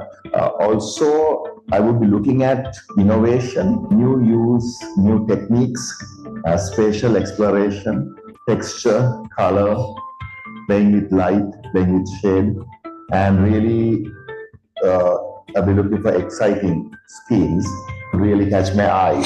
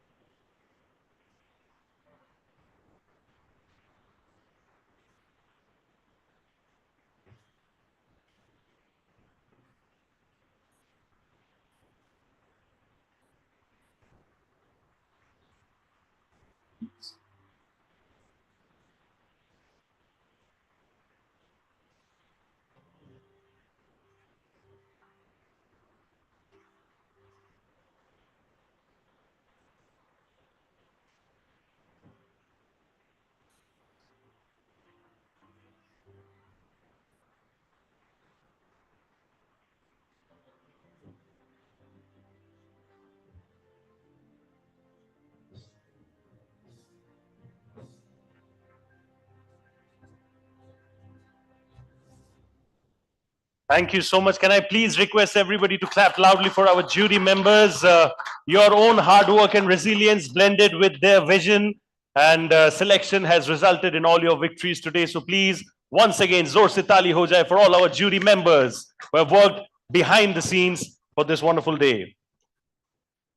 We will now move forward to the AADF Excellence Awards 2024 down south over here. But prior to that, I would like to call upon stage our respected presenters for the awards. We have with us today Professor Architect Krishna Rao Jaisim, founder of Fountainhead, with us. Can I please request her to kindly join me over here on stage as our honorable presenter? Thank you, sir. Welcome back. Come, sir. We also have with us today Architect Vasudevan R. Kadalail, Director and Principal Architect, Ecumen Habitat Solutions Private Limited. Can I please request Vasudevan, sir, to please join us over here on stage as well, please? And I also have with us today the presence of Varun Poddar, CEO, Box India, as our honorable presenter as well. Please, ladies and gentlemen, everybody, give it up for this fantastic, fantastic trio. Thank you. All right. तो माहौल तैयार है तो देर किस बात की? Come on, Avantika, let's get going. Ladies and gentlemen, I we request are all of you pleased to to announce please come the a little this winners side. of the Realty Plus Architecture and Design Fest 2024 South Edition. Our winners embody the spirit of architectural community, uniting industry leaders, innovators, and visionaries to celebrate excellence in architecture and design. These awards honor India's top architects across various categories, highlighting the creativity and expertise that have shaped and transformed our built environment. It is our great honor to inaugurate the Realty Plus Architecture and Design Fest 2024 South Edition with a special tribute to a legend in the world of architecture. With a storied career spanning traditional and specialized architectural services, he has consistently pushed the boundaries of innovation and excellence. Tonight, we proudly present the Lifetime Achievement Award of the Year to this master architect, whose groundbreaking work has left indelible mark on our built environment. Let us recognize his remarkable achievements and celebrate his enduring legacy. Please join us in celebrating the remarkable career and contributions of a true visionary, Architect T.M. Thomas, founder and director, Thomas Associates, Architects. Thank you so much. It's Architect T.M. Thomas, sir, Principal Architect of Mrs. Thomas Associates. Congratulations, sir. Thank you so much. A humble request to everybody over here. Can I please have a standing ovation for sir? Everybody over here. Thank you so much. He's earned that respect in the true sense of the term. I'll request all of you to please kindly be with us over here at the center for the shutters. And I would request all of you to kindly please continue the standing ovation till sir is there on stage. Thank you.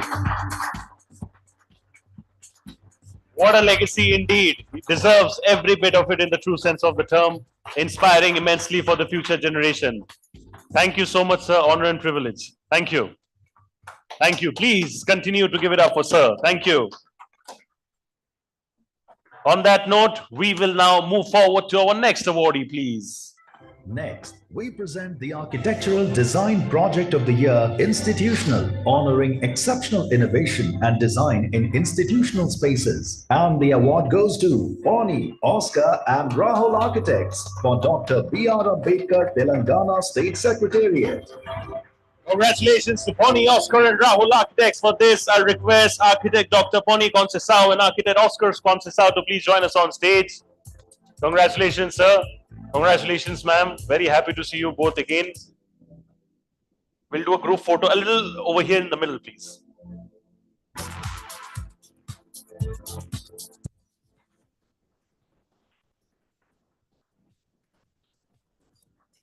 It's almost like eat, sleep, do good work and repeat and get awards and repeat. That is what it is for them. Congratulations to both of you once again.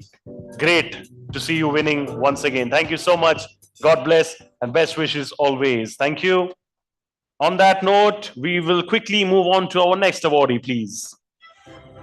Up next, we celebrate the highest standard of excellence with the Architectural Design Project of the Year, Residential, and the award goes to Collage Architecture Studio for House of Myths and Gardens.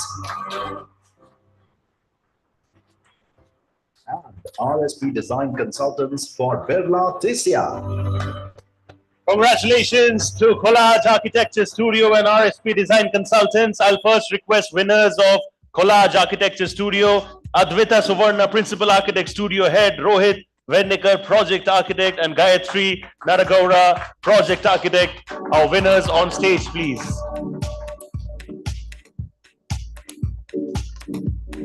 We've talked about Mexican wave, right? We can do that. Yes, yes, please.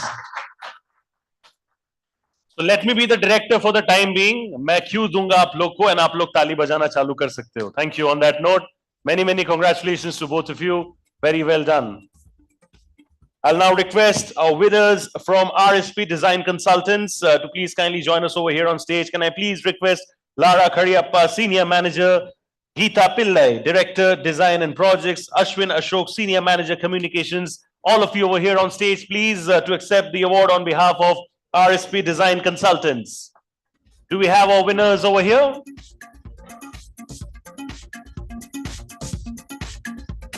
I believe, but they are present over here. We can do that later then in that case. Please keep that in mind.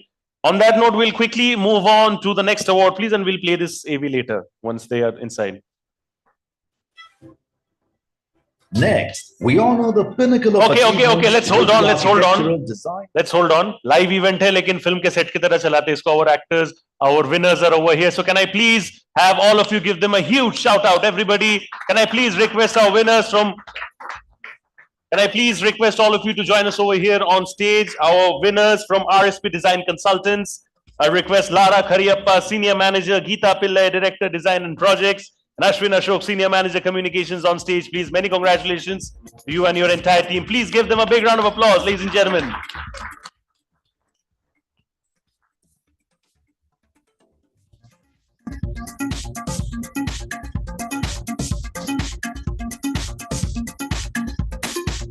Thank you so much. Very well done. May the awards keep coming in the future as well.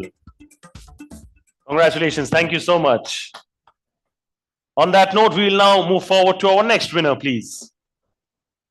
Next, we honor the pinnacle of achievement with the Architectural Design Project of the Year, Healthcare, and the award goes to Urban Precinct for Oasis Redevelopment of Institute of Palliative Medicine, Kozhikode. Congratulations to Urban Precinct for Oasis. I'll request Janardhan KS and Rajendra Hegre, co-founders Urban Precinct, to please join us over here on stage. Please, ladies and gentlemen, give it up for them. Everybody over here in this room. Bengaluru, show some love. Show what you got. Show what you're made of. Come on, Namma Bengaluru.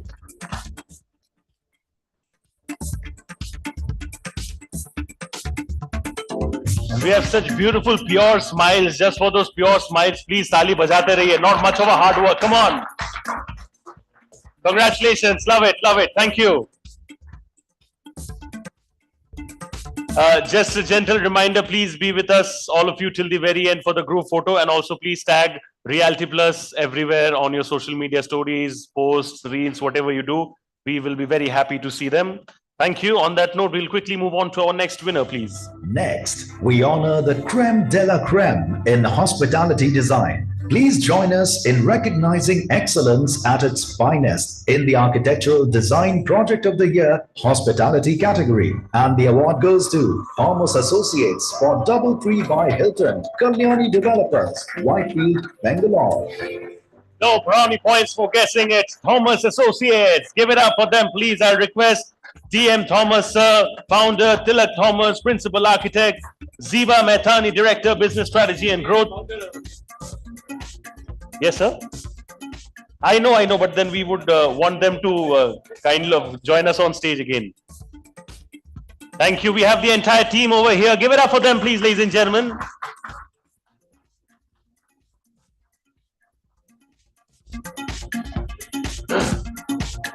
Architectural Design Project of the Year, Hospitality category.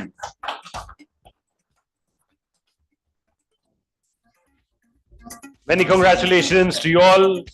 Thank you so much for coming on stage and accepting this award honor. On that note, we will move forward to our next award, please.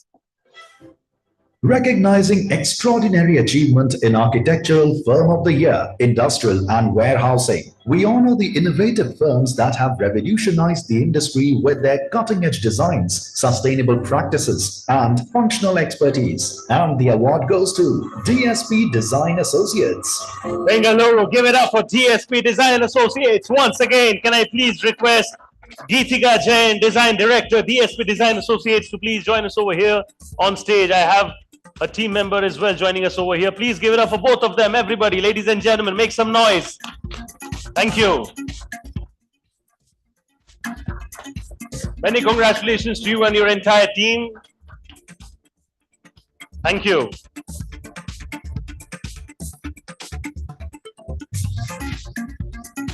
Congratulations and very well done. Quickly moving on to our next award, please. Awarding distinction in excellence for Emerging Architectural Firm of the Year, Commercial. We recognize the innovative and talented firms that are redefining the boundaries of commercial spaces. And the award goes to ADM Designs. Congratulations to the entire team of ADM Designs. Can I please request Nishant HS, Director Operations and Design, Ilan Kumaran and Pooja Ranjit from ADM Designs to please kindly join me over here on stage. Can I have the entire team willing to please join me over here on stage? Give it up for them, please, ladies and gentlemen, everybody. Can I have the team over here? Thank you. Many congratulations to both of you and your entire team.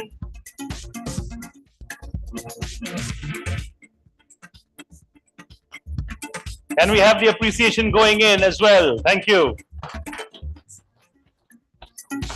Thank you so much. Best wishes for future as well. Thank you. On that note, we will quickly move on to our next award, please. We now present the Interior Design Firm of the Year, Residential, acknowledging outstanding creativity and expertise in residential interior design. And the award goes to the Karigars. Karigars it is, ladies and gentlemen. Congratulations. Can I please request Gursimar Kaur Saluja, Mohammad Minaj from the Karigars to join us over here on stage, please. Many congratulations, very well done. Congratulations, Bajaiye Tali and make them feel loved and important in the best way possible. Congratulations.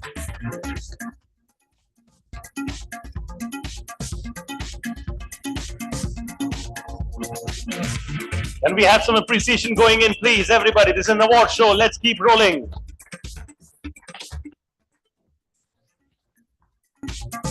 Thank you so much. Picture perfect moment indeed. Many congratulations to all of you. Thank you.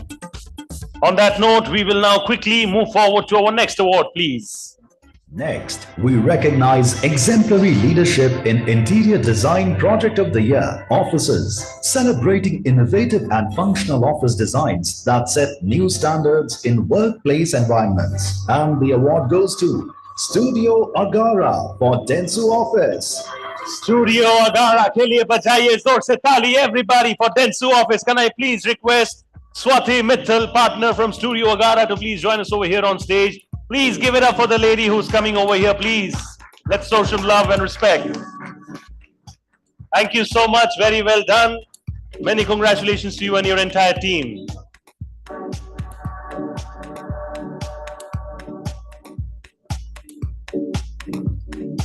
Thank you, Swati ji. Very well done. God bless. Best wishes for the future.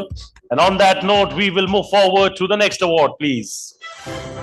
Next, we honor the best of the best with the Architectural Firm of the Year Institutional Award, recognizing exceptional excellence in institutional architecture. And the award goes to Synergic Designs.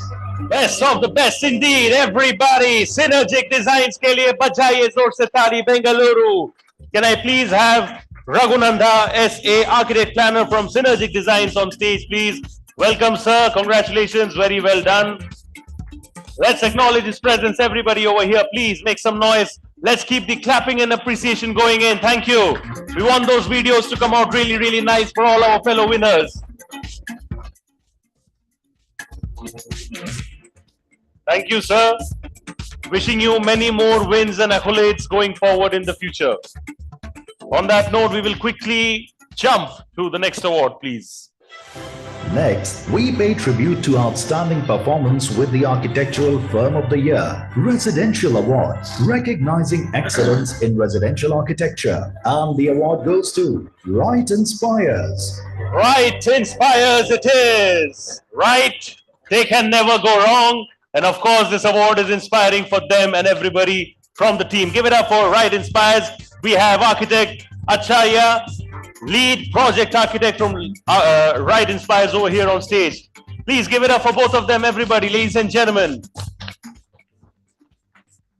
Right Inspires it is, and rightly inspiring over here as well. The AADF Architecture and Design Fest 2024 down south is a grand gala that's happening over here. They're loving all our winners coming on stage and accepting their special honors. Thank you so much for making the debut one very, very special. On that note, we will please move on to our next award, please. Next, we celebrate unmatched brilliance with the Emerging Architecture of the Year Hospitality Award, recognizing exceptional talent in hospitality architecture. And the award goes to James Kingsley Clouden, Fact Studio, Pioneer Architecture and Constructions. Unmatched brilliance it is in the true sense of the term. Congratulations, James Kingsley Clouden, Principal Architect, PAC Studio. Congratulations.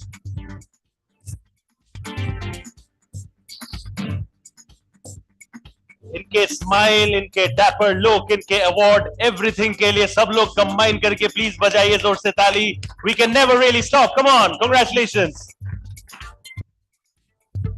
Let's move on to the next award, please. Next, we acknowledge trailblazing excellence with the Emerging Interior Design Firm of the Year Commercial Award, recognizing innovative and impactful work in commercial architecture. And the award goes to Studio ASA. Studio ASA, make some noise for Ashish Singh, founder and principal architect, Studio ASA. Fantastic. And anybody who wants some fashion goals as well, please, here's the gentleman over here. You can take it from sir.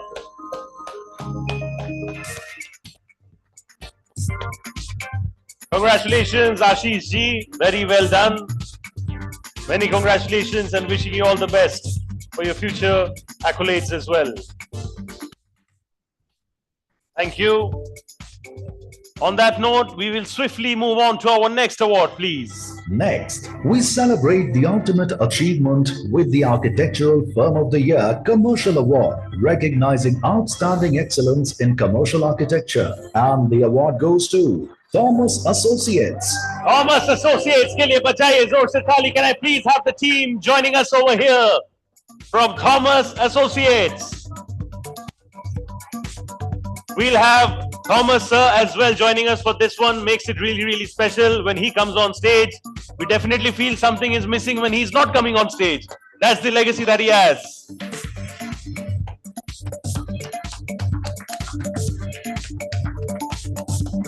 What a moment. Many congratulations to the entire team once again. Thomas Associates. We will quickly move on to the next award, which, ladies and gentlemen, take note. Recognize the pinnacle of excellence with the Designer Architectural Design Project of the Year, Office, celebrating exceptional design in office spaces. And the award goes to Bonnie, Oscar, and Rahul Architects for Micromatic Office. Pony, Oscar, and Rahul Architects it is for Micromatic Office. Architect Dr. Pony Concesao and Architect Oscar Concesao, sir, once again on stage. Please give it up. Many congratulations to both of you once again. Love it.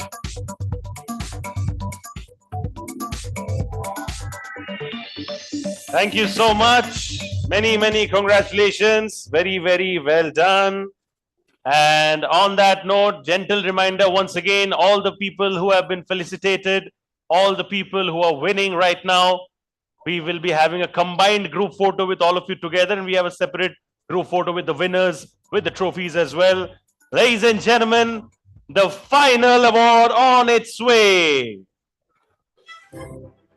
Next, we highlight remarkable excellence with the Interior Design Firm of the Year Commercial Award, recognizing outstanding achievements in commercial interior design. And the award goes to DSP Design Associates. DSP, DSP. That's the mantra. We don't have all the team members. मैं उनका कमी पूरी कर रहा हूँ यहाँ पे. DSP Design Associates it is. Congratulations to Geetika Jain and the entire team.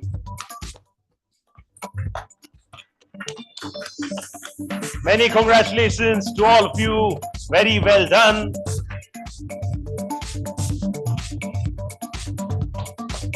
Thank you so much.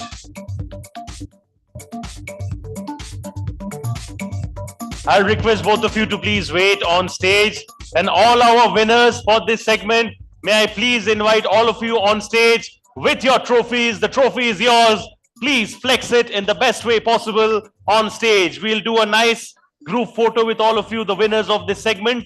And then later after that, we do a combined photo of all of you, the felicitations as well as the award winners. Okay, all of them. Okay. So what we are doing right now is we are doing a combined photo of all the people who have been felicitated as well as the ones who have won an award. Can I please request everybody over here? Basically, जिनके पास भी trophy है, सब लोग आ जाइए ऊपर stage पे. That is what it is. You also have the trophies. You're making it.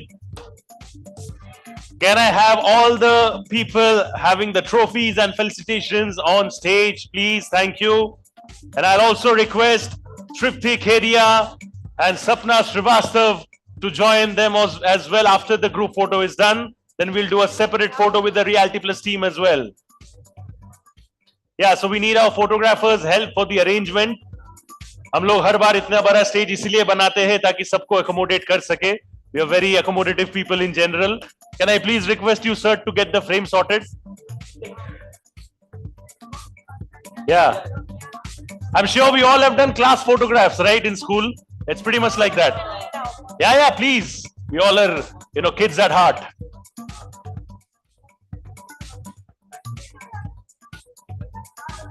Everybody over here who's a winner, who has been felicitated, can I please request all of you to join us over here on stage?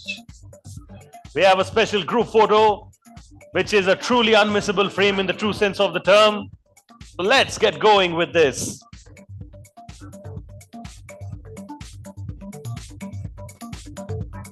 And I have a quick request, please everybody pay attention. After the photos are done, I have one more announcement to make. Please hold on to your poses after the photos are done. Please, sir. Yes. Yeah.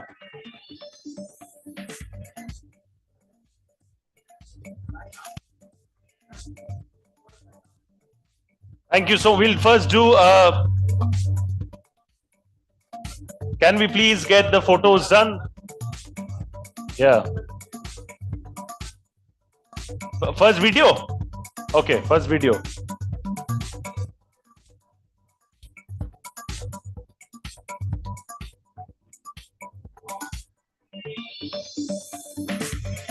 Huh? Yeah.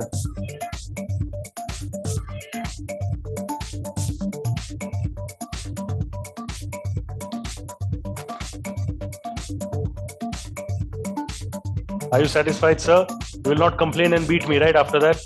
Thank you. We'll do the photos right now.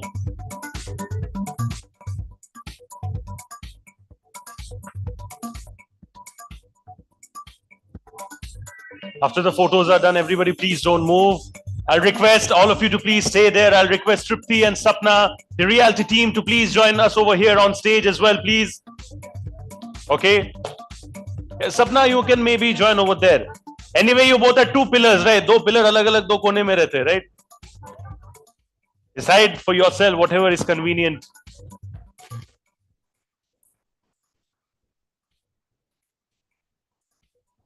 Yeah, please, Tripti. I think you should be there somewhere in the middle. Be careful.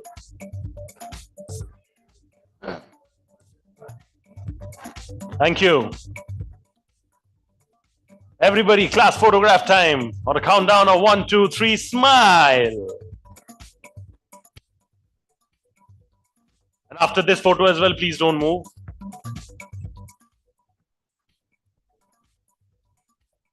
मैं कोई भी event करता हूँ, please hold on. मैं कोई भी event करता हूँ, मेरा एक एक्नॉलेजमेंट का एक फॉर्मेट है which I really appreciate. A lot of people, the back end heroes who have been supporting. Can I please request all of you to clap for all our console people over there? Right from morning, they have been working hard. Another round of clapping for everybody, the hotel staff who have been putting the chairs on stage all the time. For them, please. हमारे photographer and videographer के लिए भी please everybody बजाइए जोर से ताली. Everybody over here, thank you so much. They deserve all the love and appreciation. And yeah, of course. Before that, everybody on a countdown of 1, 2, 3, अपने लिए बजाइए जोर से ताली, please. Come on and record this moment. अभी मैं भी आ जाता हूँ, हाँ, selfie. Does anybody have a phone? I kept my phone over there. Maybe I can click. Huh? Take this. Thank you. You want to click? Yeah. Okay. Nice. Yeah. Is the frame good?